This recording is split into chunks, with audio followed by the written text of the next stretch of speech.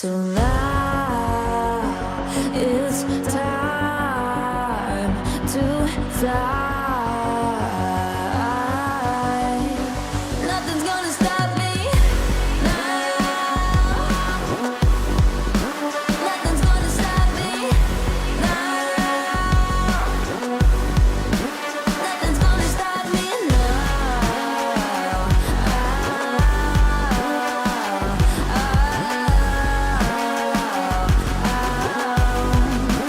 Nothing's gonna stop me. No one will ever get left behind. A million more before I've tried. Let it break me till it's over. Let it shake me, no.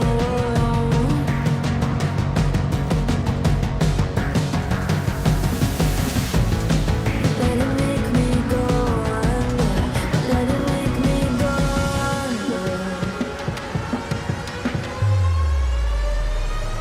So now it's time to fly. So now it's time to fly. Nothing's gonna stop me now. Nothing's gonna stop me now. Nothing's gonna stop me now. Nothing's gonna stop me now. Nothing's gonna stop me now.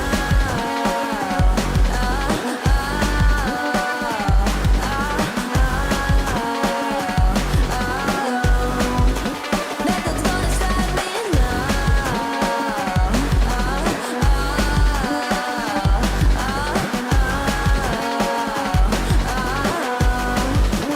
Nothing's gonna stop me now.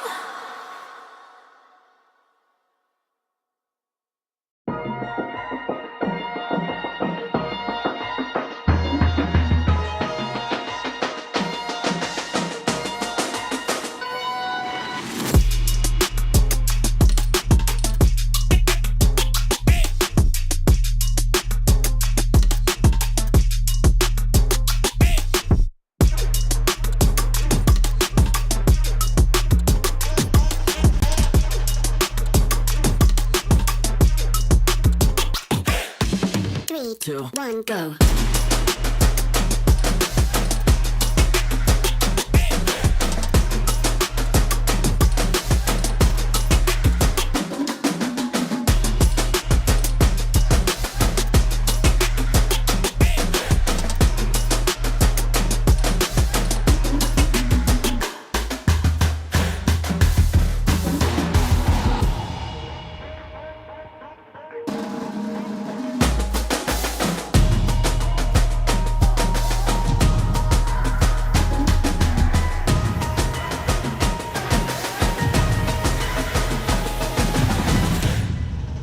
Three, two, one, go.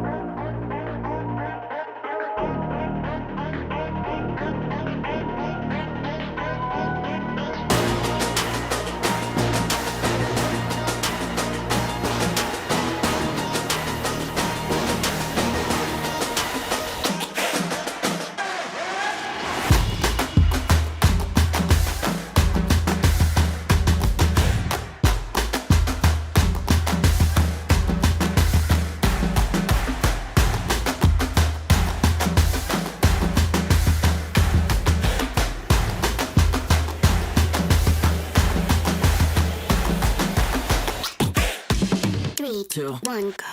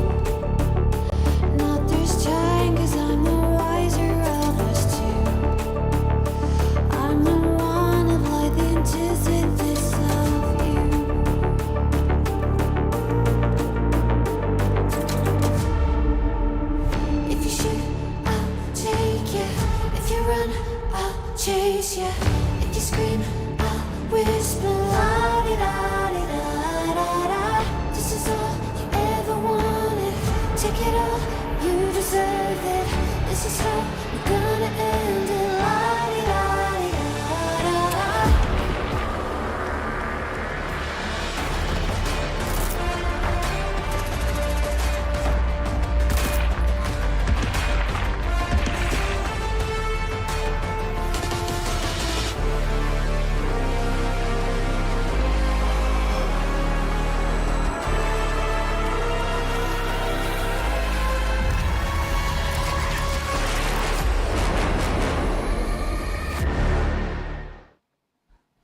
It's time. Hundreds of teams opened up with this event. Road to EWC comes down to these final 16, and more importantly, it's down to the final 6 games. I'm joined by the amazing Gibson cast. I'm Mark Power. As I said, 6 games left here, Gibson. And arguably, I know I'm not going to be flavour of the month when I say this. I think we're only fighting now for one final spot. Yeah, you said that yesterday, and it's one of those ones where, like, in my head, I agree with you, but in my heart, I don't, right? I think that it does look like VP and GK have done more than enough, and barring something catastrophic, they should get over the line. With the players that they have, and the fact that this is a settled lobby, they should be able to do enough to get over that mark. Like, 121 points, it would be insane if they don't finish inside the top 3.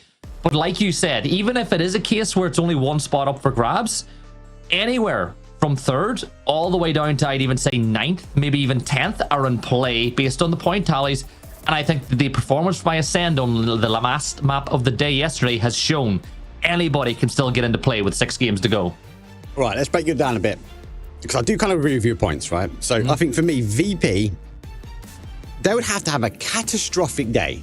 And everyone would have to have an amazing day for them to drop out. So I kind of think 100% one tick, well done VP. Your road to EWC is going to continue. GK, I got to put a little question mark by it, because arguably, if Ascend do have a really good game, like you said, Na'Vi are good for it, Eternal Fire are well good for it. We're in the last 6 games, right? Any of these kind of teams in and around this sort of mark have really good at games, more than one win, great kills. They can maybe knock off the stall GK. Now they've been playing quite consistent though. That's why they hold that in 2nd place. So that's the one I've got a little question mark. But you already mentioned 3rd, all the way down to kind of that higher position. Anyone in that sort of 70, Bushido's down in 8th place on 77, and Win or Die are also on 76. I'd even go 3rd down to 9th, Gibson. Yeah. This is now the topic of conversation for us, because again, a good game. And I know we keep repeating ourselves. I feel like we should record this. A good game will change it. And if it changes the lay of the land, that then forces other teams to play differently. Do we start seeing some more aggressive starts? We have to. It's the final 6 games. Yeah, what I like to do now is think of this next 6 maps as an endurance hurdle race, right? The finish line is whenever there's only one team left to go. Every single game, we might see one of those teams fall away and other teams pick up points. With there only being 8 points between 3rd and I think that is 8th, and then 9 points between 3rd and 9th, that's one game. That's one game. So you will see all of these teams leapfrogging each other, falling behind, getting ahead. It is going to happen all day long. And I realistically do not think you can rule any of these teams out unless somebody like Eternal Fire or Ascend, or Na'Vi, who are already in those 3rd, 4th, 5th positions, kick off today with a 20+ point win and get that momentum roll. There's just so much up for grabs here. And remember, Mark, this is for a $2 million LAN event as part of the Esports World Cup at the in the 2nd week of August. This is life-changing money up for grabs. And for some of these teams, even just the experience of being there is something that some of them might even dream about. Like, imagine if Win or Die get enough points and get in there. Yeah, it is game changing, and it's different between making a player take their next step in their career as well, right? Because yes, we've obviously worked our way here. They obviously found themselves in this position, but this is potentially a next step for them. Match reload for tonight, everyone, is the same as we had the last 2 days. We don't like to mix it up. Me and Gibson got to keep it very simple. So we're going to kick things off with Miramar, a cheeky Taego, a little bit of a break, and we'll come back, go Rondo, Orango. I was talking to Beamy in his stream today, Gibson, and he felt like game 5 and game 6 yesterday was crazy. It was bonkers, I think was his terminology. Oh my God, we got game day number 3, the final day here, mate. If he felt like it was crazy yesterday, when we get to those final 3 maps, some teams will be quite desperate for some points, and that means they've got, as I said before, play the more aggressive stance, because it's game changing for them. They've got to make it happen. The thing is, I'm glad it's not a 2-horse race, because if it was a 2-horse race, you might see some very calculated hot drops and teams trying to specifically cut out another team. But because there's so many teams in the running, you cutting off Team A, you know, it's like cutting off your own nose to spite your face. By, you know, say if Na'Vi decide they want to go against Eternal Fire early in the first map, well, that brings every other team into play, because the chances of whichever team wins that coming out unscathed in a lobby like this can be pretty low. So you have to play so tactically, and imagine being the IGL. Imagine sitting there right now and going to yourself, I have to keep track of what I'm doing, plus 8 other teams to stay on top. Now, I can only control what I can control, but it's really important as well that you're fully tuned in to who is around you at all times, because if you see 2 of those teams fighting and you're within third-party distance, you gotta go. You gotta try clear out competition when you can.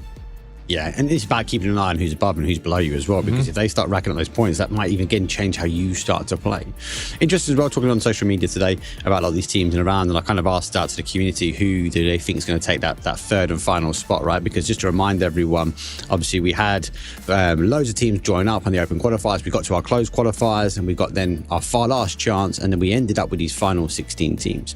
Out of these 16 teams, though, we can only take 3. Now, we're already talking about guys and girls that we've taken potentially 1, maybe 2 of those spots away, but we are talking about that final that spot, and they'll be joining the likes of Twisted Minds and BB Team, who've already secured a spot to go through. Anyway, back to my point about social media. There's a lot of love, though, for Ascend, huge amounts of love for Ascend, and I think that final game really served them well. But also another team that kind of came through the communications was Bushido. They feel like Bushido and Eternal Fire, these 2 teams are kind of the same. They think a last day for this team could potentially cross them over the line. Bushido started off the weekend incredibly, right? And you think back and you're like, well, they've not really won any maps since a really good start, but they've not gone away. You know, they've stuck in there. They're getting placement points. In games they don't get placement points, they're getting a couple of kills, and it's kept them in the race. Now you're in the race. Now is the time to leapfrog ahead. This is where you get the chance to change your career path as a player. We're getting ready to jump into Miramar for the very first game of the day. 6 maps. The road to EWC is about to kick off in full. Mark, flight path, Valle del Mar, finishing off a cruise to Valle. You like these in the center of the maps. You like these ones. Kind of give or take fair. I like the chaotics. The chaos. This one, yeah, is a nice southwest, up towards the northeast, through the heart, through the soul, the sandy dunes that is going to be Miramar. And you say we're kicking off with EWC. I feel like we're coming to the end. It's the road it's come to the final stop. The destination is going to be key for some of these teams, because as Gibson said, actually these third parties, that's where you guys are going to have to watch out for, because teams are going to try and take more aggressive stance. Will there be opportunities to close people out? 100% yes. But Gibson, this is the bit you've already touched on this point so well. It's not just 1 or 2 teams you're watching out for. There is potentially nearly half of a lobby that has the opportunity to get through. So if a team focuses and fixates on trying to close someone's day out and they lose bodies for it, and we spoke about this yesterday, early deaths, risk versus reward, there are teams around them that could easily take their spot and take it clean. Yeah, and I am so ready for it. That Christmas tree that I like to speak about is now starting to show, as all the teams who jumped early have expanded on out, and the last team off the plane are Voptrox, who, let's just say, had a big say in who won the final map last night. The decision to take the fight over the red line as opposed to engage with Ascend Club really helped the German team get that win in the very end. But they'll be riding high. If you're Ascend, Mark, kicking off with the day after a win like that to finish things off last night, you're going to be feeling so good. Yeah, momentum. It's all about momentum. As we said before, like, even so, we look at close qualifiers, Ascend didn't have the momentum. Last chance, Gibson, arguably, they're aggressive. They was able to achieve momentum. Day 1, not great. Okay for Ascend, mid-pack, right? Day 2, they're closing off, even with a win like that, jumping 6 spots. I think they jumped from in that last game coming into today, and that puts them up into 3rd place at the moment. You've got to give their energy. Hopefully it's not expelled over the evening and during their practice. Hopefully they've still got that energy to take the fight to people, because there are a team, and they're not the only one, there's a few teams which I worry about, that sometimes when they're ahead of teams, they argue and that they focus backwards. They go, okay, well, who's behind us? Who's the team chasing our spot? Instead of going, actually, How can we close the gap between us in third and GK now in second?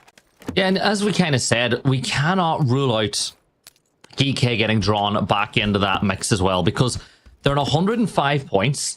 I don't think that's safe, because as you see, 20-point games are aplenty inside this lobby. Hive, another team that are 100% in the mix, and you speak about how important small moments are. Remember when Dante pulled off that incredible 1v2 at the end of that game against VP to get them those extra 8 points? Because remember, 6 points for the win, plus the 2 extra kills that he got at the end of that game. Those 8 points is what has them right in the mix as well going into the final day. Like, it is so close in that battle for that final spot. Well, talk about the final spot. Let's talk about the first zone here. VP obviously are in loss, but Luke Ruxto is a little bit further afield. He's closer towards the zone. So when the observers get a chance, I will show you guys. Actually, the zone is quite early on the flight path. We are very much down in the south to southwest. Lost Leon store remains in. We have a little bit of the island, though, on that south side. But teams like EK, Chimacera, that's really good. Fairy Tail's already moving into it as well. And there you can see Na'Vi leaving Bacado nice and early. Ferris already played out. We saw some shots between Ferris and VP. But he's trying to find that spot, Gibson, where actually, do you know what? Hey, guys, we need to extend away from our normal drop spot. Where do we go? Yeah, and I'm looking at the circle the way it is as well. You got to rule out Drumstick Island. The teams are not going to go there at this point in time because of the fact... Yeah, like, come on. You need to have the whole of that damn thing in the circle for any chance of the circle to go there. Now, crazy things have happened in the past, but you're looking at places like where Vorpal's swords are, and even where Fairy Tail, like, they're in a rush to secure this area of the map early because of how powerful places like this could be. Little...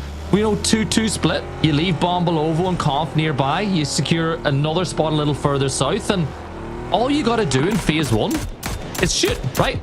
Card comes by, hit a couple of shots, just like what Nod was trying to do under Bushido, because you're holding that compound by yourself. And the problem is, though, a team like Bushido who need points, if they got that knock, they were going to rock on up onto that position to try secure that point. Yeah. Zeko will take a few. And he will just send them going forward. This is key, right? There's a couple of entry points now towards this zone, especially on the outside that we've just seen.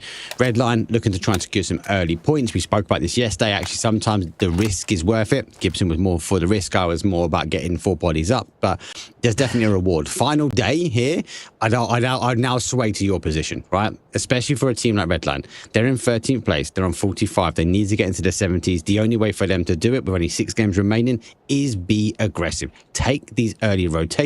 Try and stop teams taking arguably a highway into this game. Yeah, and I'm looking now. You see some gunfights kicking off as well as contesters move on up. Spyro from GK. Remember, they're not 100% safe, but if they can get a couple of points early on, it'll kick their day off the right way as they play inside Chimacera with that split. Quizzy, of course, a little bit further away from the rest of the team. But, this is the early stage. It's 4 minutes until phase 1 closes and goes to that phase 2 pop. And you can see, like, Ascend, they're still right on the periphery of the map, as are Vuptrox. They're both going to rotate in. You know what's nice to see? The 2 German sides coming in from west and east and not running into each other in the first phase or 2 as well, because that has happened way too often. You've jinxed that now, Gibbs. You know they're going to come across each other paths. SlamG do take the East Road as well. They're going to work in. A lot more teams favouring back towards that west. So a lot more of that kind of Death Valley approach that they're trying to take the higher ground. A few teams have gone past Geekay. But you're right, Gibson. Geekay are not safe. As much as I've said that sort of spot 1, spot 2 are, and I think that because Geekay's now had the taste of LAN, right? It's all about like, hey, we want to do it again. We need to get Diffix here because, yeah, Haruzen the coach, and they played so well. And Guy is the GOAT, right? They really, really want to get Diffix here. That player there that took the shots into the face of contesters, if getting them onto LAN, I feel like, yes, they've had a bit of an appetite, but they will be feasting at EWC. Oh, man, like, it's going to be so good. Like, you've got EWC coming up. The 24, hopefully, best teams in the world will be there. Obviously, we spoke about the 5 that already have their tickets booked. But I just pumped. Like, you could really pick out of these, now, out of the, say, 3 teams that are in the top 3, and then the other 6 on the periphery, you really could pick any of those teams to go there, and you'd be like, yeah, that's a really good team. Hopefully they'll be able to perform well at that event. Yeah. And it's up for grabs. It's up for grabs. One of the biggest events in the year, as mentioned before, right? So, obviously, we saw Grey, obviously, getting their slots confirmed up. Gen G topped the table there. For those, go have a check on Twire and follow all the esports news to find out who is attending. Obviously, we've got this, and then we've got North American later. So, all finals kicking off, all final 6 games. And, yeah, you've got to think this is going to be a share of ammo, but the best teams in the world going to be duking it out, and it has been a long road so far. So this will be a good opportunity as well to congratulate the teams from Korea who have already made their qualification as well. So if you want to know or you missed the action earlier, the top 3 in Korea was Gen G, T1 and FN. So you got to give credit to them too, and it was super tight for those final spots as well. I think it was 3 points separated FN Pochon from Divine. Like, it was so close. Crazy last game. Crazy last game. That's what I'm going to say. Go back, watch the VOD.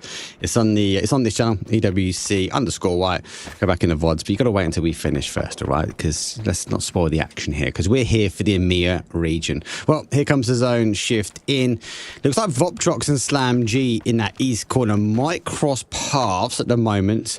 As Redline and Ascend on the west, they should be pretty good. A little bit of a divide though, Gibson, as some of these teams are spread out. It looks like, yeah, Voptrox has kind of whistled past here on the east against Slam G. They might have just scathed and missed some early action. And remember what I spoke about, that Southern Island. Oh, no. He's going to step on up. He'll get that knock on to Aniko, spraying him down with the AUG. The other members of Voptrox on the other side of this ridge line. So a couple of seconds for Boostic to wrap around and secure that kill for himself. So that's 1 point on the board for Slam G early. And I think the rest of Voptrox, they're going to move on. They don't see any benefit for them at taking this fight whatsoever. But back to that point I was making, Mark. Like, look at the South Island. Completely empty. Nobody wants to go there. So in essence, this is a 60% circle. We're getting ready for that phase 2 pop. And just imagine the scenes if this shifts hard south. It will be interesting, and nonetheless, we do have a lot of water on the south, so expectations is not. I think the question is how high aggressive north it goes.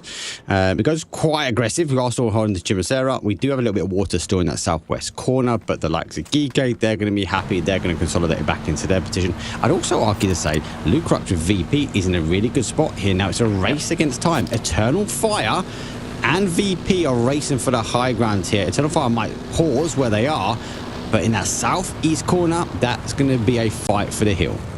Yeah, and if you want to play Chumacera right now, the best places to play is going to be the north side of it. You don't necessarily want to make a full send onto that dirt road that leads all the way up onto the hill line.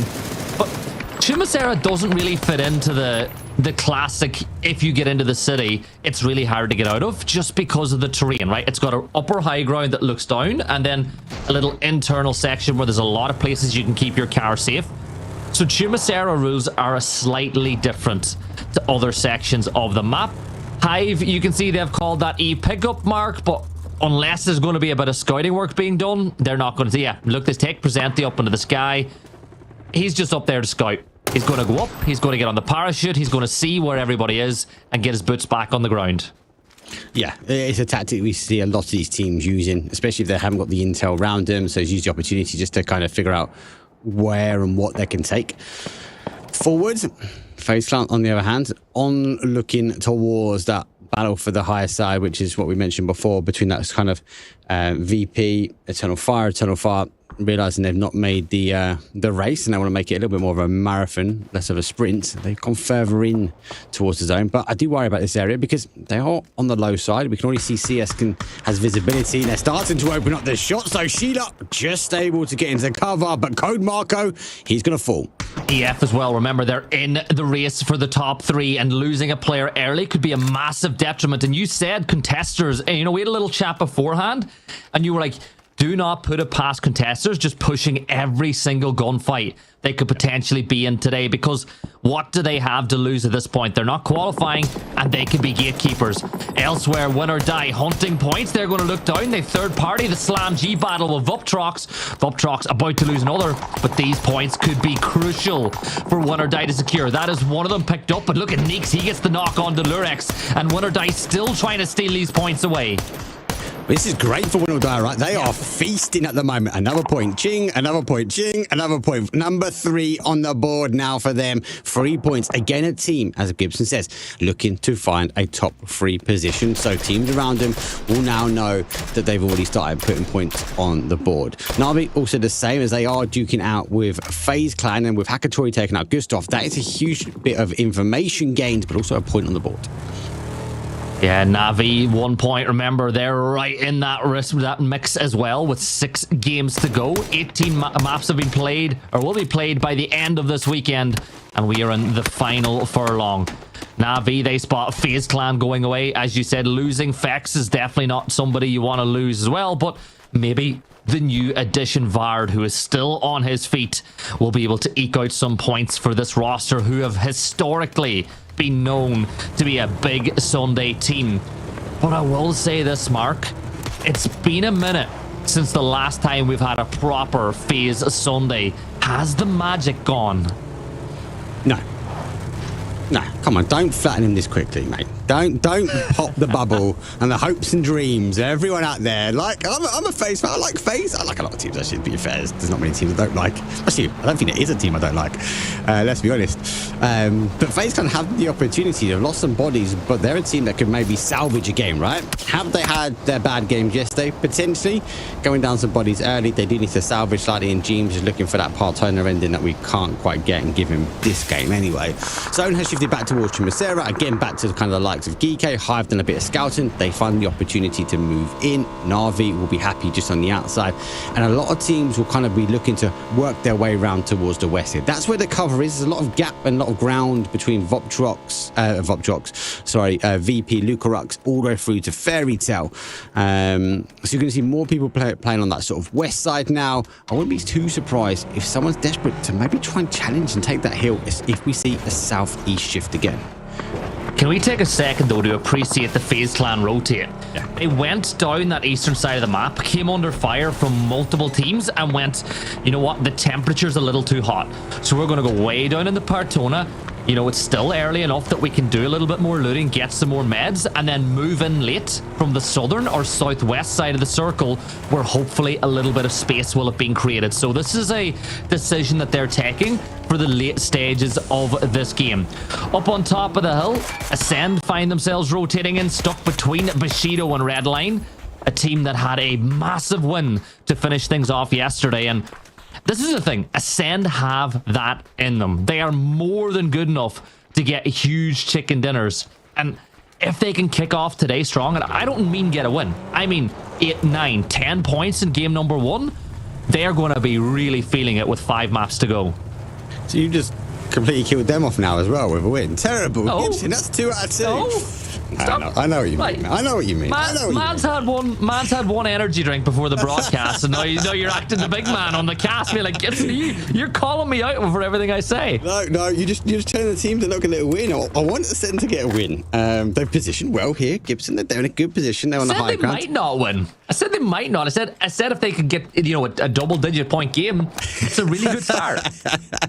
I'm with you, Gibson. I'm with you all the way, mate. We're on the wait and see now for Team Ascend. They are one of the teams that have position on that sort of west side, and again, that's kind of where that verticality is, and it's going to be really about how they defend that sort of north and south, because other teams, especially with the zone shift, will look to come their way, or they might find themselves having to migrate again. That would be worst case scenario for Team Ascend. The zone is about to pop, should play back. It hasn't. It's gone down towards that kind of southeast corner, and VP, they rolled the dice, and it's worked out really strong for them. Yeah, this is a really good circle for VP, and of course, they don't even need it. They're top of the leaderboard. Vard will go down to the blue, so FaZe Clan finding it even harder now, as our Ascend, as Chris will get caught out by GK. One of the rich teams get that little bit richer. Braxco, the next target for Defex, and will manage to drive on by. And look at the start from Win or Die. Gedrox picks up another kill. Win or Die are on the charge and they open 17 minutes. This is a really good start for them.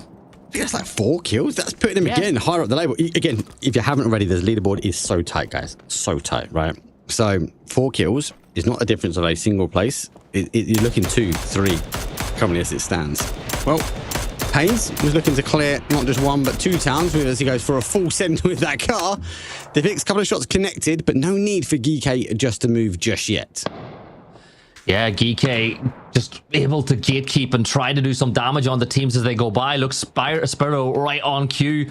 We'll get that knock on the nail up of Redline, who's just to the north side, and you might just see Redline pushing now to get more involved in the fight. You can see the tags just in the different distance of Bushido as they push through Chuma. But instead, Vorpal Swords, Barizi, Crossberg is so close on the other side of the ridge, as is Metabay. But Barizi, he's got to be so careful.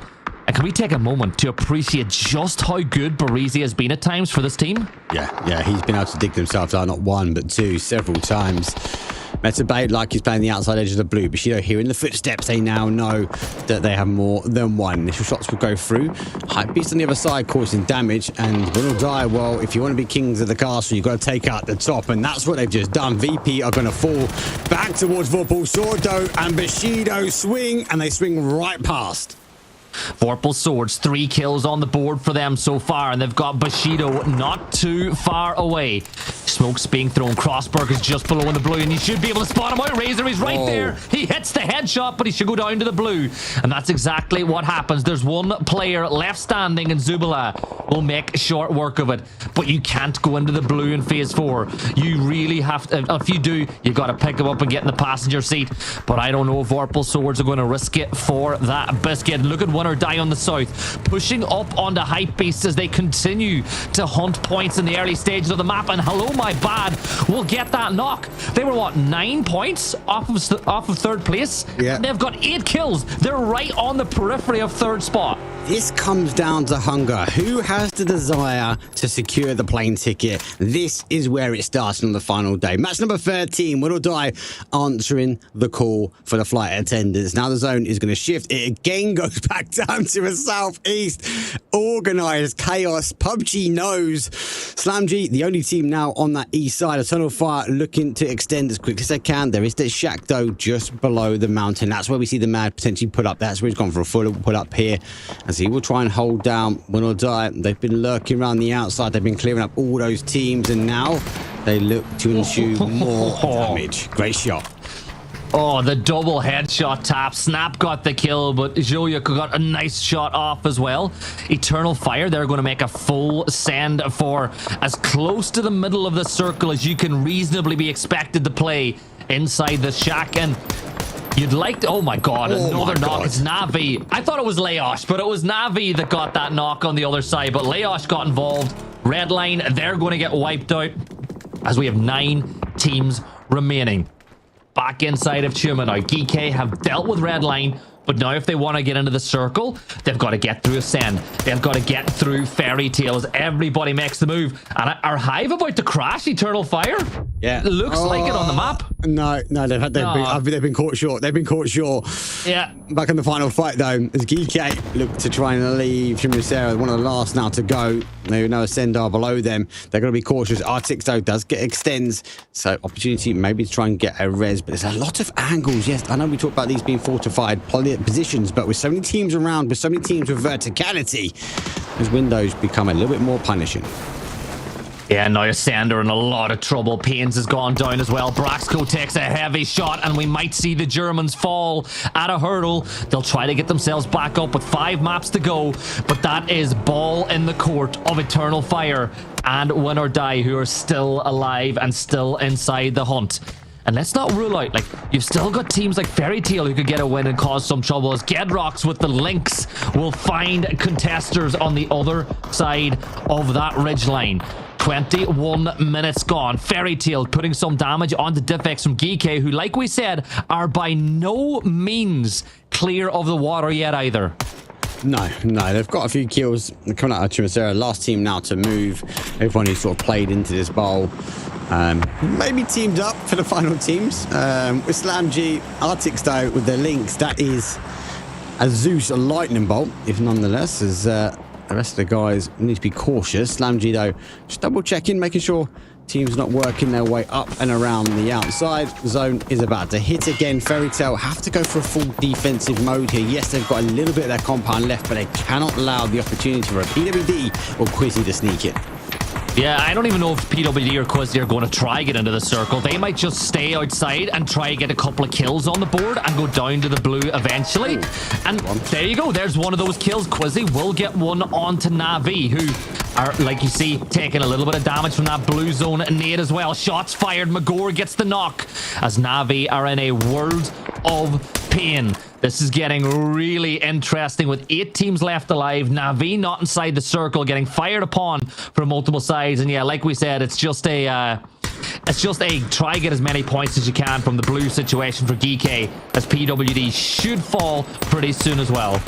Yeah, 8 teams who are on the placement point. PWD will soon say goodbye and goodnight. 8th place for them. I think enough are done. They've gained points. They've got to continue that average on every single map because a lot of teams are trying to chase them down as we speak. Eternal Fire, no points at the moment, but don't forget, Will or Die now know who's there because they took the knock as they arrived at this compound. So Will or Die have been biding their time, should we say. Hive, interesting position for the group, but at the moment, Gibson, they seem to be getting away with it. Win or Die, you said it. Eternal Fire, you said it. They've no kills on the board just yet. But if you offered them no kills, but this position in the circle at this stage of the game, they take that trade because the points should come to them, provided we don't see a crash. God. There's the move, and oh my God, Hakatori, he is just a difference maker. That man is insane. But will Fairy Tail be able to pop that res? But Na'Vi in the blue, rough rotate. Here come the smokes. He's got 2 nades in the back pocket. He's trying to get within throwable distance. He takes a little bit of damage, but all of Fairy Tail are together. One good nade from Hakatori, and this is all over for Fairy Tail in the edge of the circle. But he's fallen back. He definitely is the high ground here. Look, Arctic Stow's got so much. Oh my God! He slammed that Zeus box right through the heart of Hakatori, and the nade, well, pursues and will fall. Good play. Now he goes click on the links. The height, well, was the king, should we say, as Na'Vi looked to try and get as close as they could, and one nade, you're right, one nade could have stopped the Fairy Tail in their tracks. Yeah, this is really a blessing in disguise for Fairy Tail, but where do you go from here? Hive are in a bowl in the center of the map, and they're hoping that all these teams on the outside will shoot at each other first, right? If you peek towards Hive, you should, in theory, be revealing yourself to somebody else on the edge of the circle. Levante pops on up, and there's a knock on the Shilla, but you can't flush this unless you crash. So all EF are going to do is get themselves a res on. Levante's going to pick up a blue zone aid, maybe an aid, and try get close enough.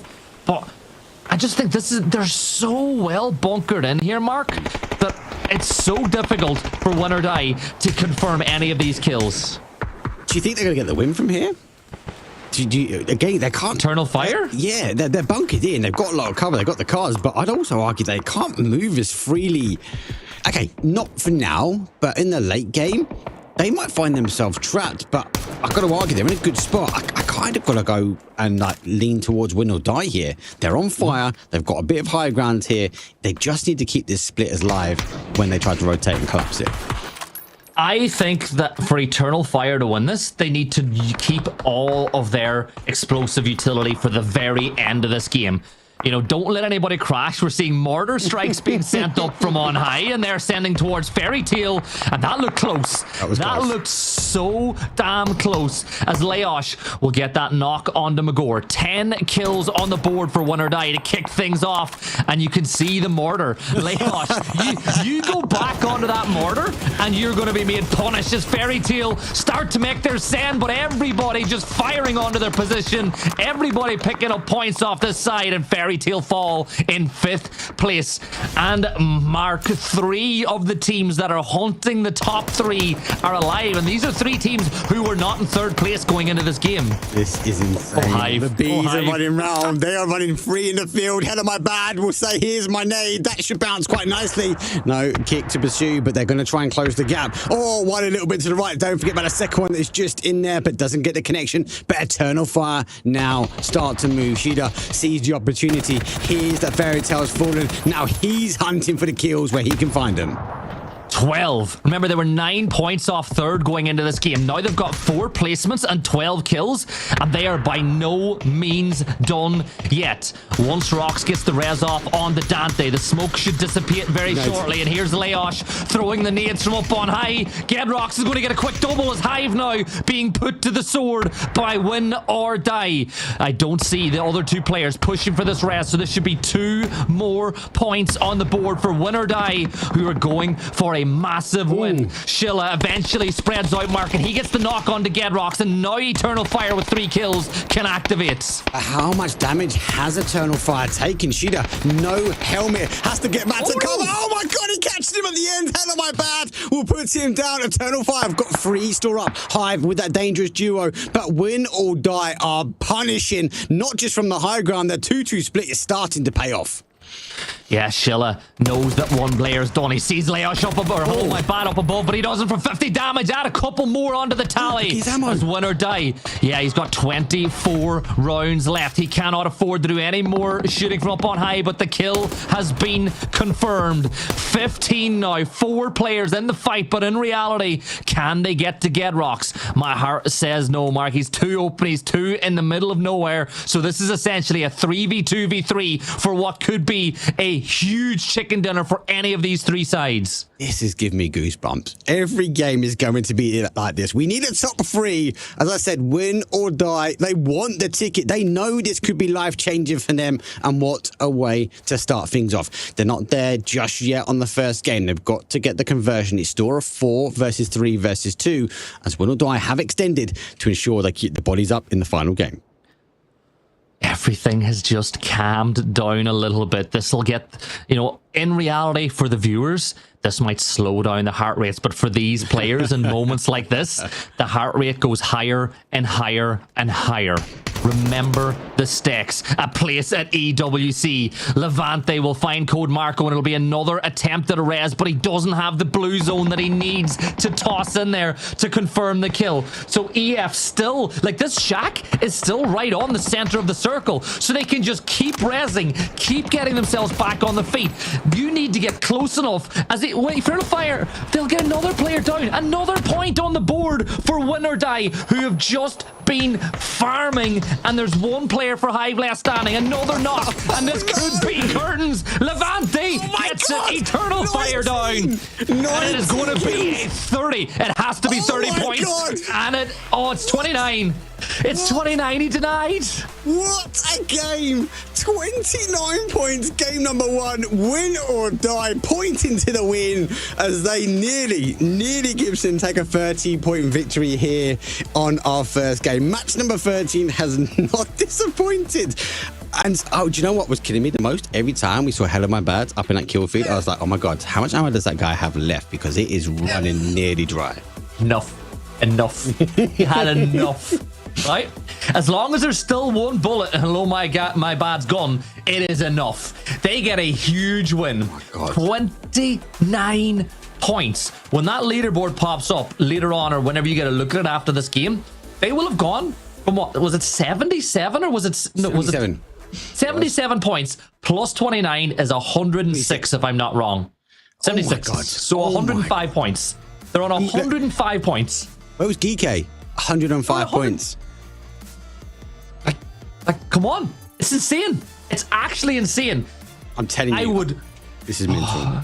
This is going to be mental, right. Gibson. We've said that first and second is potential done. I said first and second is potentially done. When all I said, Mark, hold on, mate. We don't want to risk it for 1 more place. We want to take the opportunity to ensure Geeke might be up for question, because after that game, they had 3k worth of damage. 3k worth of damage. They got the kills, Gibson, and talk about momentum shift for this team. It is looking strong. Yeah, it's such a start. Like, if there was a team that I would love to see qualify just because I know what it would mean to them, it's win or die, right? Like, how much LAN experience does this team have when you look at it? Like, We've seen the logo up there. yeah, you know, so this is a team that we really want to see make it, right? And of course, you have a horse in the race here. This is you designed their logo. Come on, of course you want to see that. But look, I think we should jump to a break. We need to calm the heart rates. We need to hydrate and get ready because that's game 1. There's still 5 to go. So get yourself some water, get yourself comfortable because this is going to be one of the best days of action we've had in the EMEA in a while. We'll see you guys in a couple of minutes.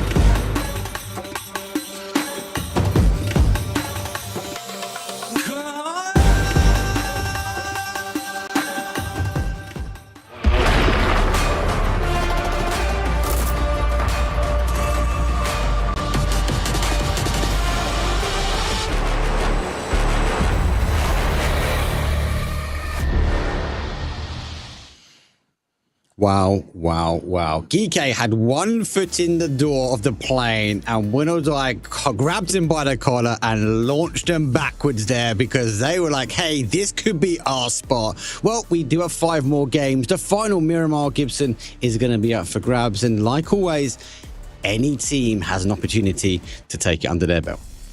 Yeah, honestly, that was a phenomenal performance by Win or Die, though. Like, they were the team that were right at the cutoff of teams that we thought could qualify, and they've put themselves into the mix. Like, if I look at that leaderboard right now, I'm gonna refresh that thing because it's crazy. It is up to date. Win or Die are now on 105 points with a 15-point gap over Eternal Fire. They have opened up what was it, a 2-point gap originally between 3rd and 4th is now 15th, and it was by the team that was the very, very periphery of 9th place. FaZe Clan are now on 77 points. They are the only team that I could say realistically outside of like the top 8 who can get in. So FaZe Clan, they need to get going, or maybe those hurdles are just a little bit too high. Yeah, FaZe Clan, they could do it. They are, I 100% agree with you, Matt. They are I'm going to say the team, unless a Vorpal or unless a Fairy Tail goes and gets nearly a 30-point game like we saw from Win or Die. It's possible, right? It's chaotic, it's explosive, but the one thing I do love about this region, I do love about today, what it's going to give us, is going to give every game has the opportunity for the table to have a big shift around, right? Win or Die have jumped forward.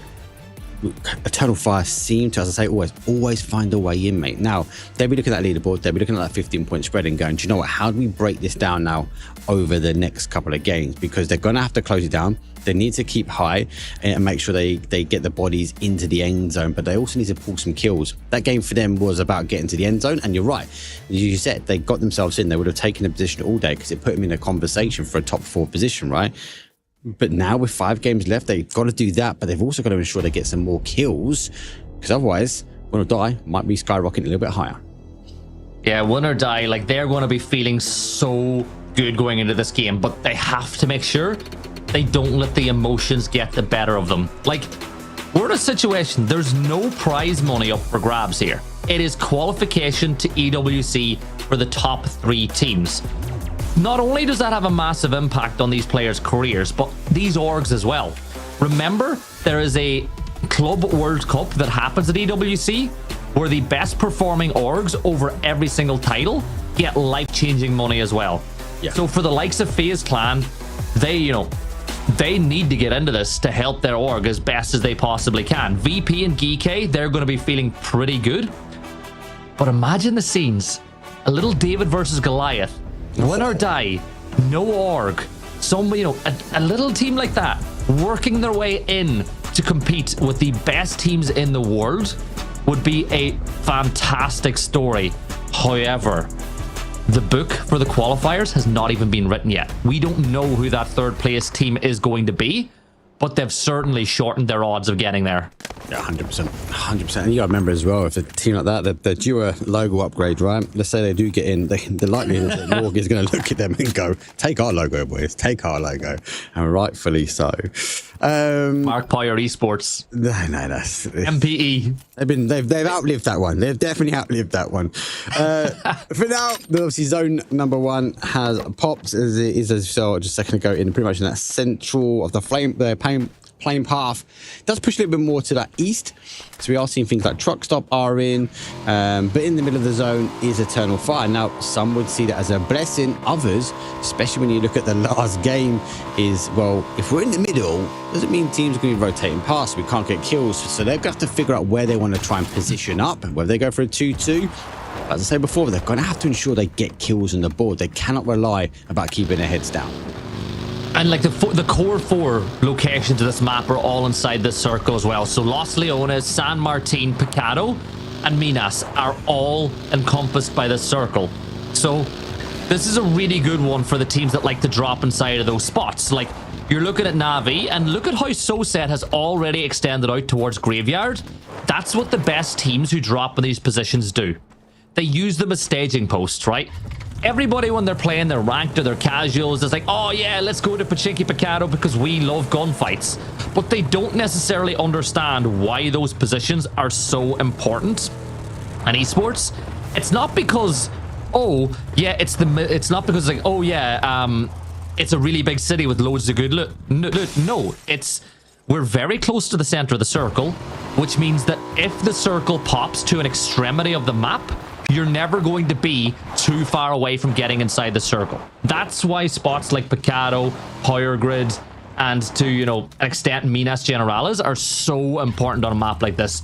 And teams that drop there like Navi, like what? 3.5 minutes on the clock, they've completely vacated the city and they've already pushed in towards Graveyard, which is around the center of what the circle is. Just to add a cherry on the top of that, obviously you're having the blessing to work with Koro and Martin, Avenger.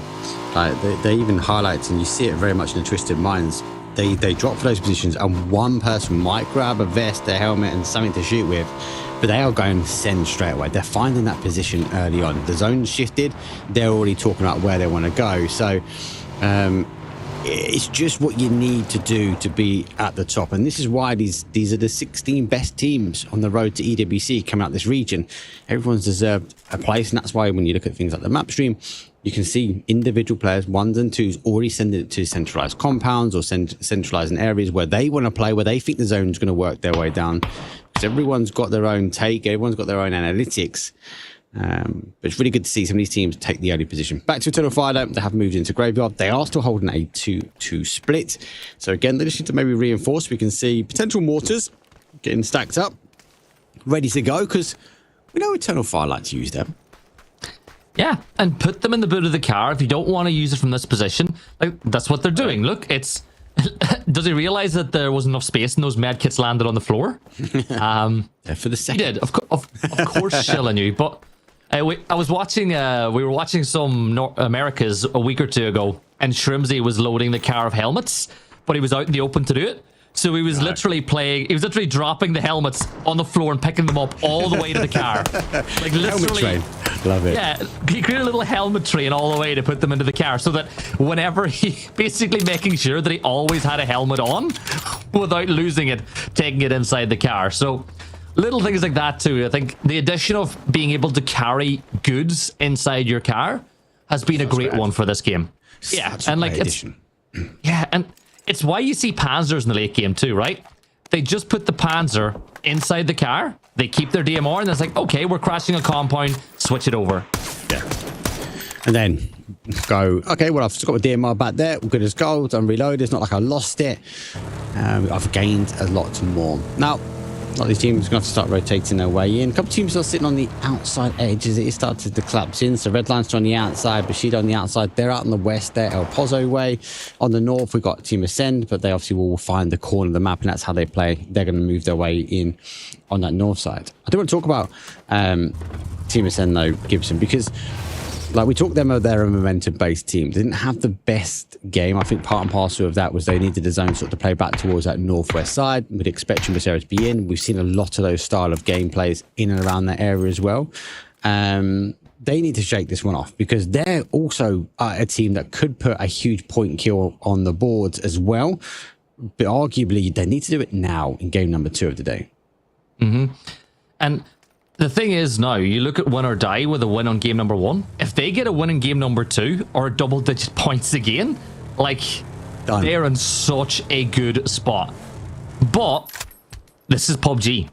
There is 63 players in the lobby as things stand.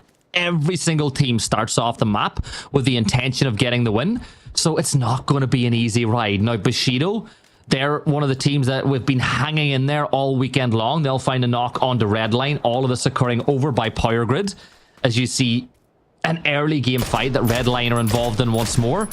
But it looks like Red Line have just picked him up, put him in the passenger seat. It's an ambulance. He's going to take him to the nearest ER and give him all the tender loving care that he needs. Whereas Zico, well, he might be giving Metabay an overdose of 556. Absolutely love it. It is a bit of an overdose here. He's has to get a med on himself. Has now been pulled back up to the hospital, which is now known as Power Grid. Bushido going to continue moving as they have lost one. It's not a major loss. You can still play as a 3. This is part and parcel of these two teams neighbouring in that northwest corner, having to kind of use the same pathing now into zone. That's kind of why we see Celtic going further down the road to try and find where next do they want to try and play. Yeah, Bushido rotating in, though. They need something going in game number 2 of the night. 2 Turkish teams in the running for the top 3 as well, which is something that I'm sure that region would love to see as well, knowing how much they love this game. Contesters, we spoke about them earlier. Really mixed bag for them, because in the groups, they were below par. And LCQs, they were brilliant. And now we've come back to this weekend, and they've been a little bit below par again. And I'm a little disappointed because they have so much talent, right? Snap is a really good up-and-coming player. Melman has a ton of experience. But sometimes you just don't get things together, right? How many times do you see the top teams from a region go to an international event and just not have a good time? And it's not to do with a lack of talent. It's just sometimes the form isn't there going into the weekend. And the harder you try, for some reason, the worse it gets.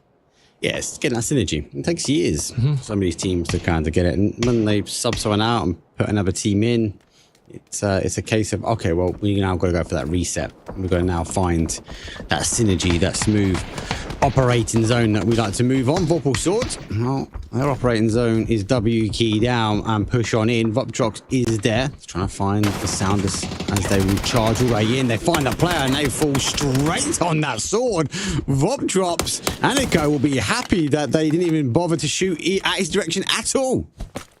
Yeah, Voptrox picking up that point. Yet you lose 1, but you get a point off the back of it. It's not quite that magic number that we speak about where you get all 4 kills and hopefully at most lose 1 player. And this fight is by no means over and done with yet. Bjorn will start tossing out some smokes, make it really difficult for Vorpal Swords to push this position. And the scary thing for Vorpal Swords, that's an M249. Once Bjorn clicks that left finger down, he does not need to release it until he sees a body on the floor or he hits the ground himself. Or match number 3. Have to wait and see. Vorpal Sword, good luck the ace in hands. Underneath, it's going to be questioned now. They know they've shared. Here comes a flash though. The ace over the hip fire will get 1, but not the second though. Drops will get that confirmation on, and there's the initial pull back on that trigger. Second one will fall here for Vorpal Sword, and they were on the outside edge of those teams which we believe could qualify. And unfortunately, if they fall here, that will definitely confirm Gibson's statement. Oh yeah, you make me the bad guy. Okay, Yeah, I like it. 100%. Razor tossing the nades inside. Voptrox with 1 player down, going for the res, and Razor's got to be quick, and Nix has got to provide the cover. Nixie on the other side, though. Here come Virtus Pro. They might just sense somebody else is coming for that top spot, and even though there's no money, coming out on top matters to players like this, especially a team like VP, who have made a roster change. Corexi has come on in, and I think that, yes, while there's loads of people out there who are huge fans of Ibi and they're sad to not see him on the roster, I think that this roster change could be really good for them. Corexi is a beast. He is a beast. I said before, I think a lot of the moves around to me look strong at the moment. Hakatori, going to knock at distance. Dragunov providing the damage, looking for that confirmation. 1 more hit and that should be done.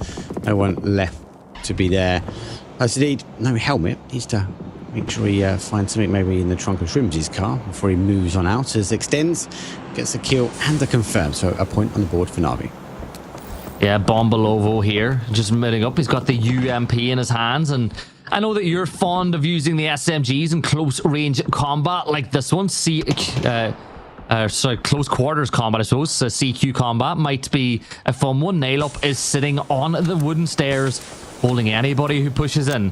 And you know what might be better than an SMG at close range? A shotgun in the hands of Zico. He can hear all the players from Fairy Tail just vaulting on up on the edge of that building. Zico's not quite sure if anybody has entered the altar, as they will look to give the good word of 5-5-6. But guess what?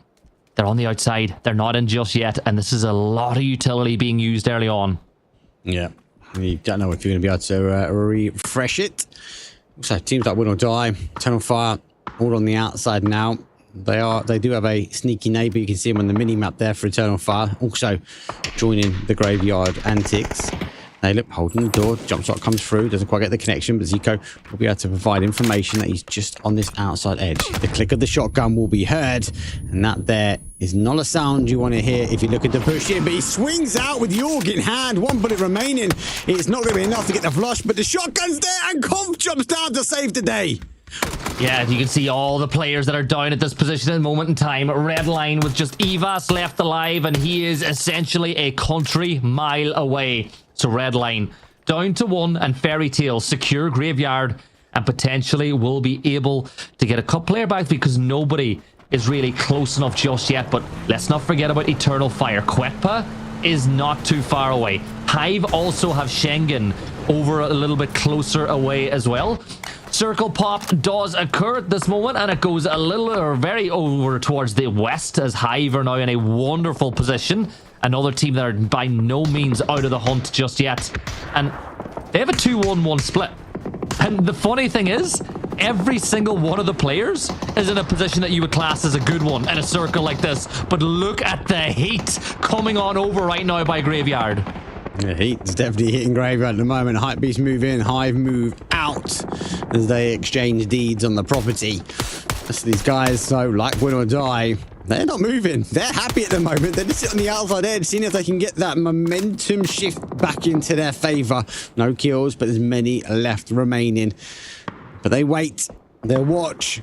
What they need to be careful of, though, Gibson, is Slam G. They have the opportunity to kind of move through. If they've not got the vehicles, there's only one position they're going to go, and it'll be head-to-head against Win or Die. And would you put it past Win or Die winning that gunfight? Like, they're just playing with so much confidence right now, but anytime somebody like Boostic is in the server, you cannot call any fight being favored to another team. But Geek moving up on the hill. They've got Melman not too far away as contesters. Well, he's I think Melman's just chilling. He's in a little dip below that ridgeline, and I think he's just going to stay as quiet as he can and try not go down as this hype beast fight with Hive will carry on. And what I like about this is never forget to demobilize. Pop tires, blow up vehicles, make it so that your enemy cannot move in the late game. No, especially with the zone shifts that they've been. Gets one. Paint does actually return the favour. It's coming with the 5.56, the MK. So having to run his way in towards zone. I think it's obviously with the zone pushing their way. They're going to have to put some distance as close as they can. Bob trucks, fortunately, the German teams always seem to find a way to remind each other they're both in the lobby. As Payne looks for a quick seat swap James Bond style, but it's not going to be the case this time. He went straight through the roof of the car there, the soft top, right through the soft top of that Murado. Blew it wide open and took a little bit of damage for it, but we'll get that point secured. And I think at that moment in time for Pains, it was, let's get that kill secured first. Make sure nobody is sneaking around who can stop me from getting it away. Back over by Minas, inside the unpushables, you've got Win or Die. They're called unpushables because of how impossible it can be sometimes to get into that compound. I think that things like the Panzer and the Blue Zone nades have made it a little bit easier than it was in the past, but it's still not a position that you can see anybody attempting to ascend. But just keep your eye on it, because Slam G are right on the edge, and that circle shift is just going to cause chaos if we can bring it up for the viewers at home, because that map shift has gone way up to the northeast. Yeah, you can see where phase position is on the top. Thank you very much. They were still in zone. I think they were expecting maybe to lose. This is going to be interesting. There's a little bit of terrain, bumps, crevices, are kind of where Ascend are. So a lot of these teams in the south corner are going to play in towards that. The verticality now on the west has pretty much gone. Geeka have a kind of a plateau, but might be looking to maybe take the north side. Hive, well, they've got locked down. Everybody else in the southwest, like, where do you go? You've either got to go past Hive or around them, where you know there's a lot of action on that east. You've got too much verticality in the west, so it all points towards maybe crashing that compound or trying to sneak past.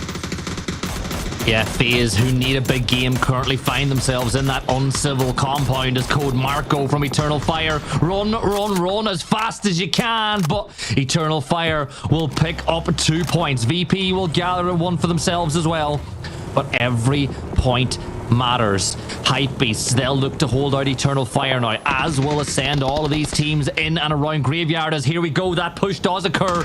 Slam G pushing up towards Win or Die. Leosh from up on high. Well, he is going to be a hard man to topple from that position. Art is the last player standing, and Win or Die are just feeling it right now. And I've always said it. If you're feeling it, if you've got confidence, every single one of your stats are higher. You've got more health, you've got better aim, you've got less recoil, you've got more of a chance of winning a fight whenever you're confident with it. And Win or Die are playing with a level of confidence that I've not seen from them since Brutality at the start of 2024. This is the interesting position now for me, because what time does Eternal Fire make the move? Bushido on the other side, they've been trying to hold that sort of north split, and everyone else is trying to make that rotation round Hive. No one going full send their way just yet. Back to Eternal Fire. They know they run out of zone, so at what point do they want to try and play their cards? Because if they leave it too late and the zone shifts away, you don't want to have not just a blue ticking, but you Ascend and Hypebeast trying to fight as he opens the door. Panzer goes down the hallway but doesn't get a connection. Oh, he doesn't miss those though. Headshot on the Nitro as he tosses. There's Nate. Get in there. I'm going to throw an 80 and get moving. He's forcing his players in towards the graveyard now. Quebec going to try and hold his discipline though with the Panzer. Sometimes maybe holding the trigger is a little bit more beneficial, but they are looking to lose bodies down. Ketter's got a wonderful angle on that left-hand side of the screen. He gets one. The molly causes the damage on the second as he jumps his way back. Now the Flames will stop the push just for a moment. Ketter now tossing nades into the hallway because he knows that the effort pushing this way does not have time to go for the res. The molly actually buys him a little bit of cover as you see the blue zone will confirm out the kill on to Code Marco. Here's more pressure though. Quetpa steps on and confirms out another kill for Eternal Fire, and the last one, 6 points for them. They lose a player off the back of it, but it isn't getting any easier. They're pushing towards Ascend next as Hive, who are now being moved out of the circle, and they don't have vehicles anymore, need to push in towards Navi. They do need to push in towards Navi. That zone not helping out. Only 2 kills, and this is that sort of terrain. There's bumps, crevices. You can kind of keep the cars give or take alive. It's all depending on who and where people are around you. With Nixie on the high ground, he's going to punish Win or Die as they have come off the high ground towards more of a centralized position now. But again, VP only 2 kills. They're going to have to come off this high ground at some point, and Bushido full sends as Diffix and Spyro, they're soon to fall. Lucarux up on high for VP, just about inside the circle, has got a bird's eye view on the rest of the lobby. Neil Kopp's got his view onto GK though as they fall, and that puts them even closer now to the spot of falling out of the top 3, because Win or Die are right about to pass them out. But on the south side of the circle, Ascend are fighting with Eternal Fire. 2 teams who desperately need points are battling for positioning inside the south of the circle, and VP are rocking up this way as well. Yeah, they've got to give away that high ground, don't they? Everyone's playing kind of dips. Payne does get that Panzer the Mad. He's going to be knocked over. Sheeta does get Corexy, so now we know multiple teams are fighting there on the south. Payne's obviously one of the first players in this position here. Sheeta does get the molly down as he's going to fall and actually gets their confirmation. So again, wrapping their way around, using the train of Miramar to their advantage as the sandy dunes allow Sheeta to sneak on round. Yeah, but Ascend still have 2 men in the fight, and Eternal Fire are going for the res. The problem for Ascend is they can't push this because of the fact that VP have got members holding their position, but Braxco will catch out Quetpa, who went for the peak, and now with that smoke blooming, he's got the opportunity to get more aggressive. But there's 2 angry guns on the other side of that battle. As you see, a knock did occur on the opposite side. Braxco on that battle for the south got the kill, or the knock onto the Mad, and FaZe Clan, who need these points as well, they're battling with Win or Die in what is another huge battle for FaZe. It's a huge battle for FaZe on one side, Brex on the other side, looking to try and get the res if he can. The smoke will provide, but no, Lucarux will go down as the madness will fall. Ascend, well, they get the placement point, but that is it. Back to the other side of things, VP send their way in. It's going to be the big one to watch now. It's going to be FaZe versus Win or Die, and the third party action. Lucarux high ground, he can punish everybody. Yeah, FaZe Clan, no kills on the board for them, but they're in the placement points. They were 20 plus points away from the top 3 going into this game. And it might get harder because Bushido have come in with a backstab, and now VP back up on the high ground have their eyes on everybody across the map. 5 kills for your lobby topping leaders as FaZe Clan. Well, they're going to fall back towards VAD. You've got James, little wee woo for the ambulance as the bus makes its way back in. Get everybody back in the fight. You know what? They'll be fine with it. You know, you didn't get a kill, but you've still got 4 players up. Whoa! Kobe comes in. Newboy picks up his old team. Take the ambulance. He takes to the nades as he will continue the onslaught. Unfortunately, the gods of the table will continue. VP topping not just the high grounds here, but looking to continue topping the table. Win or die in the top 8 again. This is all helping strengthen their cause. And the FaZe Clan, like, they need to start finding kills at this point. There's still 16 other players alive inside the lobby, but it doesn't work like that. Yes, mathematically, they could get them all and win, but realistically, PUBG don't work that way because Hive are now going to try to get involved in one of those battles. 3 kills for them, and they have got Bushido in the sights. Presenti will try to find the knock. If this nade finds the knock, this is where the aggression will start to step up. 51 damage on the Crossberg as Neil Klopp will have a rebuttal of his own, tossing the nade this way.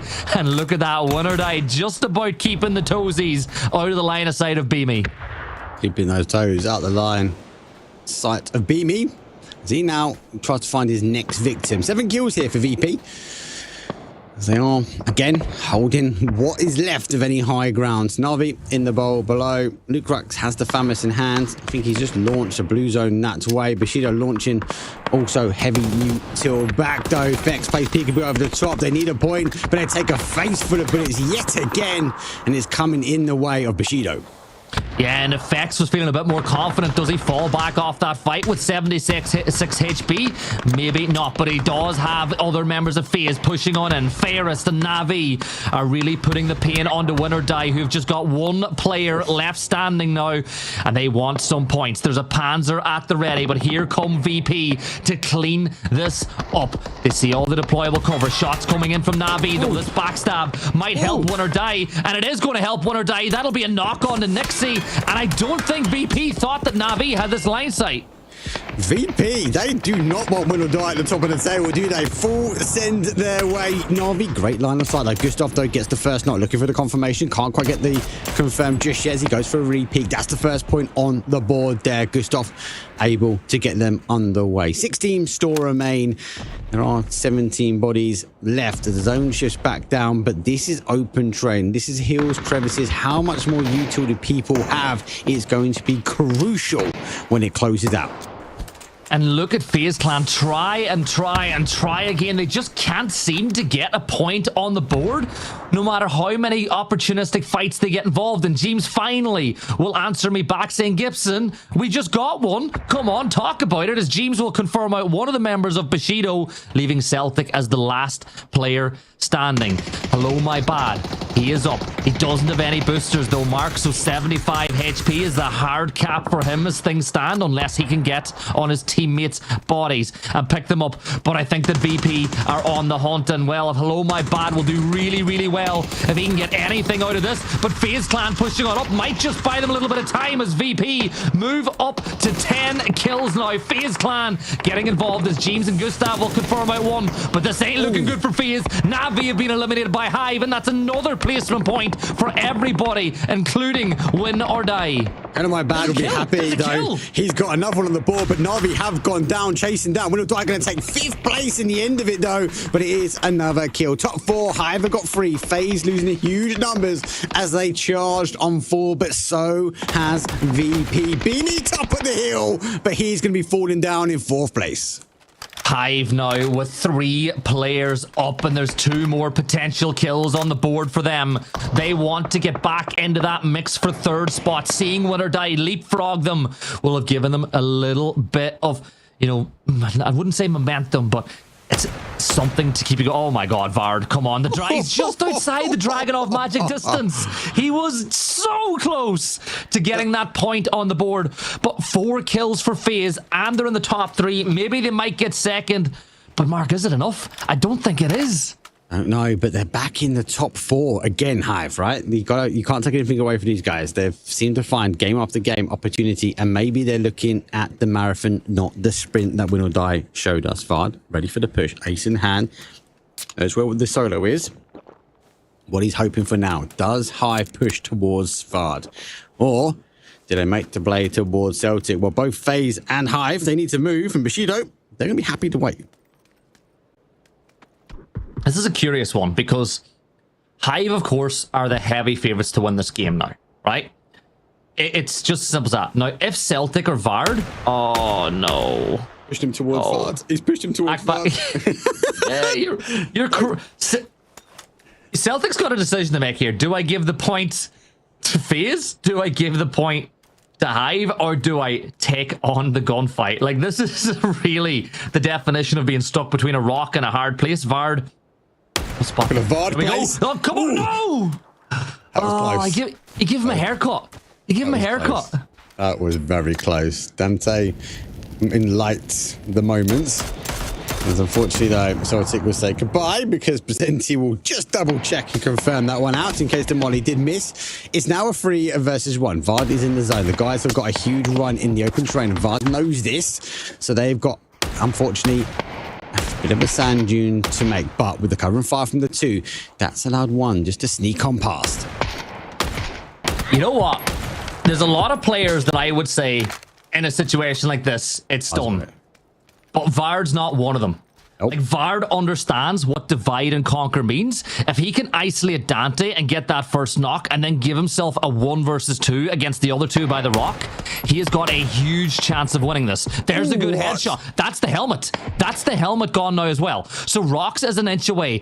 But Vard, you've got Dante creeping up to the rock. Look at all the bodies. Vard heard he knows, he steps up, he gets the knock, and that's big, right? Forget about the frush. Forget about it. Rocks is on 1 HP, Presenti's pushing this way, and they're going to give you another 1 versus 1. Hive are set up to provide Vard the 1v1s that he needs here. Presenti, you cannot go for that res. There's no way you can go. He's go. No, nah. It's not bad. That's a great play from Hive because it looks like they're setting those 1 versus 1, but with the headshots, with the opportunities, he knows he can maybe be a bit more aggressive. Not just 1, but 2 mollies will fall. He does get the res back on. So it's a 2 versus 1 here as Hive looking to try and get that med back on. He goes back to the safety of his rock if he wants to try and get the peak, but Rocks now needs to go on. This is where Vard needs to focus on. Can he get that solo player off the rock and away and take the 2 versus 1 the rock because he's trying to isolate individual fights? I don't know how Presenti walks with things like that on him to get that res pulled off. That is huge from Hive. The blue zone is there. Dante is holding one side. Presenti is holding the top of the rock. Vard, you're a beast. You're a demon. But you can't beat Dante, who sends you into the Inferno. And that's 18 points for Hive as the race for the top 3. Probably seen another couple of teams stumble out of it. Good game. Good game. Well, yeah, unfortunately, every game that we go now, we are going to potentially lose teams at the bottom. FaZe, they were itching, eager to try and get points to the board because they don't want to be in that topic of conversation of them dropping out the race for that top 3. For those that are new and maybe have missed all of the open qualifiers, all of the close, all of the last chances, and maybe missed the last 2 days, we are looking for a top 3 only. Only 3 will make it through to EWC, and it is heating up in the kitchen. Yeah, just 4 maps to go now. 4 maps. That is a big difference from where we were at the same point yesterday. And as we said, there's still a lot of teams in the hunt for the top 3. GK have seen themselves get drawn into that fight. They were in 2nd. They might now be in 3rd. Now we're waiting for that leaderboard to show it. But it does keep things interesting, and it's been a hell of a day. All I can say is this is exactly what you want your Sunday to be like in a PUBG tournament. But we're going to jump into another quick break because Mark and I, we need to get ready to go because these are some of the most energetic games that we have had in a while with the stakes as high as they are. So we'll be back in a few minutes and hopefully we'll see you there too.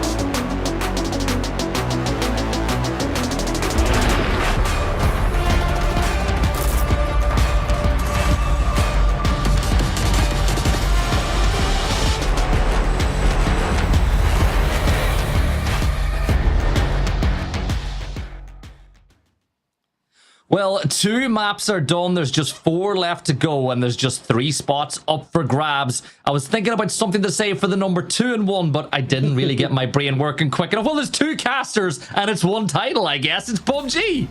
Does that work? 1 champion after this one. You think the champion's going to lay on your side of the water? I think it's firmly in our side this year round. What is my side of the water? I live in Europe, but I work in America. Nice. Don't take it, chat. EMEA is the best region. Why? Because it's been explosive so far. If you thought game 1 was to prove win or die, took not the kills, the damage, but also the assist. Game number 2 was VP. Didn't claim the victory. They got the kills, they got the damage, they got the assist. They refused to let anyone come close to a top 3 position.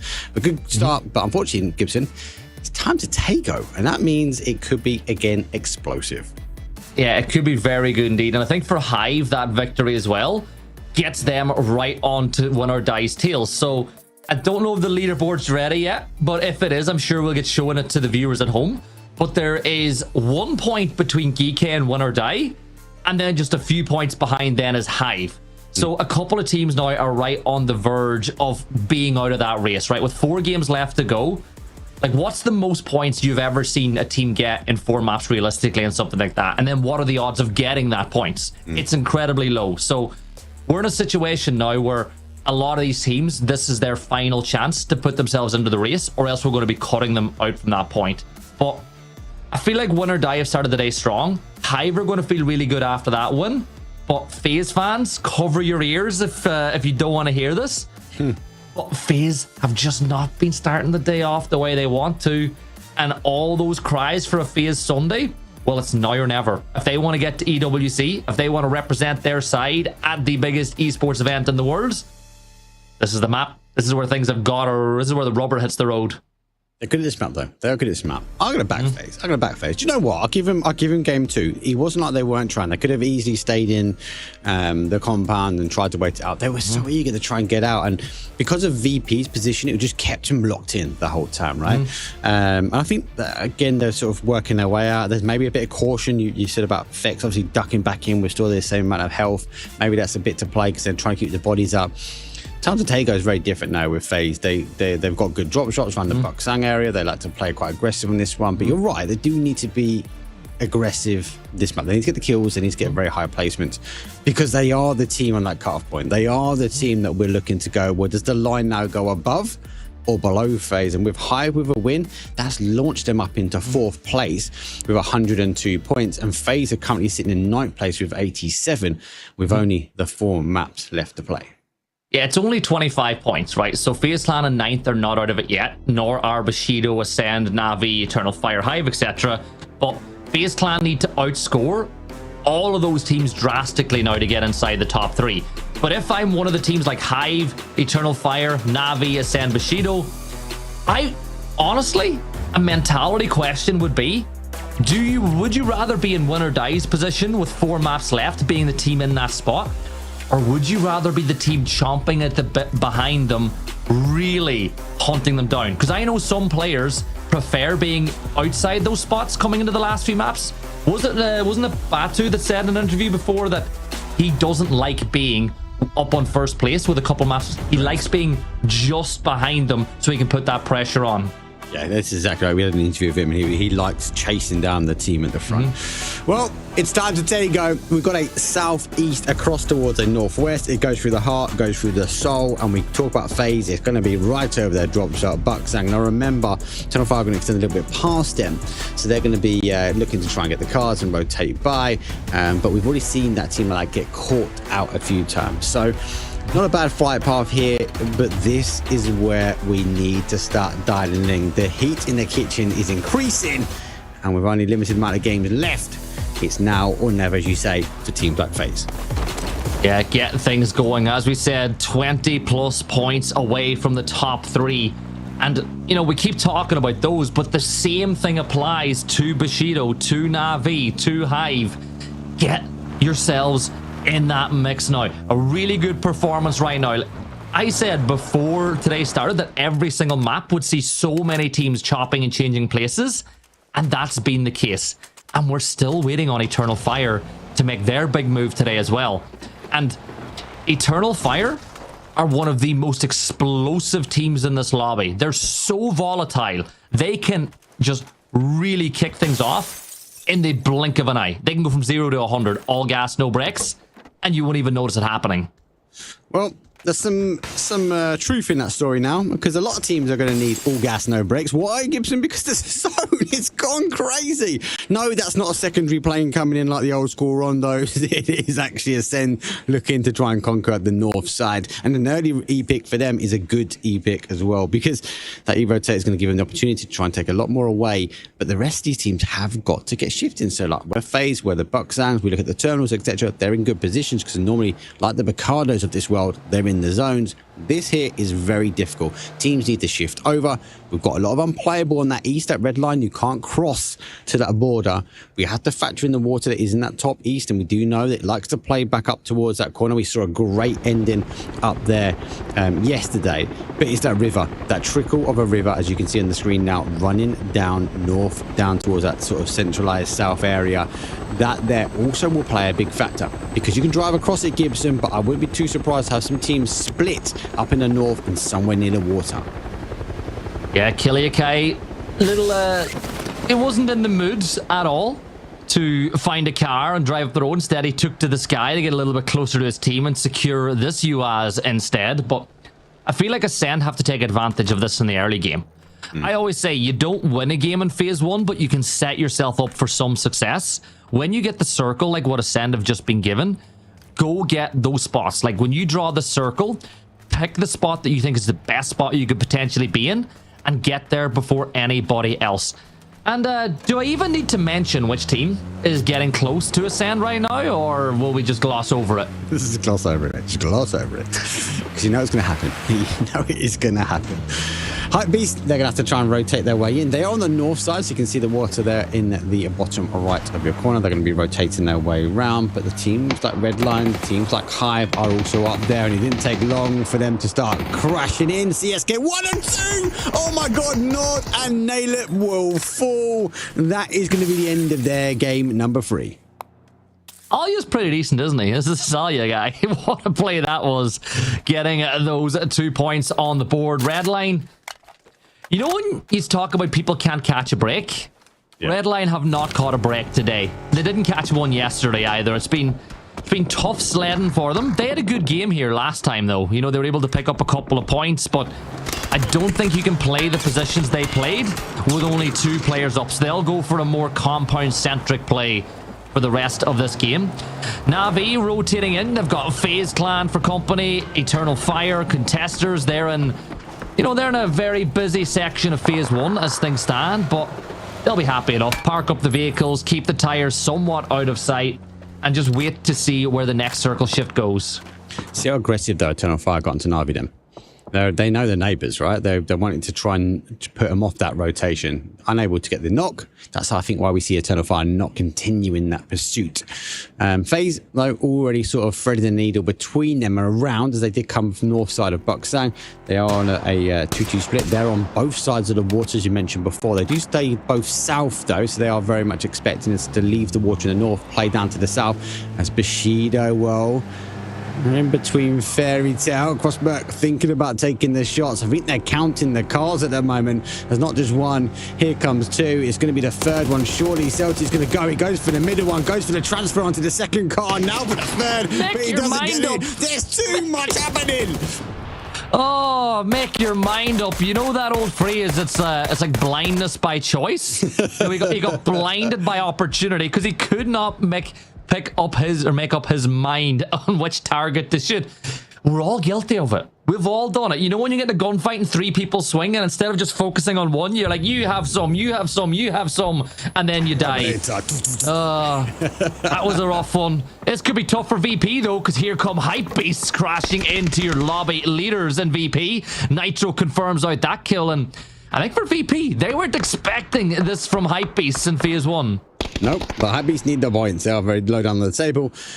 Every point they can gain is going to be happy. And look, 137 points I think we saw versus Pro 1. A Storm staying that kind of top position is held. That second spot is, again, question mark, little question mark. As GKR trying to keep away win or die. So Hypebeast to be able to claim a backflip, but Keta no, should be trying to clear these up. They've got the numbers advantage. We'll have to wait and see. Yeah, Slam G dropping in as well off the back of that E pickup. They'll go directly inside the town, which, you know, it'll keep them company. It'll keep them good for a little while as they move inside the circle. But I'm looking at Hypebeast. You're in such a good position against VP. You're not going to qualify for EWC at this point. So get some clips, clip farm, aura farm, get some points on the board and show what you can do. Because these are cracked players. Yep. But you're going up against the big dogs. VP, well, I should have said the big bears, maybe? Big bears, instead of the big mate. dogs. The yeah. big bears, mate.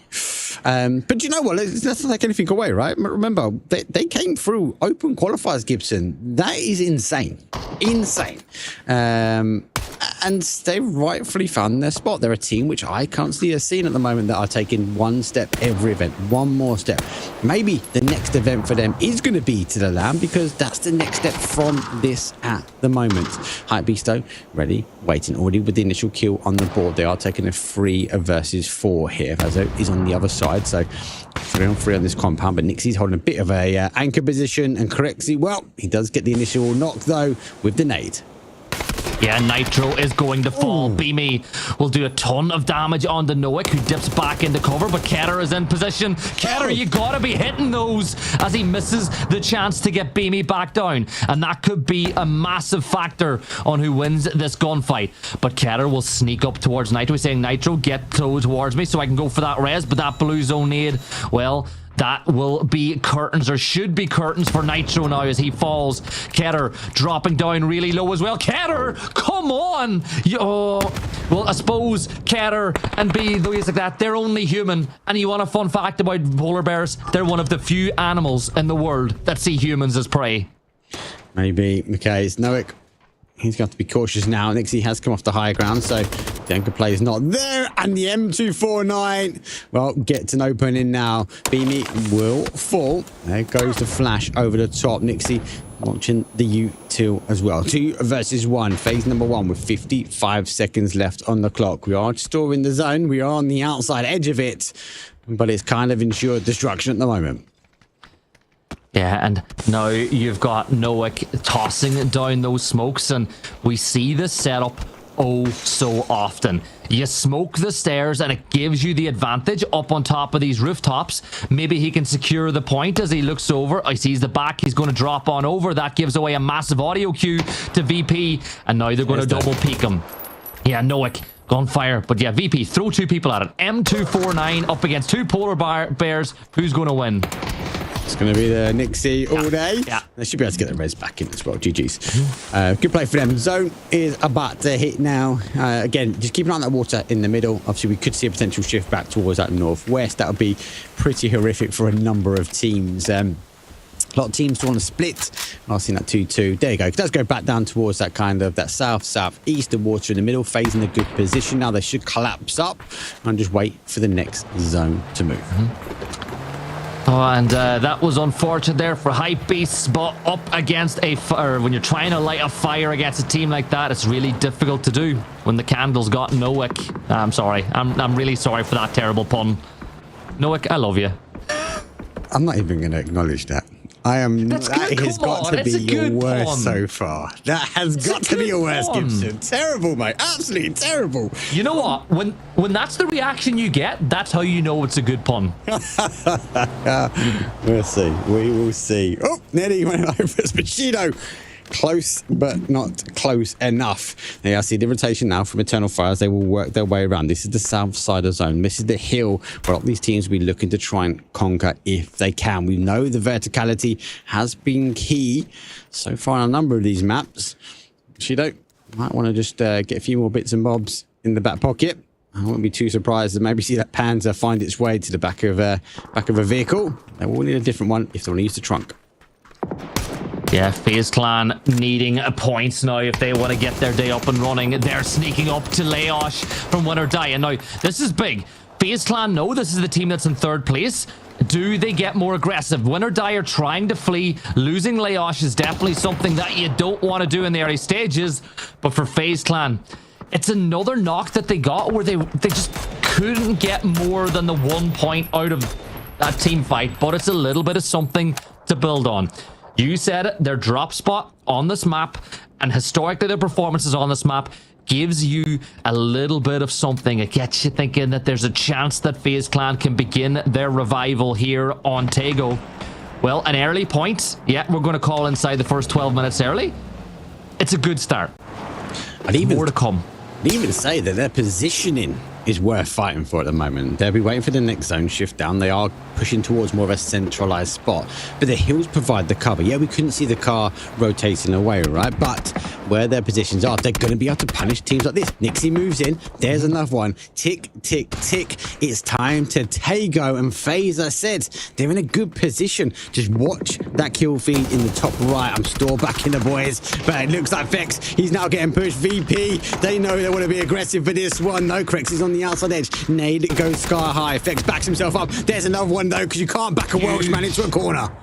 Huge kills for FaZe Clan, and they keep everybody up, and that's 3 kills now.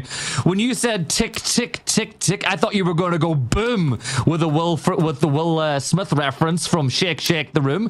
But either way, like a clock as well. I'll give you credit for it. I appreciate a good pun. I can't sing, mate, so I know if I went that way, you was going to ask me to fulfill, and I couldn't deliver that one, mate. And like you just did. With a pun like that, you could come work NA with us anytime. Anytime. But we're getting ready for that next circle shift, and we don't really have the donut that we're used to seeing. Every single section of this circle has got a team with a bit of presence, so that makes things very interesting if this shifts to one of the peripheries. Will we get an airport finish? It has been a while, and the shift, well, it goes to the other side. And do you see that river running through the middle? That's okay. That's okay. Now we're going to put a few trolls underneath the bridge. Now we're going to see some teams migrate over, but FaZe are in the position. They now need to go and try and capitalize on the rotation kills because they're coming their way thick and fast. Yeah, Na'Vi crossing the road with FaZe Clan. They've got the chance to farm some teams on the rotate. You got Vuptrox, Eternal Fire, Win or Die, all rotating within a couple of 100 meters, but James is just not close enough to unleash a volley of rounds. But FaZe Clan, remember, you don't need to give up the ghost to try find some kills. Staying a full 4 at this point is a little bit more important, but maybe you could steal some third-party points as Bjorn will get a kill. Win or Die fall quickly, and that is a signal of intent to the rest of the lobby. You can now steal 3rd place away once more. Right, if I'm FaZe, that might be a crash worth pushing on towards Vuptrox. Maybe you could get that extra kill or that extra point or two. Or do you just keep playing the edge and farm and wait? Look at this defensive line. They've got a trap set at the moment, Gibson. Yeah, look, they could extend there. They could try and get a couple of points, but if they commit to that, they're going to lose the vehicles, and they're not going to be able to rotate back. I'm interested now. PWD is sneaking behind them. Geek is in that southeast corner. If a Vard, if a Gustav goes down, that could be punishing, but you're right. The signal to the rest of the lobby is now huge. Has Win or Die turned the table? Will we see someone like Hive look to try and top the table and move themselves into a position? All signals are pointing forward as Ferris will wait, as Bushido will just whistle past. Yeah, Bushido moving past Ferris from Na'Vi. A wide split. It's a 1-1-1-1 realistically. I know that Extends and SoSet are a pseudo 2 split because Extends is not too far away from that compound, but he's scouting. He's having a gander across towards Geek to see what they could potentially go for next as FaZe Clan keep playing this power position. Now, do not forget that massive play from Vex could come clutch whenever we find out who wins this game at the very end. If FaZe win it, they have a lot to thank Vex for going into this matchup. But they've got the edge. Geek are the only real team that's properly close to them at this point, and they're not going to mind that. You know, let a little bit of space. Give the lobby a little room to breathe now as you wait to see what happens as we get closer and closer to the 20th minute. Lurex, though, he's not going to give Evas much room to breathe as he unleashes that Lynx towards Redline. And yeah, here we go. Slam G, you're out. Get a knock. Send it. Yeah, why not? Why not? That's where they're going to try and work their way through. Na'Vi on the other side. Don't forget they've got players on the outside as well. So it's on the outside edge. Fairy Tail going to crash their way in. Zone is going to shift. Should play back towards that water side. It does. Now this is where you collapse on defects. This is now where you're going to try and hold the south side for FaZe. They should get going, but I'm more interested now on the east. Na'Vi, they're making the push. Bushido having to slip away. And then look at that. Na'Vi also having to fight Fairy Tail on the south. Yeah, love this. This is good pressure from Fairy Tail on towards Na'Vi, and that's what happens when you go for a wide split. Now, So Said was trying to get in there. He will get a flush confirmed with that nade, but can you really push this fight as a solo? Yes. Another, yes, he can. So Said finds another knock as Conf will fall, and it's just Mr. Brightside left alive. But will he turn So Said not to the sea, but into the next lobby? Good blue zone nade will bloom, forces Brightside a little further back, and here comes Fairest to help out his boy. It's like a fairground game. He's just throwing it into one spot and he's getting results every single time. Unfortunately, Brightside just on the outside edge, but Fairest now looking to reinforce. They've got to get this fight done. 1 minute 57 on the clock as they've got to move from here. But Na'Vi looking like they want to get some additional kills because they need it. They cannot let the leaderboard slip away from them, and they've got to clear up Fairy Tail. Conf went down to the blue, so if I'm Na'Vi, I'm crossing that road to try get a kill confirmed and get that extra point, because they're on 4 as things stand. It's not going to cut it. That won't cut the... Oh, Conf did not... He had a nade in his hand when he fell, so that point won't go to Na'Vi. And FaZe Clan with 3 points, well, they're still inside the circle. And they're going to push it into the fields. They're sending it into the fields right on the edge of where Ascend play. And this could be big. This could be full send. This is it. This is FaZe Clan making their move. Chris will be the first player to fall. And FaZe Clan, well, here comes Vard. He's going to get knocked though. Oh, this should be an instant flush. James will fall as well. Ascend, putting FaZe to the sword. Gustav is still alive. He's still well. Not anymore though. Pains will be there. And it means that Fex is the only player left standing now for FaZe Clan. And Ascend might just be phasing them out of the race to EWC. It is. It's a difficult pill to maybe swallow here. They went full send. They went to go capitalize. Payne's just double checking. Knows there's one body store up, but has no idea. It's down to Fex. The Welsh Dragon needs to put the team. The PWD 360 spin, but the Rock denies the opportunity. Na'Vi, they're going to be eliminated as well. They had to crash in. They had to leave Fairy Tail to look for the zone, and they went straight into CS. GK, well, after all of the action, though, that happened between Na'Vi and CS, they've actually slipped themselves just ahead of him in the compound, and now they need to reposition.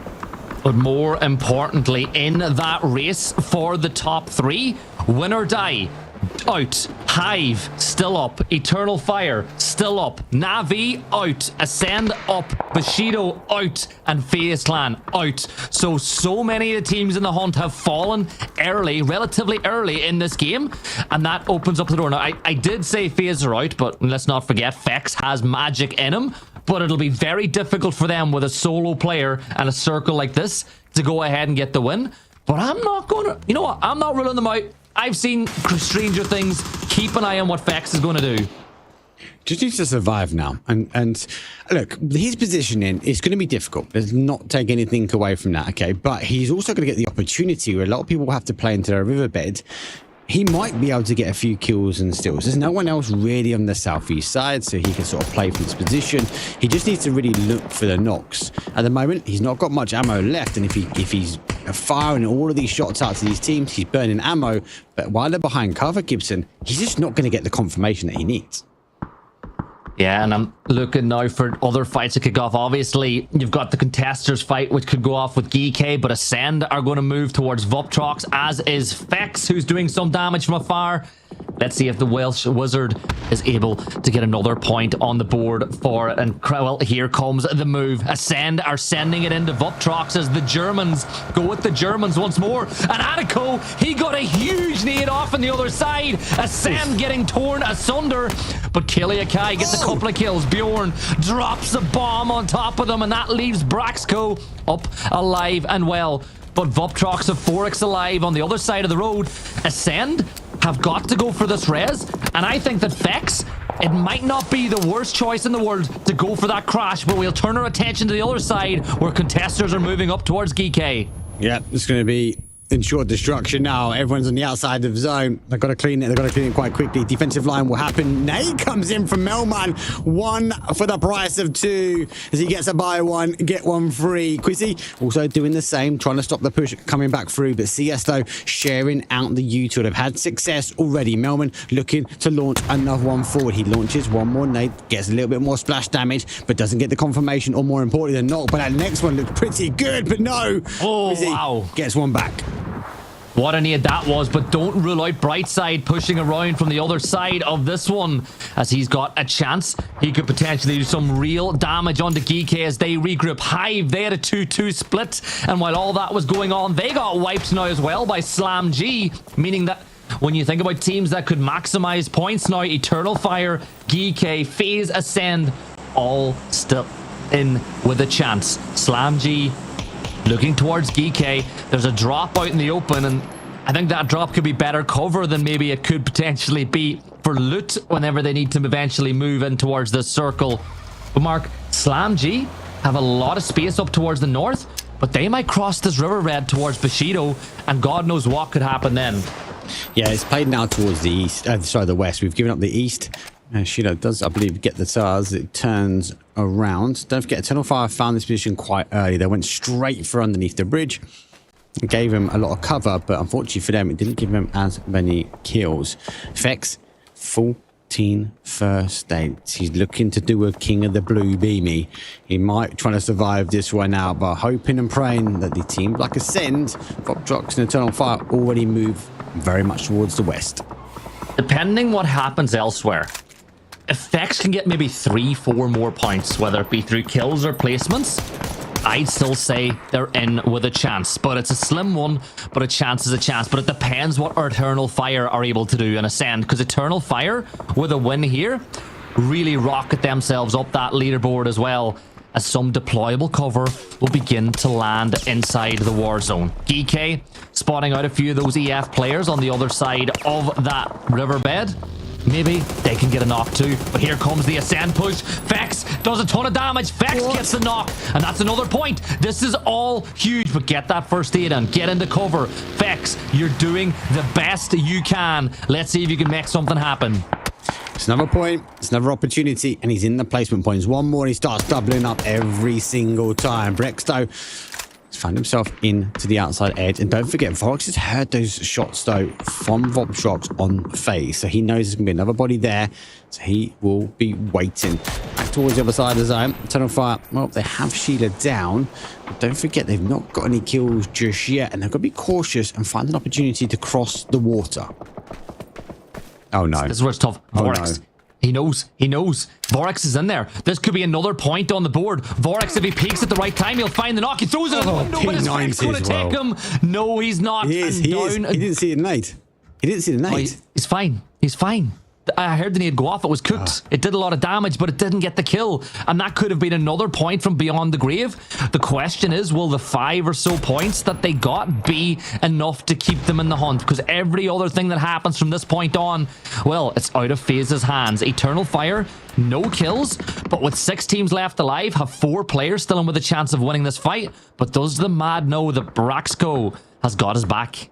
Even look at the leaderboard. Bushido are storing, Ascend are storing. They are the punishment for FaZe at the moment.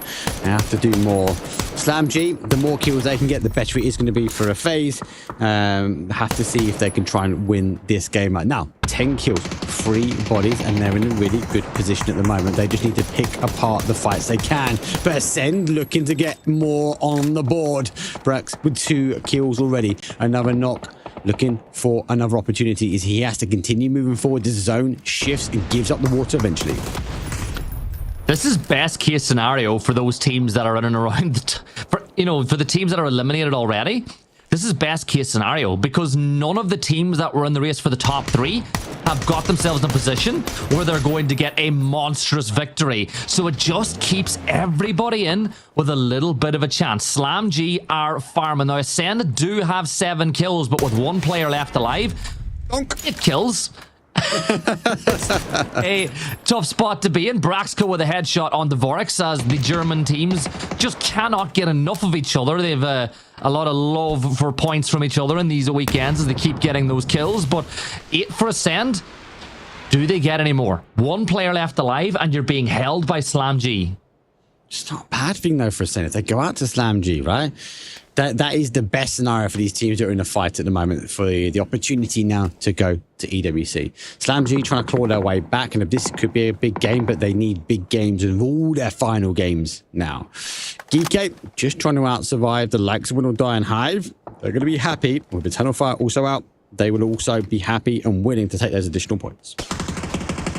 Braxco getting held out. Good shots coming in from Slam G. Get him down to about 10 to 15 HP. And the blue zone is going to start closing it now as well. Right on his back. And Slam G are on board for what could be a monstrous victory as well. 12 kills already, with a couple more potentially here to get. So maybe, just maybe, they could give themselves a little bit of confidence. Like I said, I don't see them getting into the top 3. But a win is a win. And every player wants to get them to make the weekend feel that little bit better. But Braxco, he's got his back to the wall here. Oh, back to the wall, but he launches the nades out. That's what you want to see. Lyrics will go down. Another one will go over the top. Boostic has to go for that reposition now. The level 3 vest is helping. He missed the opportunity. Boostic dropped over towards the other side. Good play from him. Now it's down to Geekay. It's technically a 3 versus 2, but when it comes down to the field of the battle, it's 1 versus 2. And oh no, nade is done and dusted. And Slam G slam their victory. It's a 25-point game, and they will flood it. 15 kill, 2k of damage, and they take 8 assists at the end. And those 25 points will bring them into the, I think, the 70s at this point, which is still a little too far away to think that there's a chance to get into the top 3. But it is probably the best case scenario, right? If you're Win or Die who went out early, or for example Na'Vi, who didn't quite have the game they would have wanted, or even FaZe, you know, any of the teams that weren't in with a chance of winning at the very end, if you went out early, you're wanting someone like Slam G to get a massive chicken dinner, because it denies all the teams around you from extending that gap. So not the worst game in the world for a lot of those teams who were thinking the worst whenever they went down early. It's difficult, right? There is that cutoff line which we keep talking about. Obviously, the official cutoff line is a top 3 and a top 3 only. No top 8s, no second chances, no coming back next week and give it another go. Top 3 only are going to be joining Twisted Minds and BB Team. And every game that goes by, we will see teams now fall more and more to that. Slam G did get that win, but they've got to continue doing that. With only 3 games left, they need huge wins to be in any chance to find themselves in the top 3. Let's not take anything away from them, because it was a good heart victory in the end. We'll take a quick break though. When we come back, it'll be Rondo, our final wildcard map.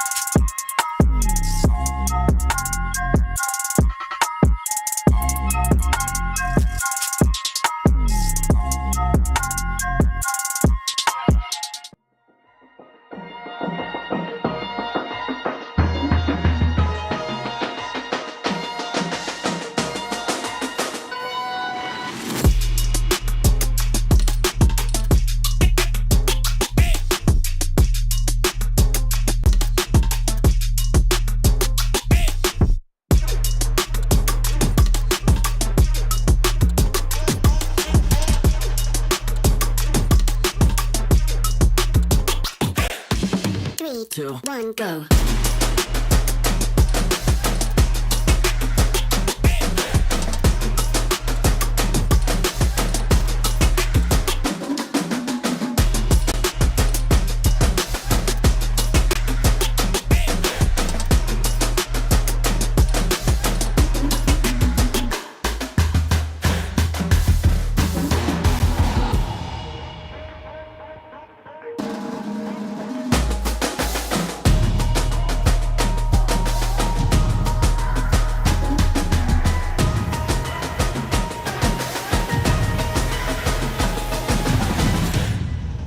3, 2, 1, go.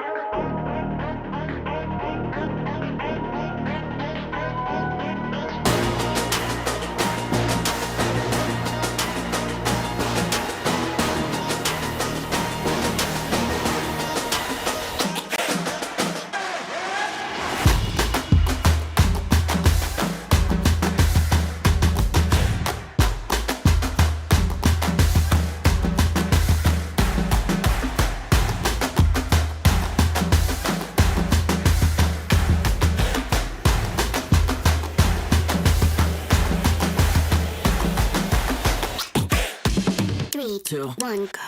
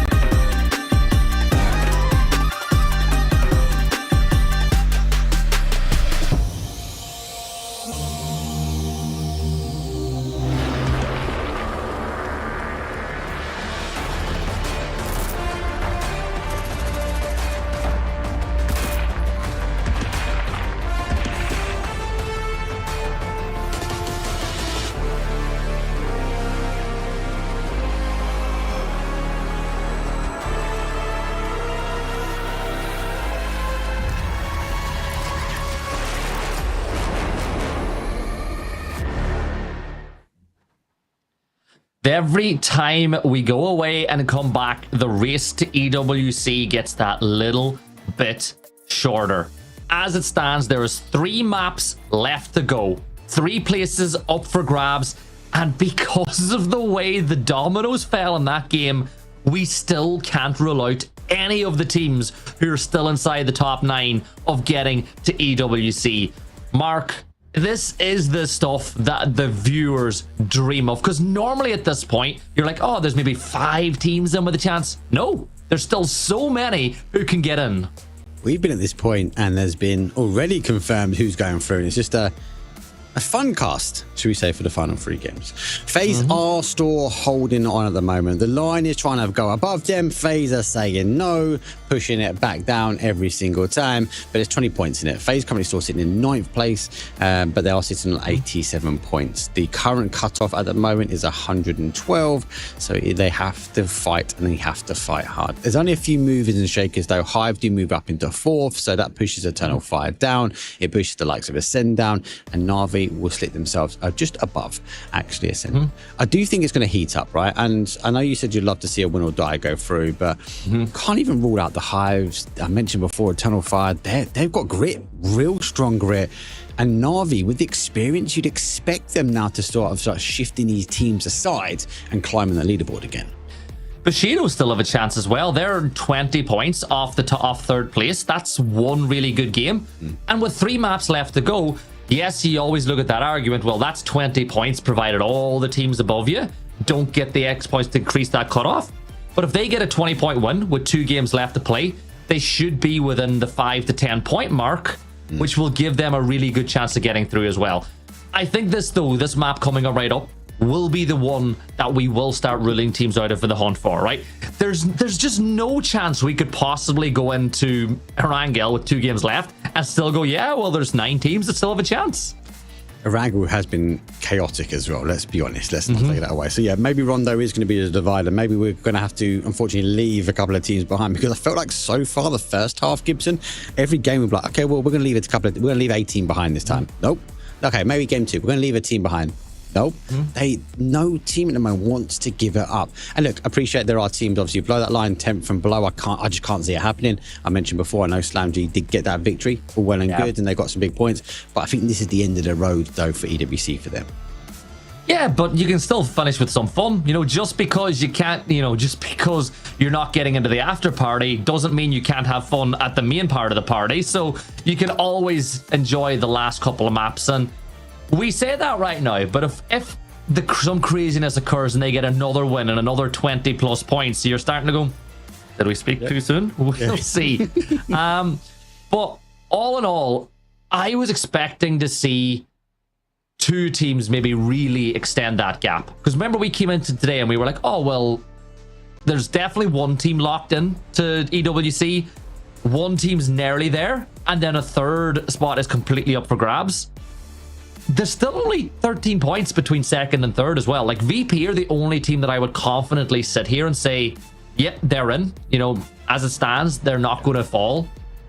But for GK or win or die, they have the pressure is insane, especially for GK, because EWC, they'll see it as a home event as well. They'll want to get there and represent their team in an event that they see as a home event, like Falcons will be doing whenever they've already got their tickets booked from NA.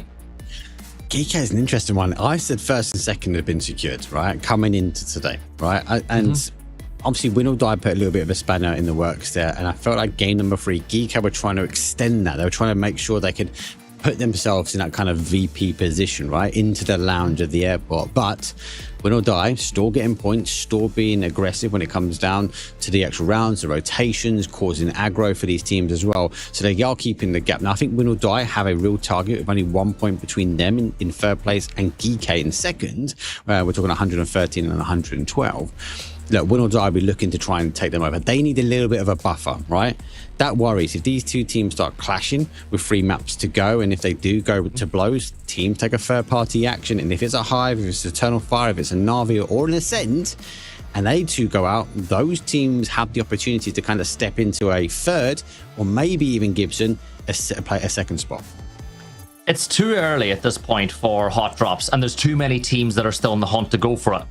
But this is the point where you might see some attempts to cut off rotates, right? Where you go, right, we can set up a rotate trap. We can camp a road that we know that they go through to get some points off the back of them and put us in a low-risk situation.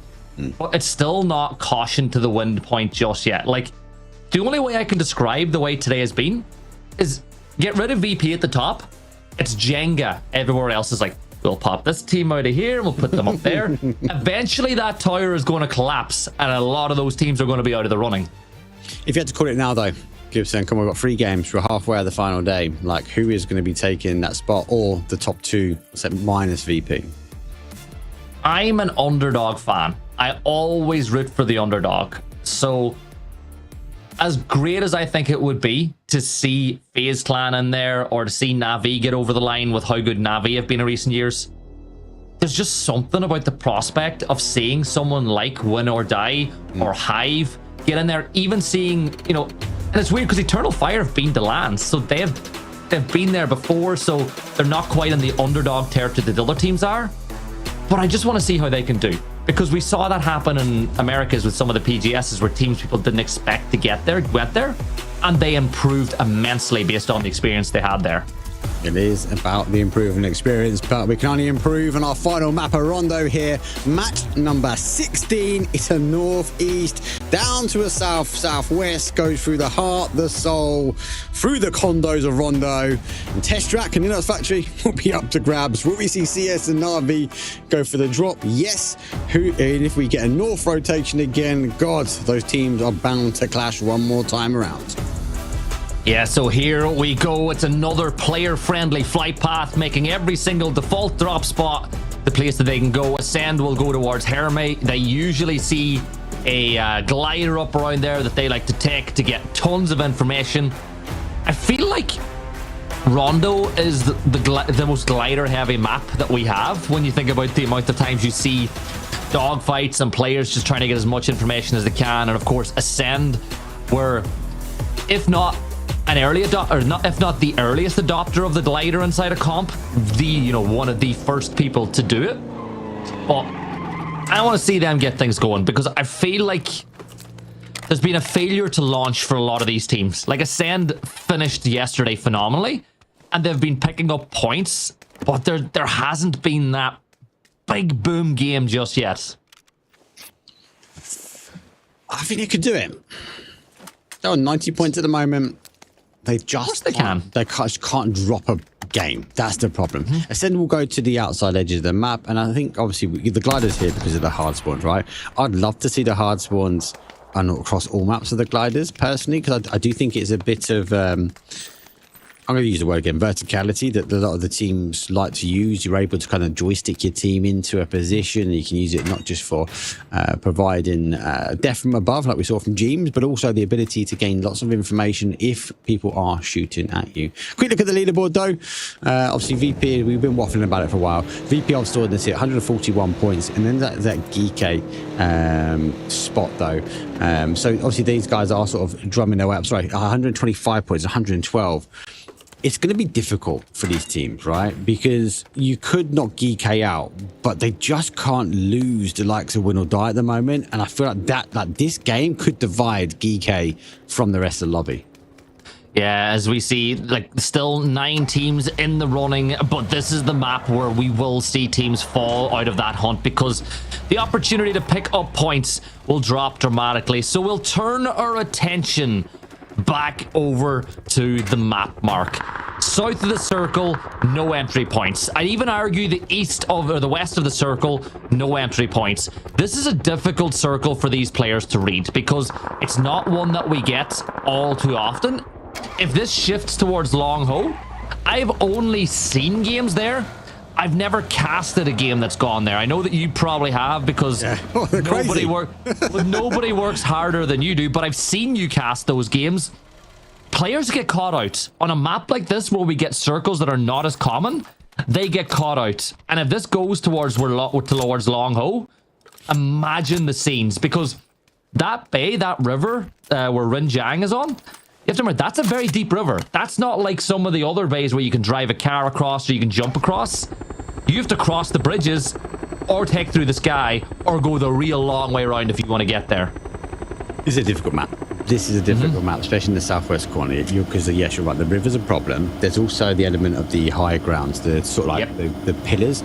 So from phase 3 onwards, we're going to see it shift away and hard shift. And if we do continue to shift down towards the southwest, yes, we've had very, very limited amount of kind of a data set, so to speak, of where the zone ends up. So a lot of people will send it to the town. It plays outside of the town, and that road going down, where it's got that kind of But so that checkpoint where teams and individuals can kind of put up out, it's kind of dangerous because you can't make a clean rotation to the hill. For now, that's all wishful thinking. We'll have to see if it plays down there because there has lots of variations here. And I think for the viewers at home, the idea is keep an eye on the water because first couple of zones, expected to be in. But if you see it storing on a phase number 3, the question is there might only be 1, maybe 2 places the zone can pop after that.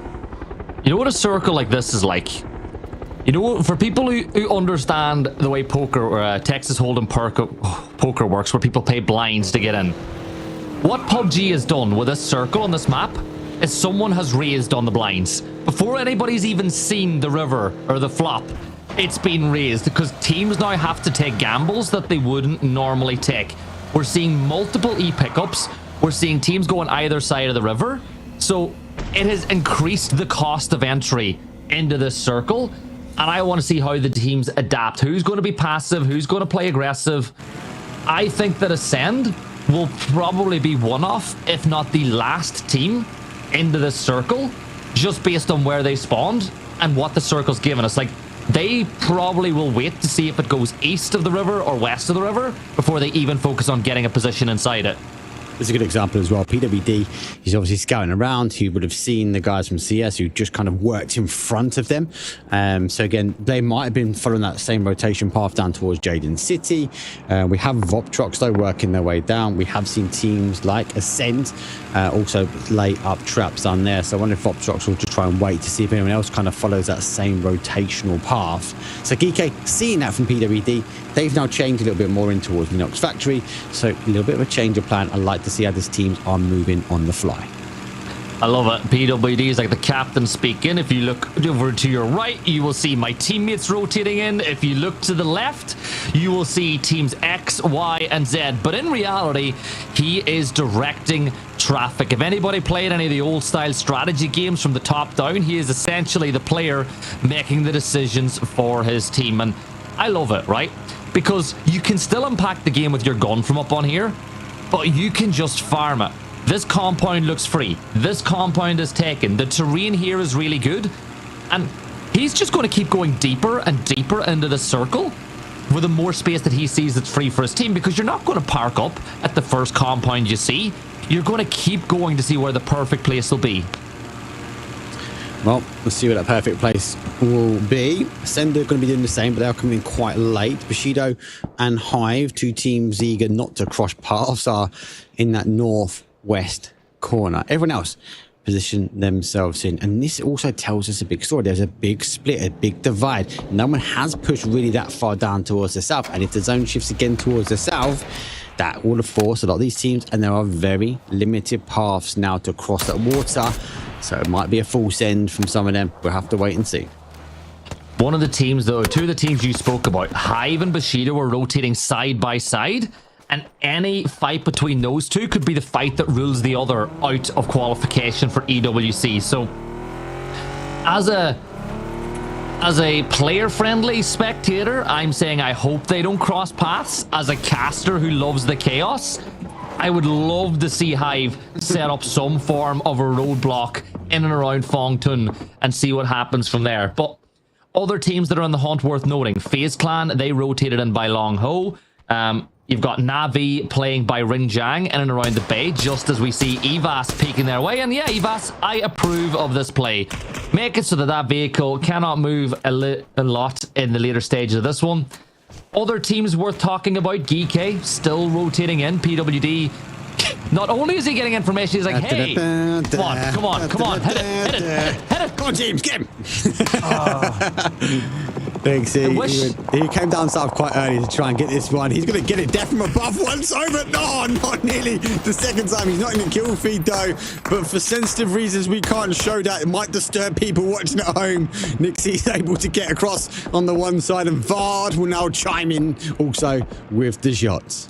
Yeah, now Nixie will fly low for a little while to get out of that range of fire. Then he'll start to raise his altitude once more, pop into the back seat and start bandaging to get his HP back up as high as he possibly can. But so, look, Hive, yeah, there's another team up in the sky. Kiliakai, probably in a glider as well. Looking at the map, I'm going to assume. So We have 4 gliders, 5 gliders. All around the corner of the maps. Everyone that's gone to the corner, that's right. Yeah. That's right. That's exactly what they've gone. They've gone for the hard spawns. Vorpal swords, a couple of shots as Hive will dip and dive. The biggest one for me was actually a Doozy. Doozy was one of the early adopters, not the first, one of the early ones, right?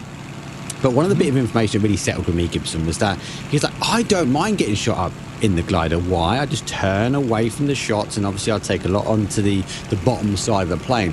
But I'm not just gaining a lot of information for me and my team, but like people are giving up their positions, but they're also giving up their positions to people that are neighboring them. And some of the times they didn't know they were there. So again, it's a hit and miss. And here comes a hit and miss, Gibson. It has gone to long ho. But remember what I said, a lot of teams haven't committed for here. There's very limited entry points here. Watch holding the bridge now. Hypebeast making a play now on that southeast corner, but they might end up clashing for Hive. And this is a phased opportunity. They can take whatever they want now, but they've got to do it quick. A long ho circle, which could be a position for the long haul for FaZe Clan as they look to take a big performance. This is as good as it gets for them. Now, James will have to feed information. VP, they're trying to take down Fairy Tail. Look at the bridge. On the rotate. Navi, like, these bridges are insane. Vuptrox, Hypebeasts, Navi, all coming this way. Contesters are moving this way as well. This is as fun as it gets. Nitro has set himself up. Nitro is going to try to light up Navi, and this could be big. First car goes through, second one's there. Drive-by attempt from Hakatori, but he does enough to force him into cover, and Navi get away with one there, and I think Nitro will be a little bit disappointed. But now Vuptrox know that there's a bridge camp in position, and look at this on the other side of the circle. Kenner and Nowick are getting pushed by Slam G. Yeah, Slam G come at the back of a win. Bit of confidence by them. Mogor goes down. Hypebeast have been divided. Some of them went across. Some of them got turned away. No entry. Forex, though, will be leading the charge, though, for Voptrox, as they will now work their way across that bridge now. Oh, sorry. Nico actually is the one who's leading the charge for his Vorex there for a second, but it's not going to be the case. Nitro had to duck away after he did take some shots, though, from Voptrox, be enough for them just to ensure that they can get some bodies over. During the madness, it was interesting to see Fairy Tail losing bodies, and it was actually VP getting the knocks, but FaZe Clan were claiming the points. So a couple of points going towards FaZe at the moment. They're going to be happy with this one, but again, remember, Bushido's played into their location. They tried to take on the town, but FaZe were there first. Honestly, oh, here we go. FaZe Clan bar double. No! He misses. He gets knocked. And this is big from Bushido. They are trying to wipe out FaZe Clan, and they're trying to secure their spot. Gustav, get out of there. Don't worry about it. Get away. You don't need... Right, Gustav's going for it. I think he's real. He knows. I think that he should leave, but... You know what? It's a 1v1. He's backing himself in the 1v1. He's called the boys. Just stay alive. Gustav, don't go down. Do not go down for another few seconds. The nade's going to be pulled. And Neil Kopp, if he had a gun in his hands, would have got that knock. But this is also Bushido's tournament on the line. Can Neil Kopp and the rest of the Turks get it done? James peeks over. He gets the kill on the Neil Kopp. Confirms it away. And I feel like for Bushido, they ain't pushing this anymore. It's 1 kill for Bushido. 2 for FaZe. Oh, this is getting a little too close for comfort. And another team that are hoping to have a comfortable game is Win or Die in the north. Park up. Win or Die, you don't need to go anywhere else. Just stay. Stay there. Don't try to get yourself in any more trouble. Wait till some space is opened up by teams fighting with each other. Just wait and see. Full sword. Ensuring they're going to hold a little bit of their ground. I think they expect the Sang to play away from them. Remember what I said, we've got lots of water store remains underneath the radar. There's going to be Ascend, but now climbing for the altitude. CS now play towards the other side of the zone. The zone should shift back towards that north. It has played very aggressive to the north. We do have long host store in, but this is what I said, guys. Remember, we've got water in. We know it has to start playing away from it, though. So we're going to see more teams stack up now on that west, but do not underestimate. We have 2 big pinnacle points. One in the northwest corner, one down in the southwest. I like how Lurix is just casually in the casino as well. Byron Jang. You know, he's having a good time. Win or Die, though, I thought that they'd play the edge, but they are sending it to Long Ho directly towards FaZe Clan. They have 4 points. They're in 8th place, and they are hoping to get on the board. Fex gets the knock onto Gedrox. The wheels are starting to come off a little bit for Win or Die. It's another knock for James, and it might be a late start to FaZe Sunday, but it is still a Sunday, and FaZe still have a chance. But Win or Die, you didn't need to take those knocks. They didn't need to take the knocks. They went full send in, and one was stolen away. Levante, well, gets a few shots back towards, and James, well, Fex has got 1. He's got 2. And the guys are getting pushed. Now multiple fronts. Nixie looking to try and get the confirm, and there we go. Good stuff from Fex there to stay. They need to try and get this res on as quick as they can. I don't even think teams around them can make the push as cleanly as they'd like to. So FaZe should be back to a 3. Here we go. FaZe Clan are getting on the hunt. 8 kills on the board, and there's still 15 teams alive. They might just be about to start a big day, and that's not a prediction, Mark. That could be a spoiler to what is ahead for FaZe Clan. GK not necessarily safe in the mix just yet. They're in a fight with Win or Die. Hello My Bad was the only player who fell. So they took 2 knocks, but they got people back on their feet. Calm, relax. It'll be fine, Mark. It's just picked up a Panther. He can't calm and relax. He knows exactly where he's going to send that one. Lyric Stone, after taking a bit of fresh air, he takes a breath at the top here. He's just waiting. Red line. I don't know if they've seen him, because it's sometimes quite hard to see through the little railings. And now the shots will come through. They have to back over slightly as Hypebeast does get Kilikai down as they hold out that southeast corner.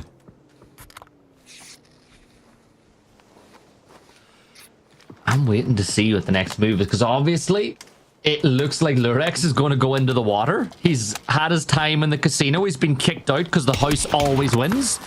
And red line, well, the security has arrived, but Boostic is getting pushed by Code Marco as Eternal Fire. They now see an opportunity to get some points on the board. Marco with a nade. There'll be no polo shout from the other side because they don't want to be found by this explosive utility, but it don't matter. Wow. Code Marco on the double. 2 for the price of 1. And this could be Eternal Fires of Flame starting to burn. And Slam G with just Lurex in the water. Well, it ain't looking good for them going back to back with the chicken dinners, but the weather forecast for Eternal Fire looking a little bit better. And so now the zone shift away. We still have the water says goodbye. We have one of the high ground store remaining, and I'll say maybe 1.5. There is the stuff on store there, so we are starting a bit of telltale signs. That's why we didn't see VP move on out, because they knew they'd be moving on in. No Hype Beast. Well, the punishment comes in. It's coming from Pains, and they will say goodbye. 15th place for them. Ascend, 2 kills on the board, but they've only got 3 players. Yeah, 3 players makes it tough, but a lot of teams have taken losses in the early stages of this one, so they've got plenty of good company as things stand. Now, VP sitting on top. They are, as we said, they're safe. Like, unless there is some form of miracle for someone else, there's no way VP should fall out. They're on the north side of the circle. Nobody really wants to push the position they're playing, but EF might be forced to.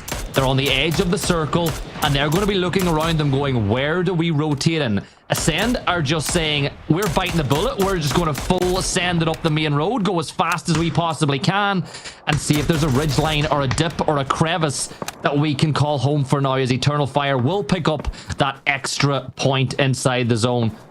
And it looks like Ascend have made it all the way into 2 different dips. They've sent Chris away by himself. Well, curious that they're going for a split. I think they're trying to maximize their potential to get into the late game here. Well, it might have been a miscommunication. So Chris went full send over the hill to hit the left, follow the sat nav, and find themselves in that spot that I talked about. This kind of like gated house. His checkpoint is really good. Doesn't know anyone's here, so he's just going to double check it off. And now he'll go back hiding. He'll be in there for a little while, I'd expect. Well, and then maybe we've seen players work out from that position and take the hill very, very strong. Phase number 4, we're 44 seconds away before we see phase number 5. That's Eternal Fire continuing to sweep past the east. Yeah, Ascender in a bit of trouble here, but they are going to... Oh my days. Oh my, Nixie. He's sending it to the sky, and Pains is looking up, but he sees another one coming. Keep your eye on the sky. Oh no, oh no, oh no. It's going to be too far. It blows the vehicle, but now the vehicle might explode. I don't think it did quite enough. But is there a third? Is there going to be a trilogy in this one? He's got nerves of steel paint. I would have been running. I would have gone, that's too close for me. I'm out. Well, you look in the sky and you see a huge bomb coming your way. You're kind of like, there's not really much I can do here, is there? It's like, I'm either done or am I not? And, you know what? Cool guys don't look at explosions, and he looked at it, so I don't know what that means. As Braxco will get the kill, and Eternal Fire are eliminated. And is that their elimination from the hunt for EWC?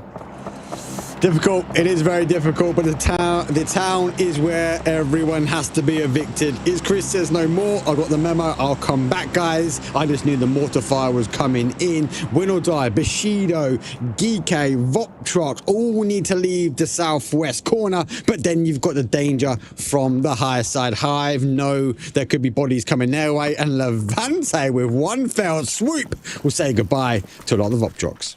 Yeah, I know you've got a fight here with Geeke, but on the south side, Win or Die and Bushido might be about to clock horns as well in a few seconds' time. So keep an eye on everything that's happening over here.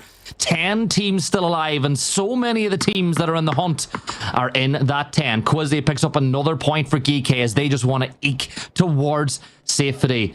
But Mark, Bushido, Win or Die, and Navi, 3 teams all feeling they've got a huge chance here, are right in the south side of the circle. And do you see who the gatekeepers are to this point of entry as well? It's all about FaZe now. All about FaZe. You got to believe. Be in it to win it. What have I done? Well, I got util. Bushido got util as well. And obviously there is a little bit of a simmering on that west as well. As Quizzy does get rocks, they have to try and move. And sometimes if you move first, you're first to fall as well. Hive lost the nerve of holding the high ground. They move down in front of Geeke. Now they're going to go for that reposition. Don't be too surprised for PWD to wrap his way up and over as well. But here comes the fight in the town. Bushido, they get the opening knock. Win or Die, who've been in third place since the first game tonight, are not really picking up the points that they would have wanted since that point, but they're still holding on by a thread. They take another knock, but Bushido keeping an eye on the Geeke as well, because they're like, we cannot get too laser focused on this fight, because if Geeke lock us out on the other side, we might not get any further points. So at this moment in time, they are fighting on multiple fronts. They're fighting towards the east and the west, and that suits Win or Die. That suits Geeke. Bushido, they need to pick a poison because the blue zone is here as well. Blue zone is here. They're trying to reposition their car. Navi, they need to get moving as well. FaZe just keeping an eye up, and they can hear the commotion a little bit further afield, but they've got to be careful because Ascend now come into range, and it's Chris returning back to the team. Well, they're going to get the knock though, but it's not going to be enough for them to get the confirm. The rest of the commotion will happen because everyone has to swing from the south side. CS pushed in, snuck in towards Navi. Navi pushing towards Ascend, and FaZe just need to lock it all down. And is that the end of Bushido's run as well? Win or Die now on the move as Spiro will try to thread the needle with the rounds, but Defex gets the knock on the Leosh. 9 kills for FaZe Clan as FaZe Sunday is starting to go. Maybe it's FaZe up baby time as Fex is back on his feet and runs into some cover. The circle shift just about keeping them inside, but Navi are moving up towards Ascend now. Just on the other side of this one as Gustav will catch out the player holding on the other end, and this could be really, really bad for Ascend as well. And well, FaZe Clan, they get to witness this from a third-party angle. Great nade from Ascend. And contesters, Melman, a couple of shots. 1, 2, 3, 4, 5, and done. 3 members of Navi fall now, and this is horrible news for them. Horrible news, but the solo snuck his way through. Melman now looking to try and feast as VP also leaving the compound. They come and they launch a nade. Pains will fall. Diffix will get Jedrox on the other side, and FaZe Store needs to hold. 9 kills here, Gibson, but they are in the heart of the action, the eye of the storm as Brex tries to deny CS entry. Remember, 17 kill win on this map on Friday night for FaZe Clan, and they've shown the ability to do it before. But Hive are pushing up to FaZe, as are GK. Win or die fall. They got a placement point, they got a few kills, but is it going to be enough? Na'Vi, they're getting consolidated, they're getting some reses off as Gustav spots another player, Spiro, in the distance. But be careful, because Quizzy is pushing up. You can hear the footsteps. Take the shots, get the knock. Gustav, he is dead to rights over in the blue, and he turns his attention back the other way. But let's not rule out the Hive mind as well, Mark. They're involved in this here. We have a three-way dance on the south side of the circle. Yep, GK making the push forward. FaZe having to work their way back. James calling the reinforcements to hold the line now on the zone. Hive, well, they moved on over, but GK are making the push. Nades will be cooked here as GK tried to find FaZe. They find themselves now in trouble themselves as they lose one to the zone.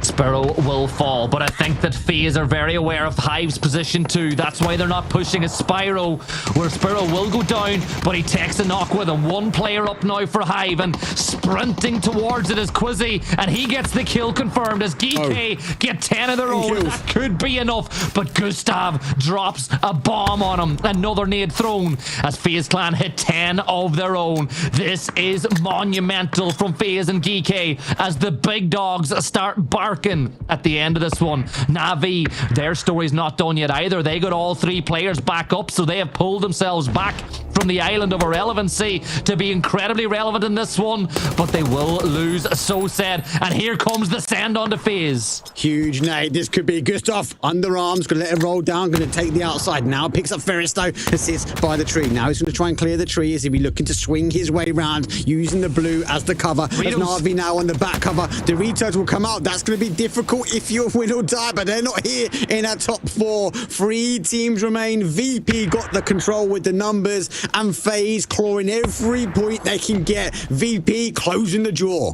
I might be wrong, but it looks like they were thrown at FaZe. They threw them at FaZe, hoping that maybe they would get some kills from above, but Gustav steps up, gets the kill, and confirms it. And Hakatori, the last player standing, and Gustav gets it, turns his attention over. VP get the win, but it's second for FaZe, and what a game that was for them. 12 kills, 6 placement points, 18 points total, and with 2 games to go, it might be a slow start for FaZe, but on a Sunday, anything is possible.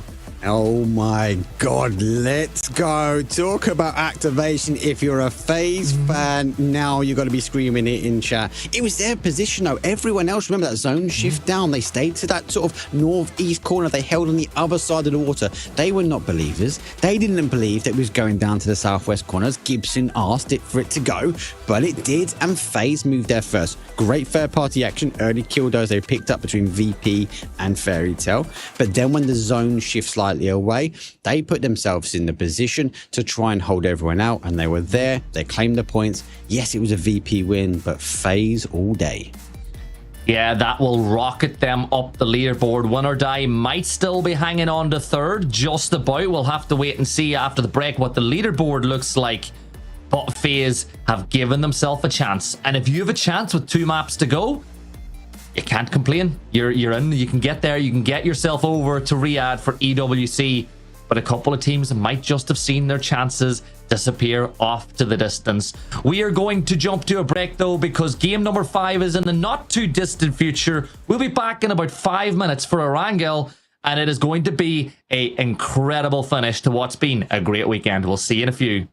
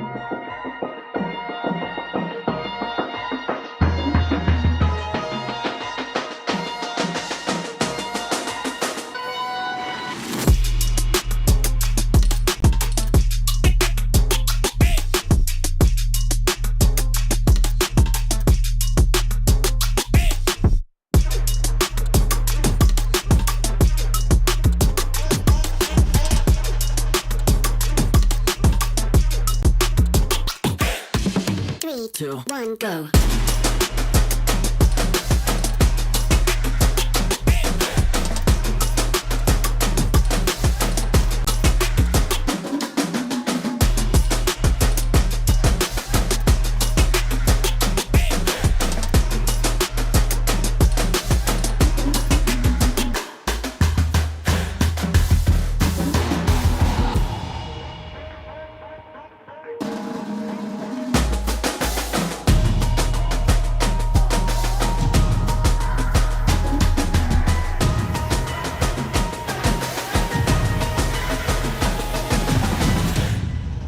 Three, two, one, go.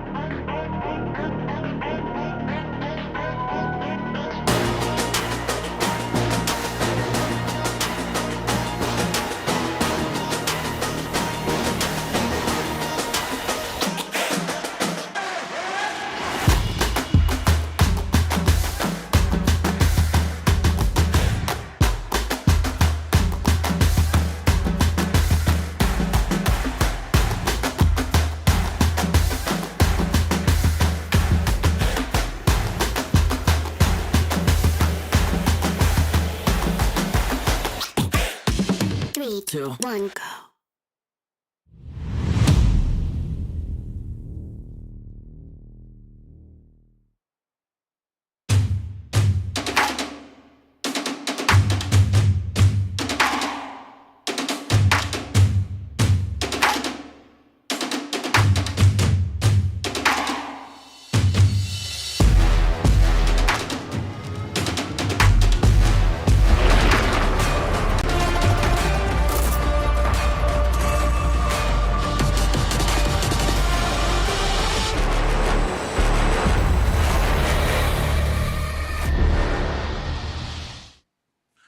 Wow, wow, wow. We've got 2 more games left. The penultimate game is underway, and during the break, I had to seek guidance from the godly powers of James and Martin. Claris and Avenger gave me some predictions. Now, Claris Gibson came in straight away with a Hive. Hive are going to steal it away. And Martin took all of the maths in, took all of the data in and said, there wasn't a big enough data set, Mark. I'll let you know in 2 games who qualifies. So that's them at the moment. But for now, it is getting close. I do think, as much as we kind of have Bushido on the line now, they're on the line. FaZe has moved up, right? Bushido on the line. I think this is the game that if they don't perform, we have to say goodbye. Subtle little flex from there. Oh, I just messaged my friends Claris and Avenger to see who they thought. Right. If any of my NA folks are here, just message in chat. Let us know who you think's going to win. I'll not see it, but at least back me up a little bit here. I'm not cool enough to be in that club. But our region, mate. This is our region. As much as I'd like to say that we've lost the team, looking at the leaderboards, I think we have. You know what? If Bushido win this next map, they're still in with a chance. This is insane. I do think, though, looking at it, that GK are now through as well. So it's 1 spot. You've got VP and GK are going to EWC. But there's 1 spot up for grabs, and that's currently held by Win or Die. Ascend, FaZe, Hive, Na'Vi, Eternal Fire, and Bushido are all within 22 points of that position. So it is by no means a done and dusted affair just yet. But Bushido need a win, right? If they don't win this game, we can rule them out because there is a 10-point gap between them and EF, who are in 8th place. But if you could have offered me a situation where there is 7 teams going for 1 spot, I would have bit your hand off for it, Mark. Oh God, it's so close. It is so close, but it is right. This is now the penultimate game. So Bushido do need a win here. They need a win in a good amount of kills. They need to at least, well, let's say a top 4 and a decent amount of kills, right, to be able to stay in a talking conversation maybe for the last game, but we are looking at 7 teams currently that are going through. Will Not Die have started today out really strong, and that put them in the talking point for third. There's a couple of teams that haven't gone away. I'll come back to FaZe, but I want to talk about Ascend at the moment. Yes, they get a victory. They're playing it well. Remember, they were in the northeast of the map, and they had to go all the way down to the southwest, but now they're in 4th, 111 points. Will Not Die ahead of them with 116. This is so fun. Like, I cannot wait to get stuck into these 2 games. 2 maps to go, and it is all up for grabs. And it is a life-changing opportunity for so many of these players, because some of them are trying to get in to compete for the Club World Cup, because obviously teams like Navi and FaZe will have teams in multiple different e-games competing at this event. And then other teams are trying to get there for the experience, for the chance. Then you have some players who are looking for the return to glory as well. So this is going to be so much fun. But I think this is the point where we got to really emphasize it. This is as close a leaderboard as we've kind of seen for a top 3 in a while. At this point, you're usually going 4 teams looking for 1 spot, but it's 7. Like 7. At the end of this game, you could there's a world where Will or Die could be in 6th place, and you could have somebody like Hive sitting in 3rd. So you just never know. It is going to be down to the wire, but the penultimate game is underway. It's a southwest towards an east, pushing towards the northeast, through the heart, through the soul, the grassy pastures of Erangel. These have been explosive the last 2 games. So yes, we say game 6 antics. They have been. This is going to be a game 17 and game 18 as chaos will start to unfold. Yeah, flight path again, player friendly, but sometimes the player friendly flight paths lead to the craziest circles. Saw some people saying they wanted Zarky. That's not going to happen on a circle like this. But you could get Millie Island, or at least one of those 50-50 circles, maybe something up towards Stalber.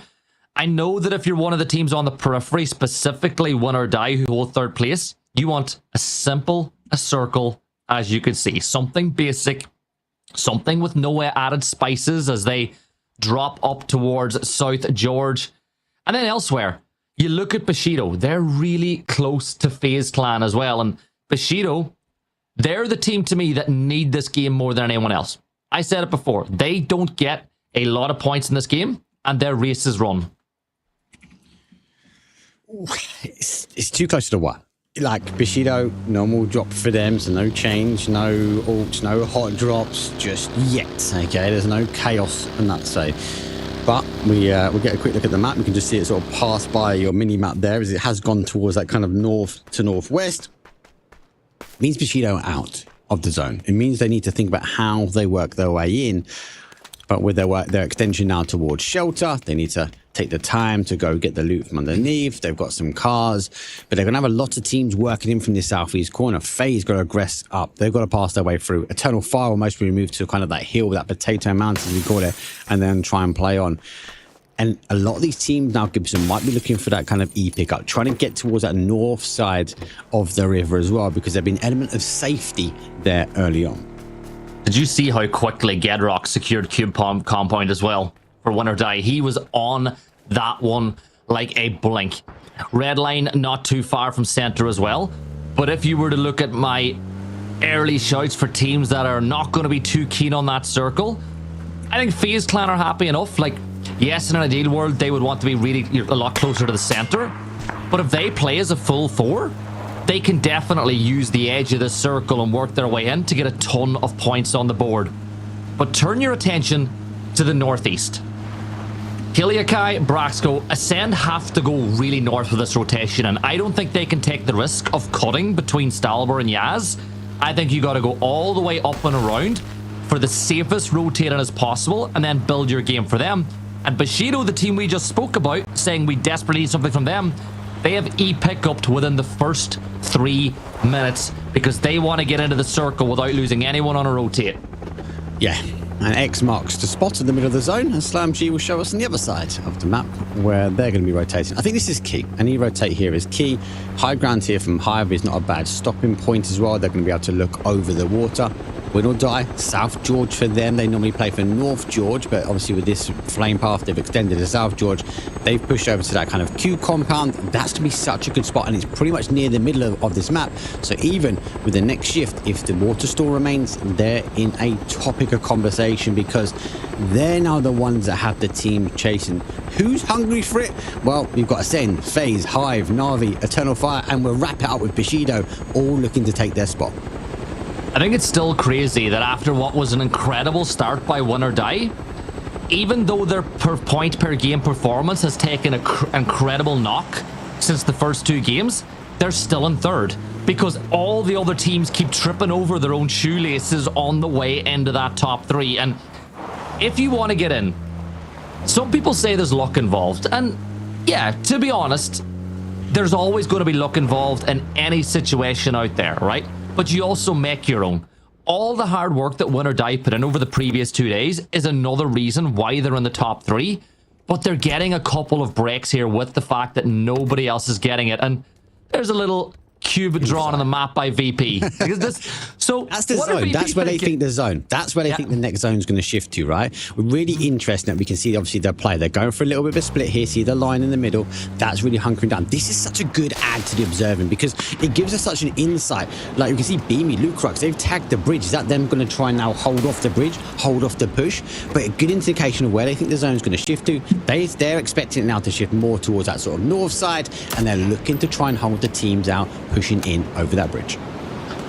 Yeah, Levante here by the plane crash. Win or Die. They've gone for a 2-2 split. 2 players inside of Cube compound, 2 players by plane crash, and they hope that this won't be them crashing out of the top 3 as they look for this game to get up and running. Slam G, they're e-pick-upping. Looks like they're e-picking right on top of yeah, they're going for red line right on top of the map. You can see that Slam G are dropping on their position, and this could be a big fight for these two teams. Yes, they're not in the mix for qualification, but a fight's a fight.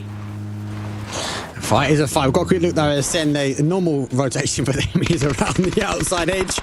Lucky enough for them, they have opted the same time as Hype Beast. But Brex maybe didn't see the team on the south as they will now crash in. They're going to overload his side of the compound as Kilikai can only sit and watch. He backs himself up. He comes over the top. He gets the animation, but doesn't get the confirmation. That's as free as a knock as you're going to get. Now Brax is running on top of a nade, and another one comes in the top window. He is under fire. Another nade does 60 damage, but Ascend need to help him out. He's going to smoke off the stairs, but here come the Hype Beasts. They're making a move. Vazo will smoke it off and vault through that window that I still can't believe you can vault through, by the way, because there's no chance of me getting through that one. You and me both. Ascend are closing this gap. Braxco is trapped. He's just, oh, look, you see he's out the window. He's hanging half out the window now, so he can fall back if needs be. And Chris is his safety valve. Chris is the player that needs to cover Braxco if he falls below. He spots the player. The nade does a little bit more damage, but they know him, they see him, and know it gets the knock. Yeah, they're going to launch the nades in. Expectations are they are trying to push up. Chris gets it! Oh my god, Nowick instantly going for the flush. Chris had the foresight, the vision to try and deny the flush. Gets a knock now. Hype Beasts have to reposition. Pains trying to pop a couple of shots. Vazo going to be there. Ketten now positioning himself up onto the top as Brex drops out the window, giving him the opportunity now to get res, but the chaos is still unfolding. Yeah, Vazo's holding the angle. This is a chance for the Hype Beasts to really cause a problem. In the last 3 games, Hype Beasts have fought with a team in the hunt, and the other 2 times they lost the battle. Let's see if this time though they can wipe Ascend from the face of the qualifiers. Kiliakai though, with a Panzer in his hands, will look to do something about it. He fires it through, and boom goes the dynamite. Kiliakai threads it through the window, and down falls Keter, and it's back to a 3v3 of standing players. Brax is still not gotten back up onto his feet, but the blue zone adds an interesting wrinkle to this fight now. It is only 1 damage a second, but it does rush things a little bit. It's so important that Ascend keep the bodies up here, right? Yes, Hype Beast have had a good run-in, but this is the end of their road to EWC, right? But every time they knock one of the Ascend players, they've got to apply the pressure. Flash bounces back, causing the damage. Pain with the M16, whips his way around, and he gets some damage, but now he'll fall. Now Brex has to jump onto the inside. Pain's down. Chris is down. 2 remain here. Hype Beast wipe Ascend here, and they might be wiping the opportunity for our German team to travel to EWC. Yeah, Hypebeast's back up to a full 4 as well. This is a big moment for Ascend and their chance to qualify. Here's Braxco stepping across the side, takes a little bit of damage, but Braxco wins this one. Kiliakai is still on the other side of the road, trying to hold anybody, but Braxco's got to be careful. Pops the first aid, only 74 HP, but Ketter, who's back from the brink, is going to get that knock. And now for Ascend, it is all down to Kiliakai. Chris Paines and Braxco are still on their feet. Ketter not going for the flush just yet. Is this a case of Hypebeast giving Ascend every opportunity to stay involved in this fight as Nitro will reposition and move? Ketter will finally get that flush onto Braxco. And there you go, so move his bait. He's trying to bait a Kiliakai, moves to get out of dodge, but Hypebeasts, they have just stuck a dagger into the heart of Ascend, and whether or not Kiliakai can do anything from this point on, there's never been as much pressure on his shoulders. That is huge. That is huge. I think there was a bit of respect there from the guys not to go for the instant flushes. I can appreciate a bit of that now as they will flush because he's said goodbye. But yeah, wow. Ketter just better as he moves on the outside edge. No cover and sticks to knock onto Brex, but that is a huge dagger to the heart of Ascend. Yeah, this is rough. That circle shift is also rough as well, because you look at Win or Die, who had set up in a great 2-2 split. None of them are in the circle. They've all got to move. VP with a 2-2 split.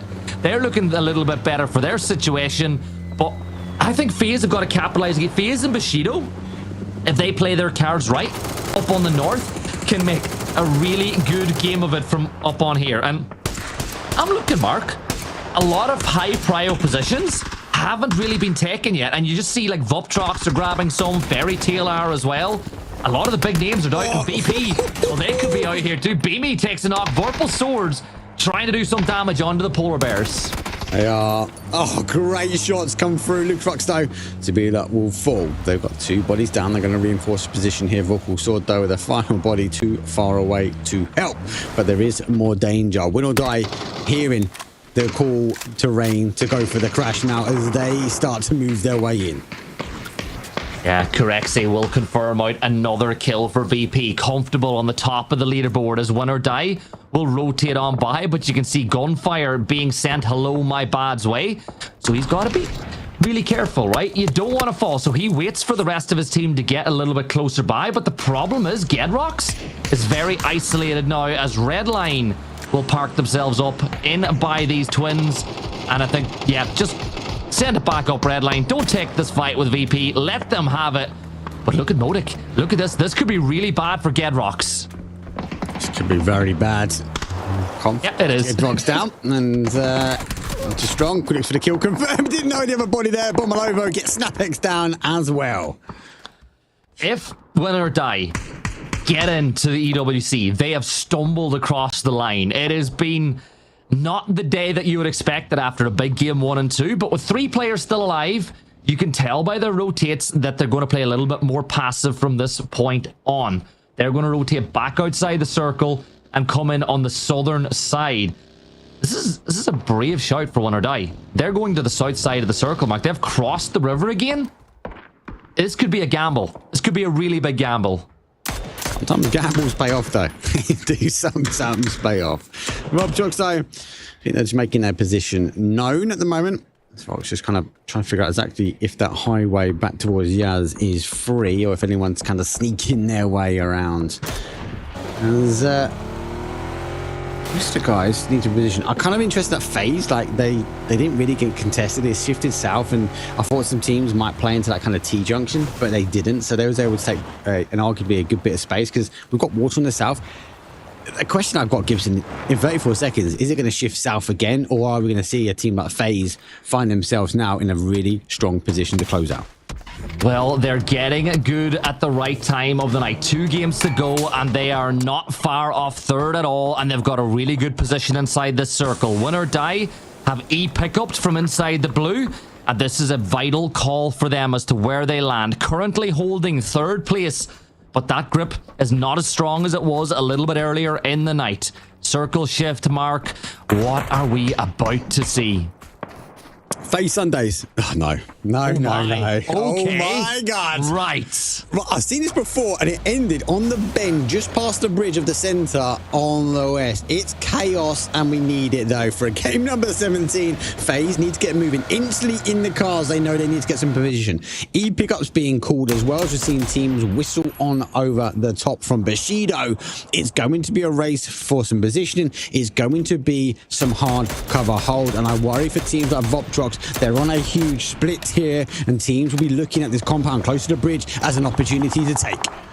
Yeah, FaZe Clan, though, they're going to drive just far enough away that Voptrox won't be able to get any shots off at the first few cars. The third now hearing the gunshots will go a little bit further away, but those prancing Dacias jumping off into the distance as everybody sends it in from the north. Win or die, they're falling through the sky now. VP trapped in with nades being thrown their way, and it's Geek under fire as these nades are coming this way. Ascend eliminated, Ascender done. Wow. That could be their push over and done with. James picks up another vital knock for themselves as they get a point on the board here, closing that gap to Win or Die, who they need to get all boots on the ground. Like, I'm looking at Win or Die, they are in a ton of trouble, and they've landed just on that bridge where Redline and FaZe are close by to.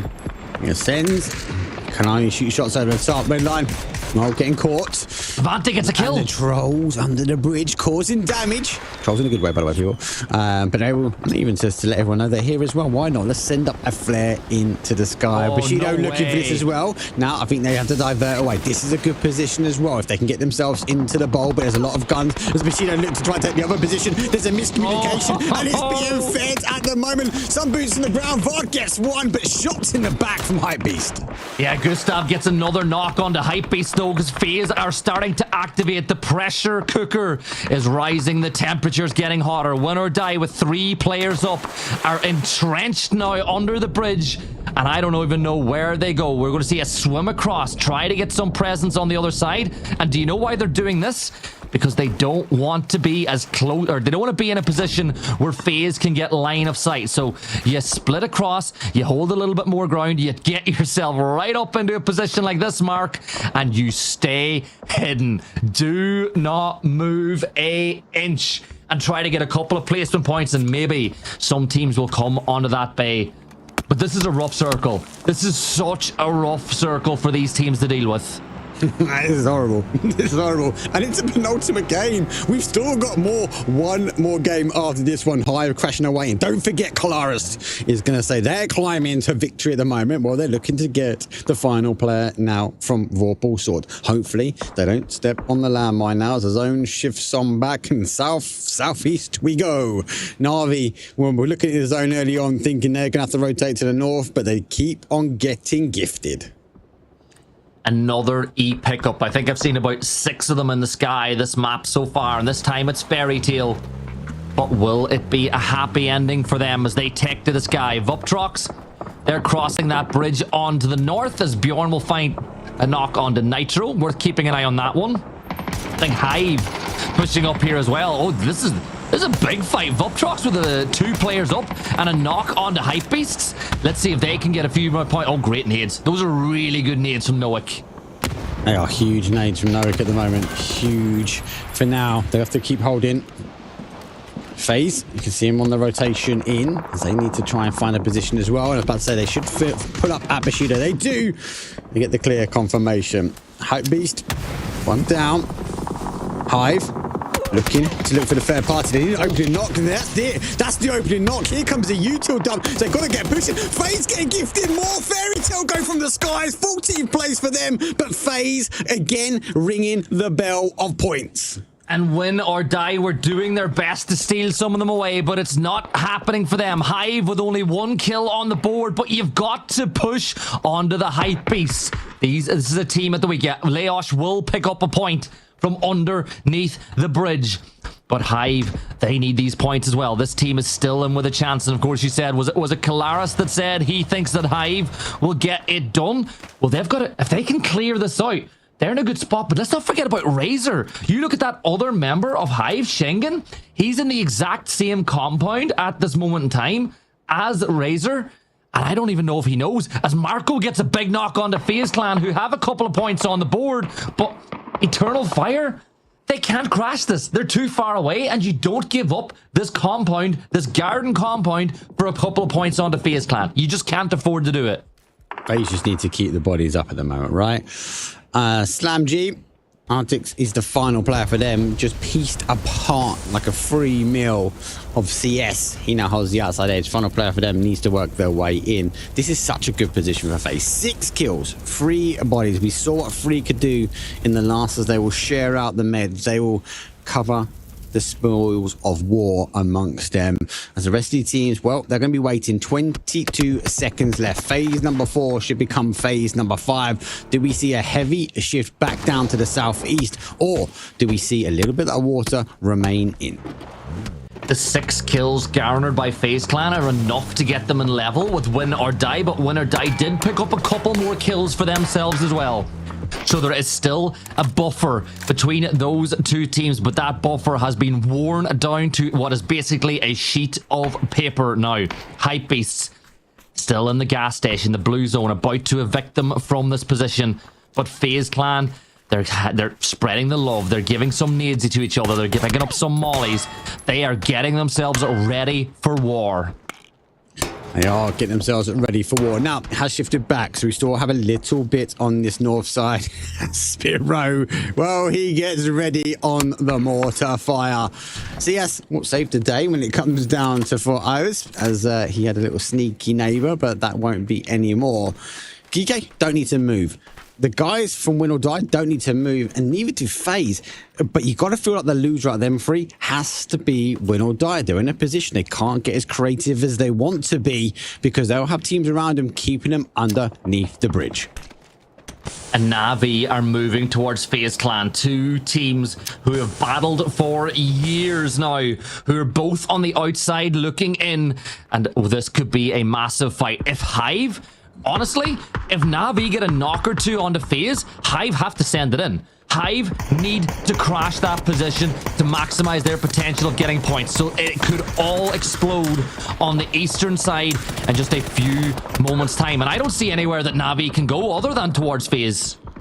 They've got no option. They've got no option. They know who's here. They know that they are the ones that are going to be leapfrogging them now, and they have to take the position. This is the only position Na'Vi have got. What's their other options? They're playing north. They get into a fight with them versus Hive, and then we see FaZe happen. Well, Hive also looking at this position like going, where do we go now? We need to take on FaZe. So all eyes are on that position. What I'm worried about, Hive taking on and clashing with Na'Vi, and FaZe could be the victor, or any one of those combinations. It depends on who wants to push first.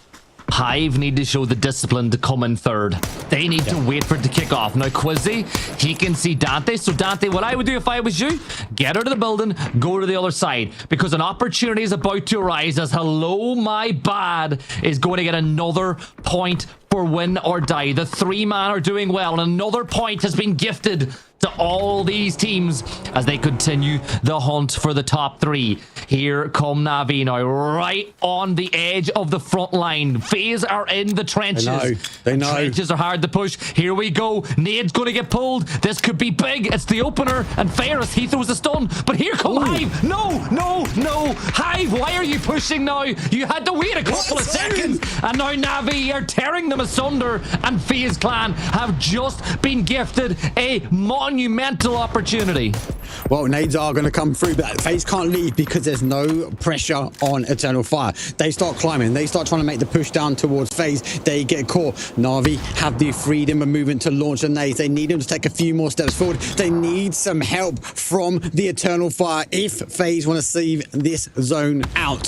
For now, the zone shifts back down towards that south side. Hive continues to start to push forward. FaZe looking to move because they know it's dangerous from here. They're going to try and play away. Marco causing problems again. Gustav, he's in rags. He's in pain. The vest is no more, but they find themselves a new position. But they're under fire. They're under siege. And Shida and Marco causing the damage.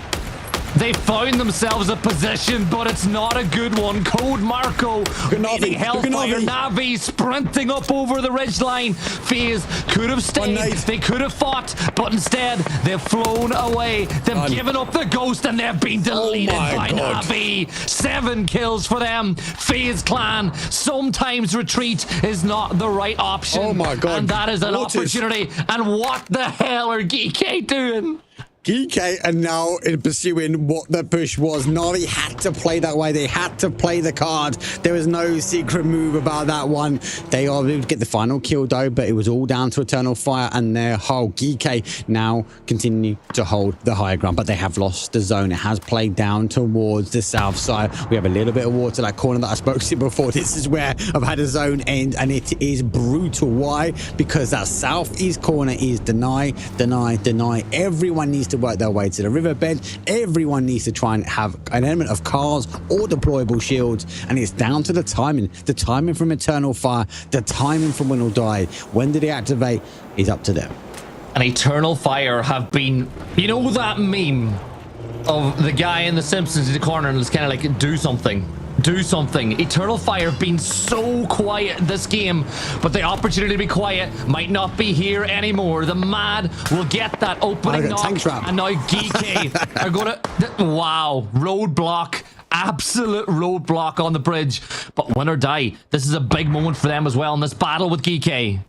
What a tank trap. That has to come from our wonderful friends of Win or Die, because we know from yesterday they're great at using them. They just put them above their heads and they fall on down from the heavens to be. Doritos will stop the push. Grepper will get PWD, but Na'Vi will get the claim. Another point on the board. Na'Vi, are they leaving it to these last 2 games to claim victory? Are they leaving it to the last 2 games to ensure their spot to EWC? Well, at the moment, they are trying everything they can and they are racking up points.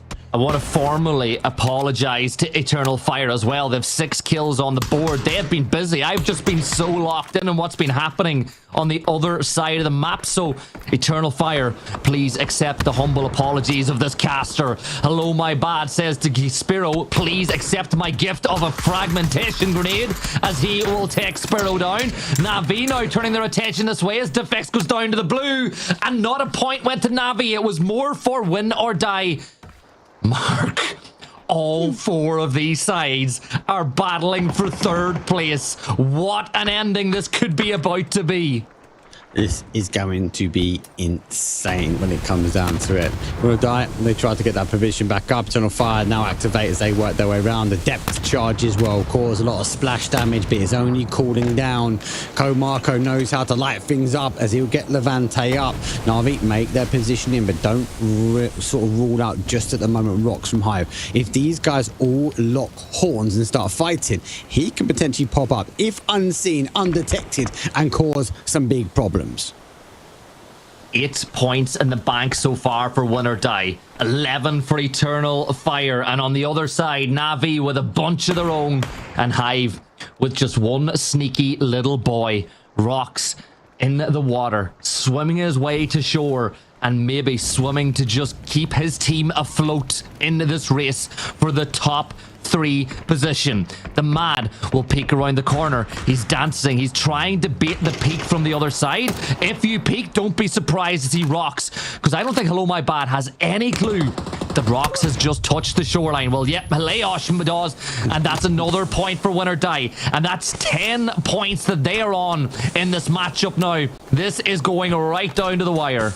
It's going to go to the wire. 4 versus 3 versus 2. Na'Vi in the position. They are just waiting at the moment, everyone, for this fight to start. When the fight starts, watch Na'Vi get into the car. One knock's already started to happen. Leosh does get shielded down. No confirmation. Na'Vi still waiting in the wings, though. But here's the second one. Now we might see Na'Vi try and activate the Mad. Gets a quick kill. Gets a quick confirm. And now looking to try and close the gap. And when Diet will fall, Na'Vi have to now hold on the other side. 3 versus 3 until this res goes off. In reality, it's a 2 versus 3 because Quetpa's going for the res. That means there's 2 active guns for Eternal Fire. But Na'Vi are so far away that Eternal Fire get the full reset. All 4 players back on their feet. 19. What a move. You know, you look at the points, right? You look at this right now. Na'Vi need to get the no-kill number up for them at the moment, but Eternal Fire have 9 plus at least 6 placement points. That's 15 minimum. Na'Vi have got 8. So this is going to be a massive win. If that knock comes through, maybe, just maybe a deny could be the best opportunity, but Na'Vi don't play that way. Na'Vi are all gas, no brakes, as they send it right into the mix. So said Hail Mary, and it's going to be done. Eternal Fire with a massive win. That's 22 points, and that might rocket them into the top 3. I thought he was about to say all gas, no brains with that move, but no, it wasn't. It was a full send. Na'Vi wanted it just as much as Eternal Fire, but 2 very different games there at the end, Gibson. We had Na'Vi. Let's break down their plays, right? They had the south side. I don't think at any point they thought that they were going to get the zone full send like that, but they did, and they did again. But they identified FaZe played into that kind of bowl, and they left him like, hey, we'll leave you there at the moment because we know eventually we need to push. And it was coming down to the timing. Na'Vi didn't let them slip away. They chased FaZe. They denied them the ability to get any more points. And then it was about control. And then on the other side of things, Eternal Fire had to fight their way through. They got the compound and then they locked it down. But they didn't let the kills also slip away. They were so active. They denied anyone coming in from the west. And then they could draw their attention all towards that north side and claiming as many points as they can. A very, very strong win. But 2 more teams refusing, Gibson, to let go of that final ticket. Well, there's 2 teams that didn't want to give up the opportunity to try and win that game because the opportunity of a lifetime beckons for the team that comes in 3rd place. We are going to dip into our final break of the night. When we come back, it is a Rangel, and we will see who will secure that final ticket to the Esports World Cup in Riyadh. We'll see you in 5 minutes.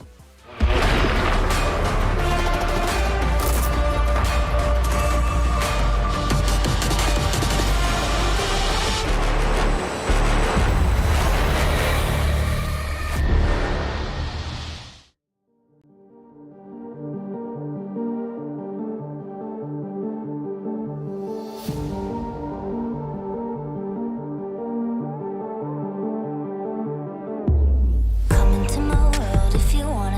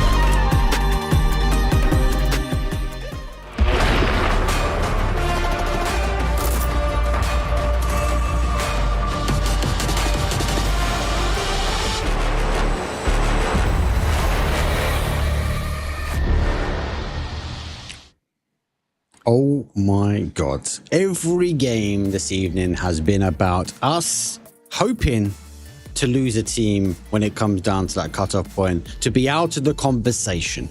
But every game so far, Gibson, the teams refuse for us to let them go.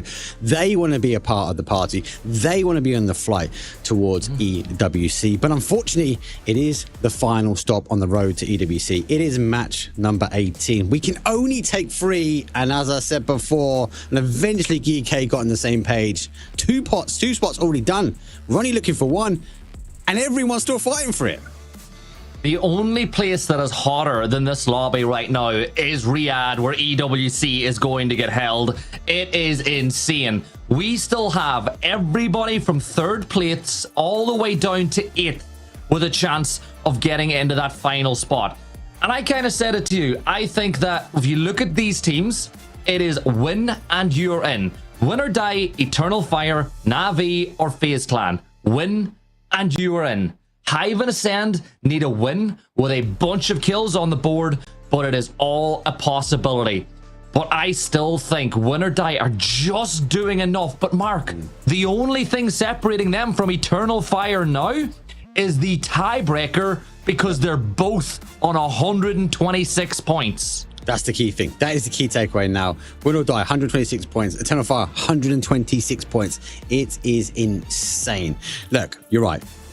A win from FaZe, a win from Na'Vi, I'd even say a win from Hive is going to be enough, right?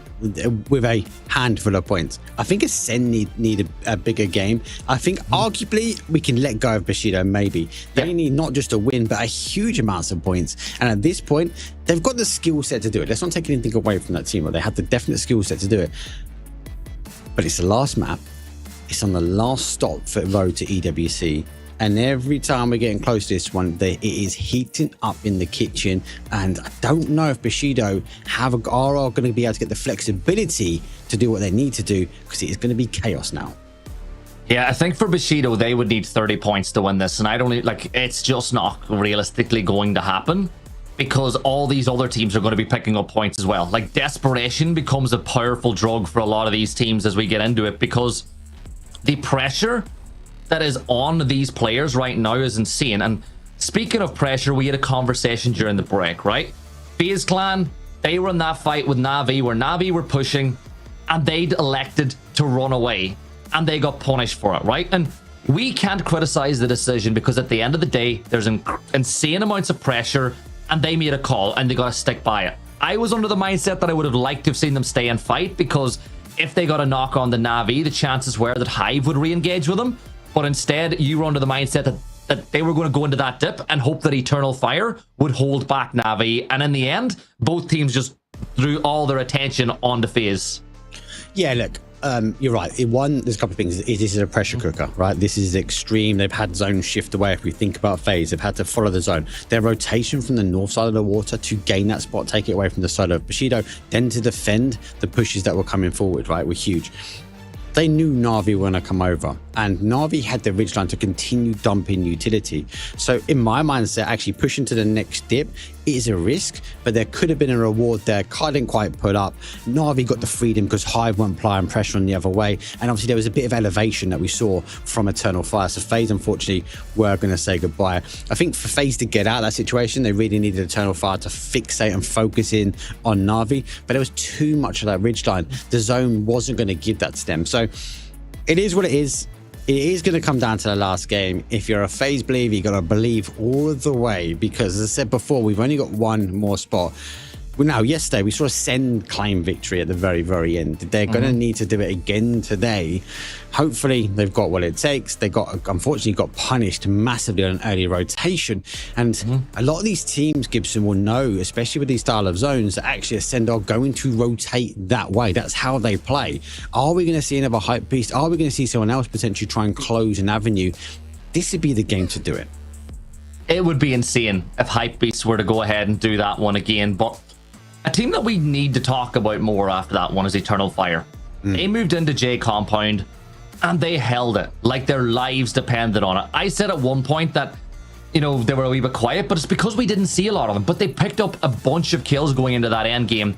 They flexed out. They knew that Win or Die had to be dealt with, because if you let Win or Die stay there too long, you give them even more of a chance of win. So they took the decision to leave the garden compound. They brought the fight over towards Win or Die. They won the game, and they won it brilliantly. So huge credit to Eternal Fire. And they've got themselves in a situation just like Win or Die, where you're winning the race. Just do not run out of smoke before the end of it. Well, we know what dragons do. They breathe fire, and that brings the smoke, mate. Well, unfortunately for us, it's our last time to say it's time to get into things, though. Our final flight path, though, it's going to be an aggressive one. It's going to be down to the wire for these teams. They have to stick now, because it is stick and go through, or, unfortunately, they will be going out. In the words of Mark, as we jump into the flight path, hundreds of teams started this journey on the way to EWC, and now as it stands, 2 are in, and there is 5 more teams hoping to catch the team in 3rd place to complete their journey to Riyadh, where there is $2 million up for grabs. It is time to jump into Erangel for the final time in EMEA for the qualifiers, and the flight path is done. Flight path done. Ascend and go early. They want to take the loot from North George. Win or Die go for their split a little bit further down, as GK will close out the south side of George. There are teams that you need to be watching here. There are multiple that want to get in.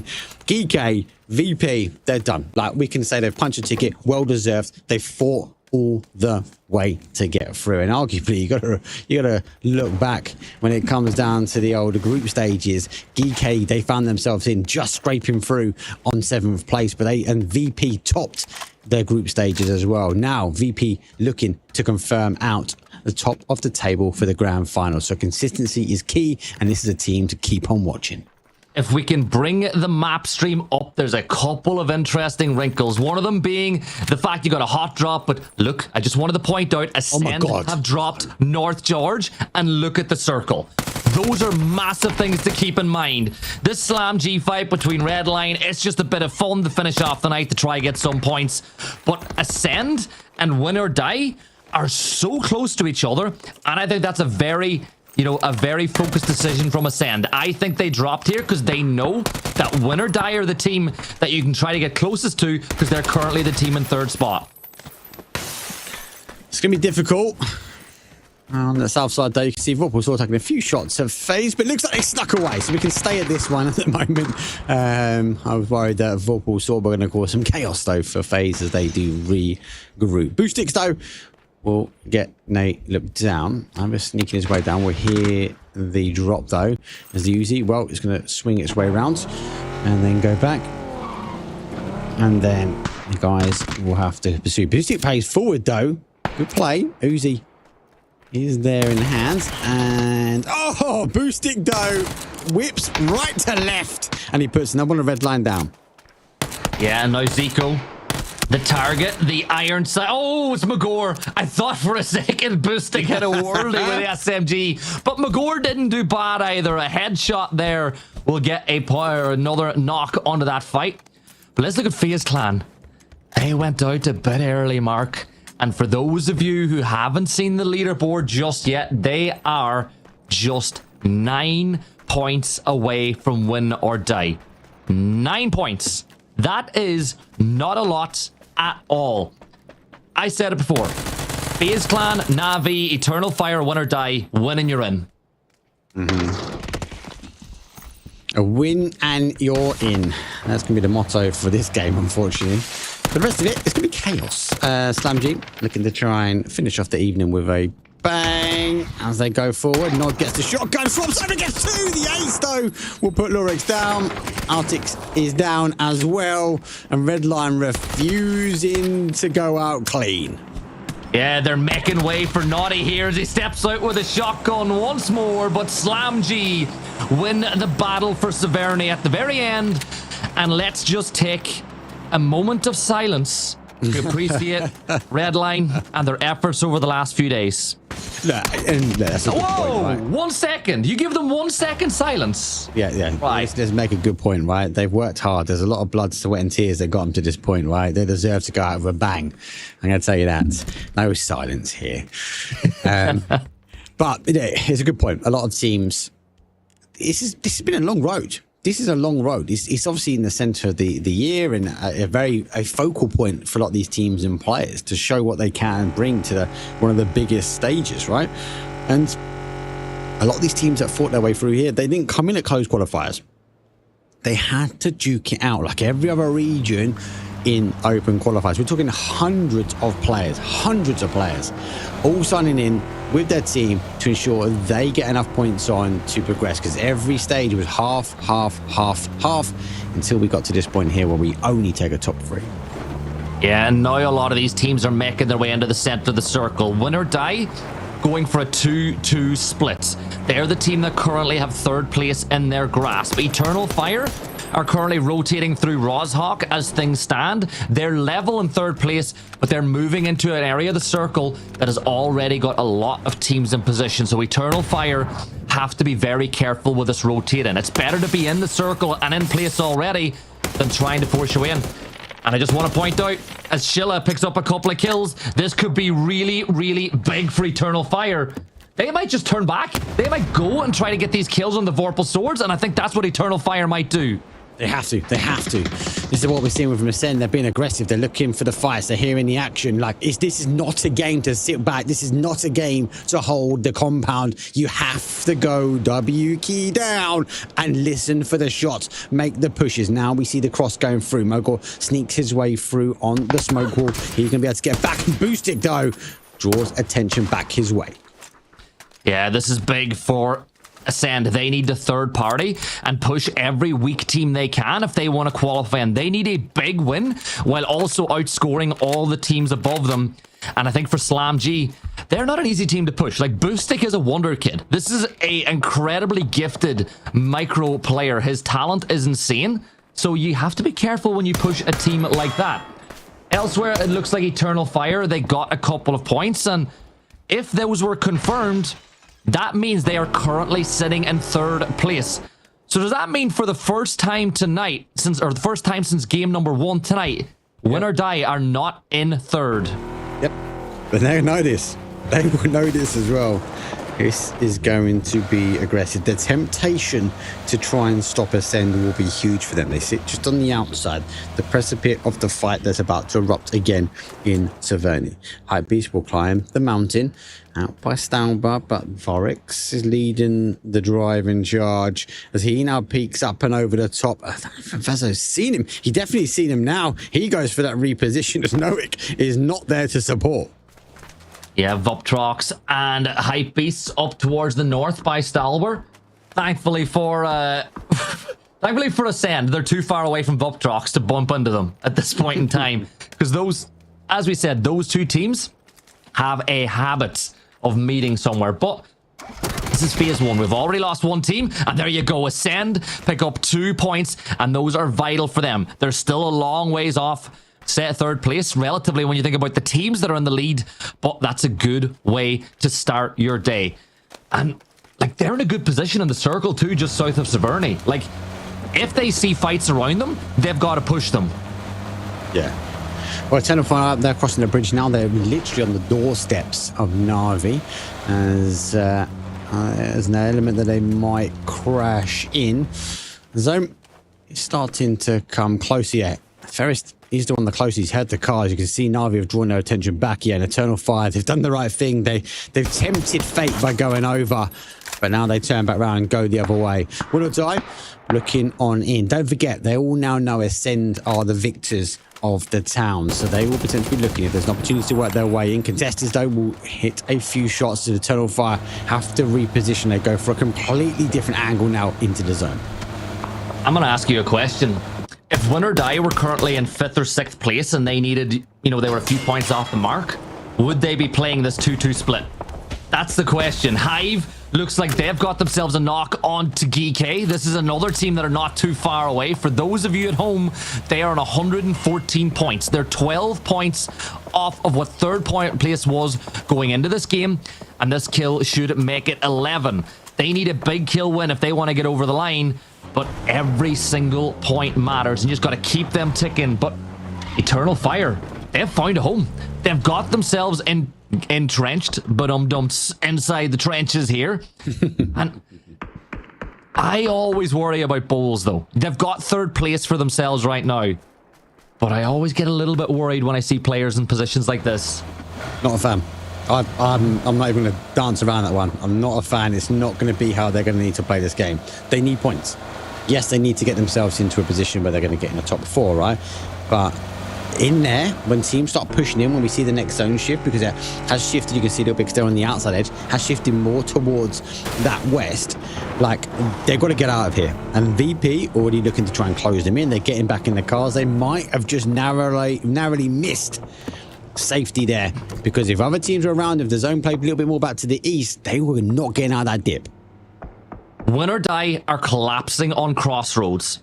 Now, this is a really important point to make. Crossroads is phenomenal for all action teams that love getting in gunfights, which is what Win or Die like. But we'll focus elsewhere, because it looks like FaZe Clan are in a battle as it stands. They're fighting with Hypebeasts. A point more or two on the board for them will certainly help. But Mark, what happens Crossroads all the time if you're there? Well, they lock it down, eventually you see a crash, and eventually you see them split apart, and they can't collapse. Like, they can't collapse and keep their bodies up. Crashes. There are so many crashes on Crossroads, so Win or Die need to have the best communication they're ever going to have. Now, Contesters did get a knock, but it's fine. Don't lose your mind. They're way off on the yellows, just further south, so that is not going to be a kill confirmed. Now, if that Kwepa gets the knock on to Vazo. This is big. Eternal Fire, they're going to be down one player. They're down two. This is massive. This is the door opened up. They've got a couple of kills. They hold the spot, but here comes Scylla. This is the game for Eternal Fire. They're in this battle, 2 versus 1. Molly thrown in on top of Noik. Noik erupts in the flames. 5 kills on the board now, but you've lost 2 players for it. But you've 2 up. Oh my god, Nixie gets a knock. And here comes VP. Oh my god, VP collapsed. VP are full send. Why wouldn't they? They can take a team out. They can stop the opportunities. Eternal Fire always get that. Always a problem at land. And VP in the grasp of their hands have the opportunity to deny. Ascend also onslaughts onto this one. And Brex will get it. Go Marco goes down. That should be enough for Ascend to maybe get another point and an argument to say Eternal Fire don't do it in the last game. They're still in third place, but it is out of their hands. They need to sit back and watch and wait to see what happens elsewhere. And you never know. There's still a world where they could get over the line, but all of Turkey will hold their breaths now as they wait to see what happens from here. Win or Die with a great position. FaZe Clan rotating in on the north side of the circle, and it looks like a little further south the Bushido are sneaking up towards Vuptrox. Bushido would need a 20 kill win, maybe more, if they want to get over the line. There's one. Yeah, it's a start. It's a start. Take the start, and then the car will go. They're going to be able to get the spray, though. Depends on the transition on the car on the right.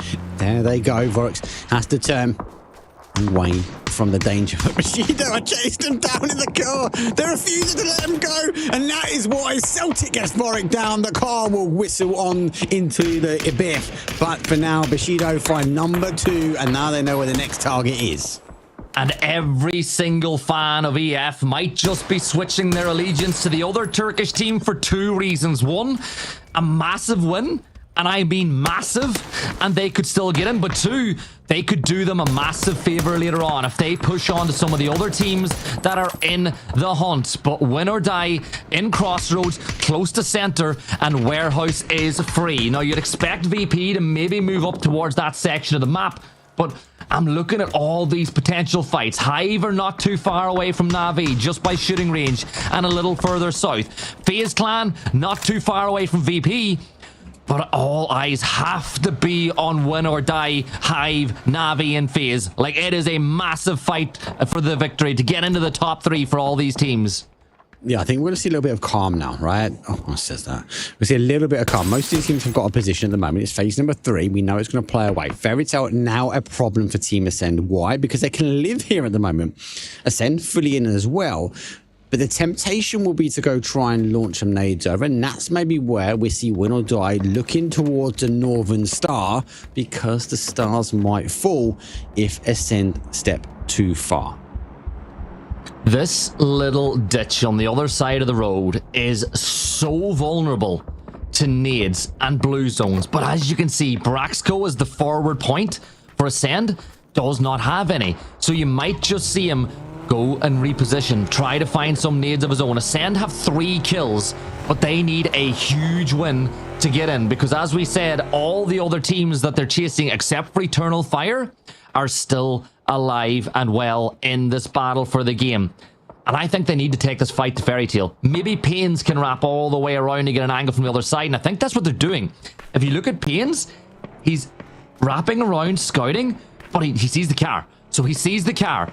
This could be huge. A knock on this position, and it'll be another full ascend. This is what they're doing. They need points, right? Ascend are trying to ensure they get confirmation. It is make or break. Stick or twist here. Great shot though from Pains. Doesn't quite get the knock he needs, but it does potentially give the opening. It's Chris. Has he got the util that might be needed? He dances his way out, but then he moves his way back in towards the cover for now. And Pains still continues. Yeah. GK got the knock from far. Look how far away GK are by shooting range. Yeah, but the problem is, do they know who it is? I don't think they do at the moment. If a smoke blooms, you should. If you see smokes, that should be the signal that that knock was the team that you were looking at. But again, Ascend know how important it is to keep all 4 players up. At this point, you know that trade we spoke about where 1 player for 4 points? That does not apply to Ascend. They need to keep everybody alive for every chance, and the circle shift is massive for Win or Die. FaZe Clan now on the outside need to rotate in towards VP or Vorpal Swords or Bushido to make their play. Hive also need to get going. It is all popping off, and it's Levante that gets the knock onto this fight, finding Conf. Ascend have to push now. They've got no option. The zone shifted away. Ascend have to push their way in towards Fairy Tail. Yes, they receive knocks. Brex gets bright side down. Crexy does get a confirmation as well. So more points on the board. Brex also there. Also, he gets whips across, but then goes down. It's Chris. Needs to get the repositioning. Needs to get the cast. Bing! Bounces over. Explosive, destructive. And Bomalovo gets Brex down. Yeah, that's big. That's really, really big. FaZe Clan making their full send now. Oh no! Oh my God, Vard is no! going upside down. Celtic clicks on empty. That might buy Vard and a little bit of a reprieve, but this is not going good for FaZe. Neil Kopp will find the knock, and FaZe Clan's chances are starting to get torn apart. GK bringing the fight to Ascend. Chris spots out them all. Sprays, gets the knock onto one. Goes for the instant flush, but doesn't find it. Does a little bit more damage, but 4 kills on the board, and FaZe Clan are out. No FaZe Sundays. Another team falls, and this is all good news for Win or Die. Hive and Ascend and Navi, they spot out Hive. They get into the circle just ahead of them, and they should crash onto Aniko's position by the shack, or they might even go down into the trench. That is all. They've got calm. They've got calm before their storm. The stormiest storm on Ascent at the moment. Navi looks ready to go. Geeke have played in as well. FaZe are no more. So that's 1 team now out. Pains, well, launches the molly through, but has to dance around the nade that comes back from Diffix though. Looking for the pre-fire. Nade comes out, catches the backs, not the packs though. When it goes straight into It's Chris, the trap is laid. 7 kills for Ascent as they now start to climb the leaderboard. They're on 118 points as it stands. They're so close to crossing the line. Hive find themselves in the middle of a storm in the center of the circle as Vorpal Swords will fall to Navi. And that's a Bushido as well. 2 more teams that need the points, picking them up. We're inside the placements now. And those placements, plus a kill or 2, will see Eternal Fire fall from 3rd place, because Win or Die have a great opportunity to get this done, because they're still inside the circle. critical as things stand, but Ascend have got their tails up. They're on the hunt. They're on the prowl. Maybe Na'Vi, though. Can they take the fight to Hive? That bunker, that little bunker is a tough spot to break. VP trying to close the gap now on Ascend's. Na'Vi staying calm, staying cool and collective as CS though we're under the pressure as Rox will get the confirmation on Melman. CS going to go for the crash now. They're going to make the play towards Hive. Their chances of qualifying are next to none. And Rox puts his head in the cubby hole for now. And Luke Rux gets a send. Pains and Kiliakai down as they need to go full send forward. But one remains for them. A huge shot comes in from Nixie. But it's Chris, 3 HP. He's going center zone where he can. But there's already teams here. He finds a shack. It's the only opportunity he's got, but he needs teams not looking his way. And that is Taego gets the kill, and Ascend will not be ascending any further from this point. Another opportunity. Na'Vi picking up points on the Hive, as Hive only have Rocks left alive and standing, and Hive will also not be joining the party. And with those extra few points, I think that might be enough to get Win or Die into third momentarily. But the job is not done. Na'Vi, Win or Die, have the chance. It is essentially a two-team shootout now for that final spot at EWC. 6 teams left alive, Mark, and 2 of them still with a shot of getting there, and 1 of them already have their ticket punched. Win or Die have moved away from their compound now. They hold on the inside edge. VP looking down towards the Bushido. MK in hand. They might be trying to look for the crash, but Win or Die using the deployable cover. Now, that has not been their favor all the time. Bushido now on the defensive run as the crash is now happening. Nixie will go for the cover, but Corexi is there, the new boy for VP. We'll get the confirmation. 6 plays there for Bushido. That will be the end of the Samurai's journey for now. Na'Vi, 4 kills, 2-2 split, and it has been kind of calm for them at the moment. But while it's been calm, the kills have been raining for other teams, and they need kills to get over the line. Win or Die and Na'Vi both getting another point. Na'Vi have got themselves, I think it's 7 points so far. Win or Die with just the 3 placements. Remember, I think that Eternal Fire had 4 or so kills on the board, so they're still not close enough. But this could be the one. The blue zones, the doubles, the nades, the storm, and it's going to be Gedrox holding from the other side. Aniko just about getting out from the firing squad. But Win or Die, the pressure. Keep your calm. Don't let the shakes get to your wrist, because you need to get this one done. Could you imagine Win or Die are in a position where they could secure a spot after LAN, and that could be a redemption for the side, a story that might just be complete. It might be a complete story at the moment. Aniko, he knows what's coming his way. A level 3 vest. He's got a bit of util and nade ready to go. VP looking to claim the other side as well. So be cautious though, as unfortunately the bait has been set. And VP with the MK in hand, will that be enough to try and stop? If they deny Win or Die here, Na'Vi will need to activate. Oh, of all places for the zone to go, it's only going to put our champions of the lobby, the only team remaining in. Oh, VP are going to have a chance to play Kingmaker. VP have a chance to determine who will get this final spot.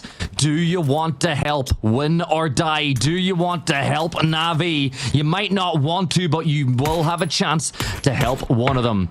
Win or Die, still no kills on the board. They're still not in, and Lucarux is going into a position where he will get an angle onto Win or Die, and that could be bad for this team. But they have got to move. I'm looking at it though. Where the hell do Na'Vi go from here? Like, where is their move? What's their path? It is open terrain all ahead. Tell you what they're waiting for, and that is the fight. If Win or Die push towards Voptrox, I will be so surprised. Na'Vi are going to try and sweep their way in. CS are going to also get involved. So again, Na'Vi are just waiting in the wings. CS get the initial knock onto Win or Die. Win or Die get the initial knock onto CS. Na'Vi might play towards this west side. If not, Na'Vi have to crash, and that has to go towards VP. There goes, yeah. Hello, my bad. Gets that shot off the snap. And that's a huge Navi's knock turned. for win or die. They're moving. Navi are on the move, but that extra point could be big. Navi are sending it now inside the circle. They're getting out of dodge. And now contesters are moving into this battle. They're trying to retreat. They're trying to move. They know that win or die are pushing onto this fight as Anico will look towards VP. But win or die are making their move on the edge of the circle. They're clown have to carded crash. all four players clashing on to Anico. They're sneaking on up. They're moving in. Extends gets the knock. This could be Another huge. time. Levante Keep gets going. the kill, and it's the second one, but the job's not done. Anico still alive behind, but Navi and win or die. This fight right here could determine who is going to EWC. Look at VP. They're moving up as well. They know they're trying to play on the flat plateau. The plains of Erangel have been set. The polar bears are looking to claim and feast. 4 versus 4 versus 4 versus 1. They were like, the wolf is not worth the crash. We need to chase the kills. And it's come down to the final game. Smokes will be blown from Navi. That's going to try and deter VP's push over the top as they are taking damage from win or die. And Levante will get an opening. It's a race now to try and get the confirmation, but it gets the confirmation on the board.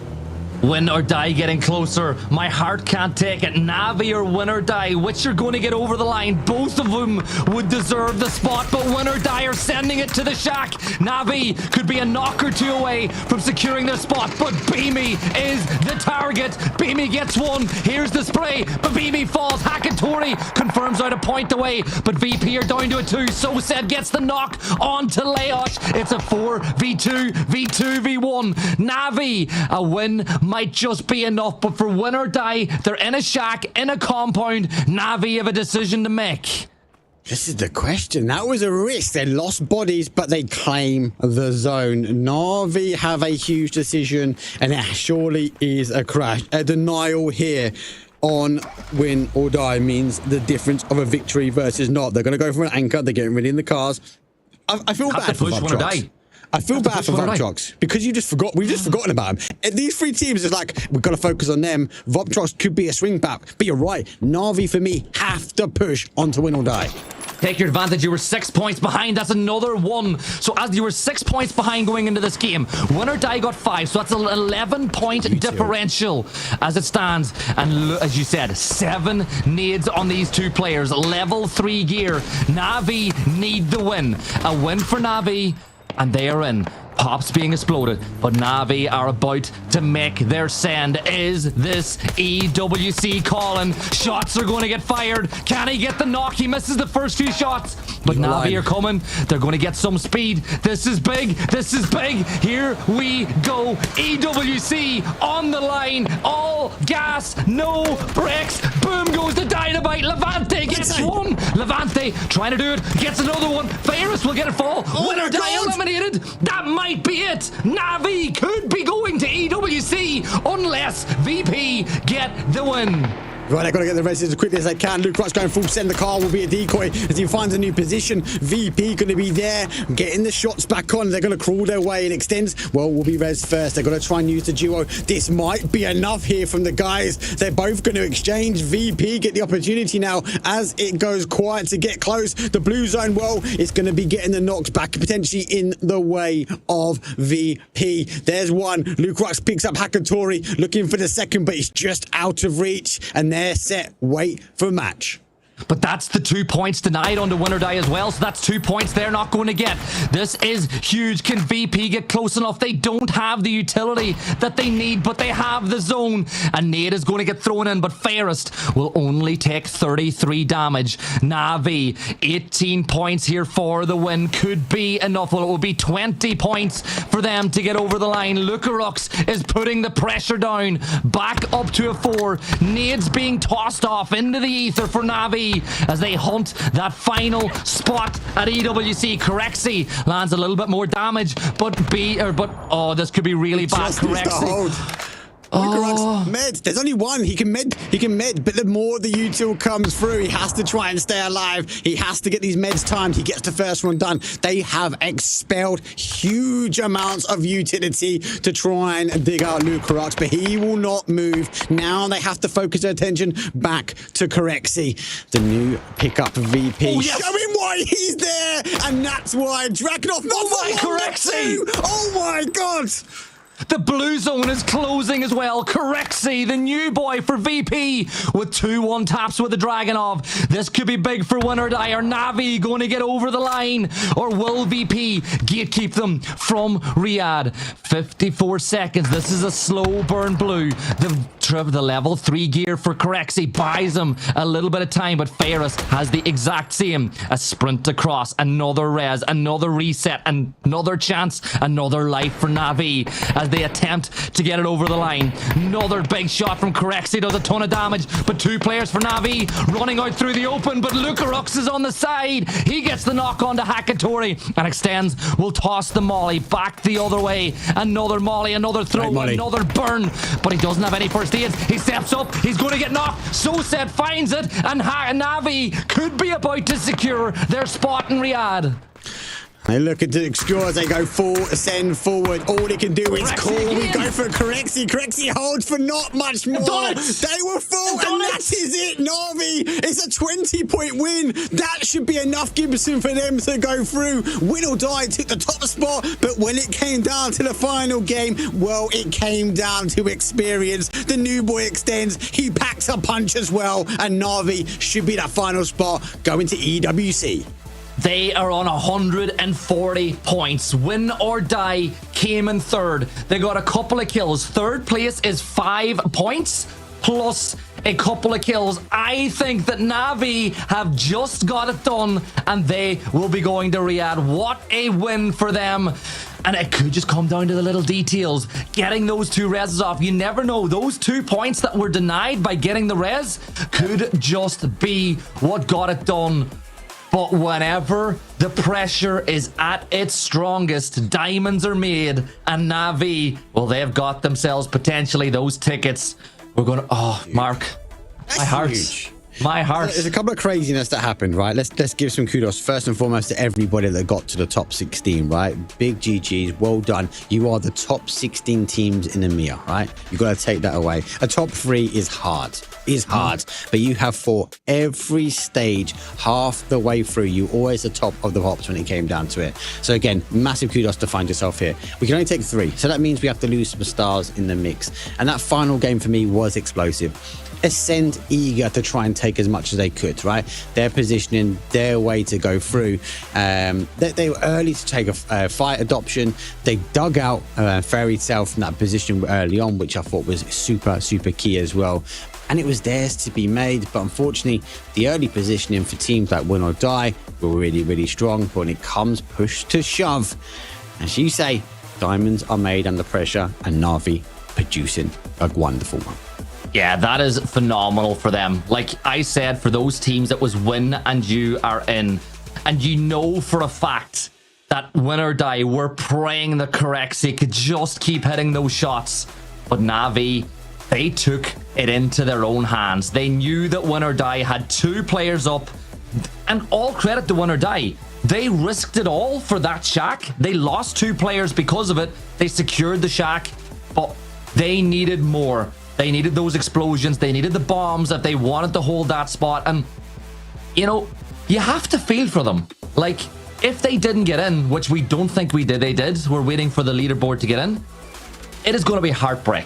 Like, I wouldn't be surprised if they are devastated because they were so close to doing it. An unorged team took on Goliath and almost won.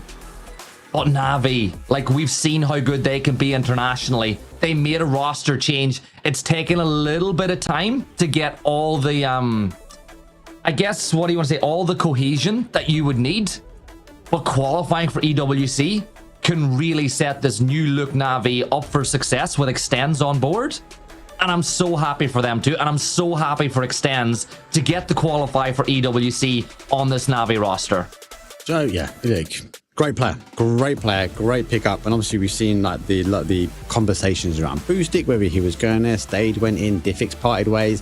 Diffix now finding a way through. I said GK had a taste of LAN, but without Diffix there, they all said it didn't feel the same. Now, is this a team which we're going to see explosive? Like for me, like I've got to give it kudos, right? I've got to give it kudos because to get a top 3 is remarkable, but then you've got to argue GK is a new-ish team together. Yes, they've had a taste of land, but they've not all been there, but they look strong, and taking them to EWC, you've got to put them as a real big talking point of actually how are they going to perform, because they also deal very well under pressure. And I've just had a look. We're waiting for to show the viewers at home, but I can confirm that VP, GK and Navi will be representing the EMEA region alongside BB Team and Twisted Minds at EWC, as EMEA will look to wrestle the tournament away from American hands in the hands of Falcons, who are the defending champions. Again, my heart goes out to Win or Die, Eternal Fire, FaZe, Ascend and Hive. They all battled and gave it their all, but you have to give so much credit to Navi. And with it being only a 4-point gap, if they didn't get that win, if they had a fall, and if Corexi had confirmed out a couple of those kills and the blue zone did its damage, then it would have been Win or Die going. But as I said, cream rises to the top. It's a bit of a difficult statement to make, this one, but VP had such an influence of who was going through and who was going out, right? We saw that several times. They wanted to play in, they wanted to be aggressive. They took out Eternal Fire, right? They denied them opportunity. They then took out Team Ascend. So not just the ability for them to go top of the table, but also they're looking to take the people they want, with argument's sake, to the big stage at the end. So again, huge changes, huge shakers, but you've got to give VP credit. Oh my God, they topped the closed and they now top the finals as well. Consistency is key, and this team is rising to the top. Yeah, like when you make a roster change, it is always a big decision to make. And Diffix, getting rid of Diffix was a tough decision. Like, it is not an easy one to make at all. You bring in Extends, and you saw Extends have a big impact in that final game. Win or Die. The heart breaks. They get this knock on the Nixie, and they confirm that point. Then they decide it is time to go. They push this one. But that knock by Beamy right there, that knock by Beamy, and then Hakatori confirming that kill away, and Soset having the angle, won it. Like, it was brilliant by Navi to go, the crash is happening here. These are the teams we need to focus on. And brilliant job of cleaning up those points. It's definitely worth mentioning how cool, calm and collective Navi are. We see sometimes when the zone shifts, some players and teams just move for the sake of moving. Last couple of games, we've not seen that from Navi. They stayed. They stuck really, really well.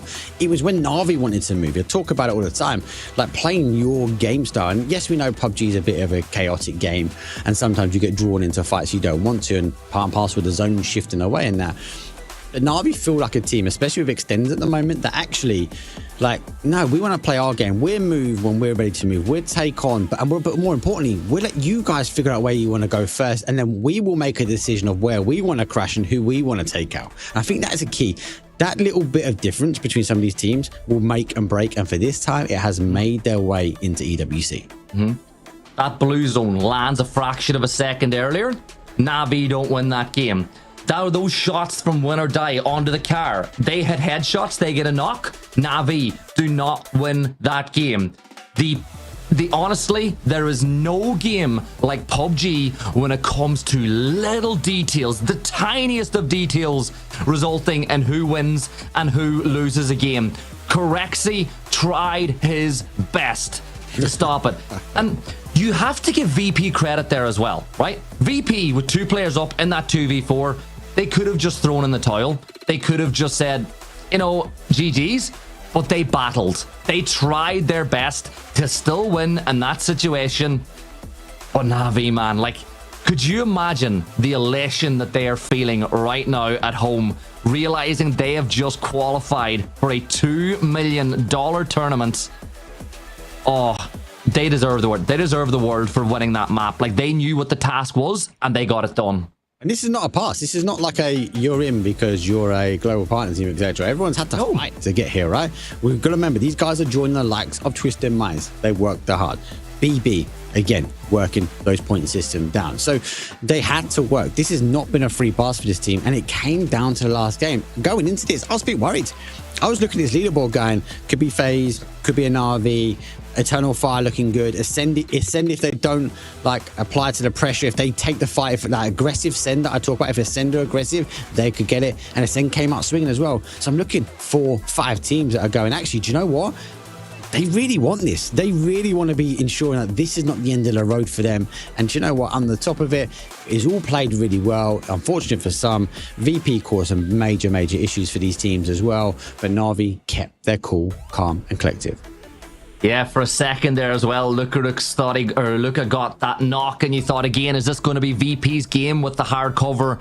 But what a molly that was. It forced Luca out. He tried to take on the gunfight, and Extends, knowing exactly where Corexi was. They fan out, they get the 2 angles, they know Corexi's going to peek. And here we go, the man of the hour, the newbie for Extends, his POV of the win, a couple of bunny hops. Man, well done, Na'Vi. Insane game.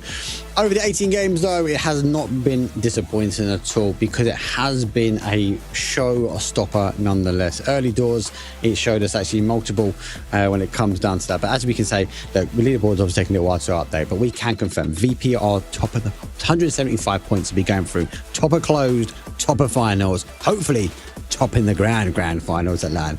Ikike though will go for 147 points in second place, and Na'Vi do sneak in 140 points, as Gibson says, is the cutoff. And for those, it's only 6 points in it. 136 points for win or die in fourth. Obviously, Eternal Fire unfortunately dropped in 131, FaZe 119, and Ascend 119 as well. Obviously, placement points will force FaZe up higher than Ascend, but it doesn't matter. Does not matter. All that matters is those top 3 teams will be joining, as I said before, the likes of Twisted Minds and, more importantly, BB team. There are 5 teams that be going to the road to Riyadh, to EWC. I'm excited to see it, Gibson, and well deserved for these 3. Yeah, they will join, as you said, BB team and Twisted Mind representing EMEA at EWC. So Korea is done and dusted, and EMEA is done and dusted. Later on tonight, we will find out who will be qualifying from the Americas, where LG, Al Qudsiya, and Team Liquid currently hold their spots in the top 3. But if Europe, if Americas is anything like Europe today, it is going to be a hell of a finish. All we can do is wish all of these players the best going forward to EWC. Wish all the talent who'll be working the event safe travels when they get there. And obviously, Mark, thank you as always. It is a pleasure to get the opportunity to cast with you. The opportunities don't come as often as we would like. But again, thanks to production, the crew for having us. And you know what? This is your region, Mark. It would be dishonest of me to take the close. It's your region. You can say goodbye. You said it all. Most importantly, well done to all the teams. And again, a big shout out to everyone, even from when we opened up the qualifiers all the way through to the close and then to the finals. GG's, you made yourself through. Gibson, again, thank you very much. And most importantly, thank you to production, everyone behind the scenes from PUBG Esports to make it happen. Obviously, that is the end of our journey from the road to EWC. And as Gibson says, don't go anywhere. In a few more hours, we are going to be able to crown our 2 from actually the North America region that'll be joining in as well. So, we'll see you guys later. That's it from us now. Peace.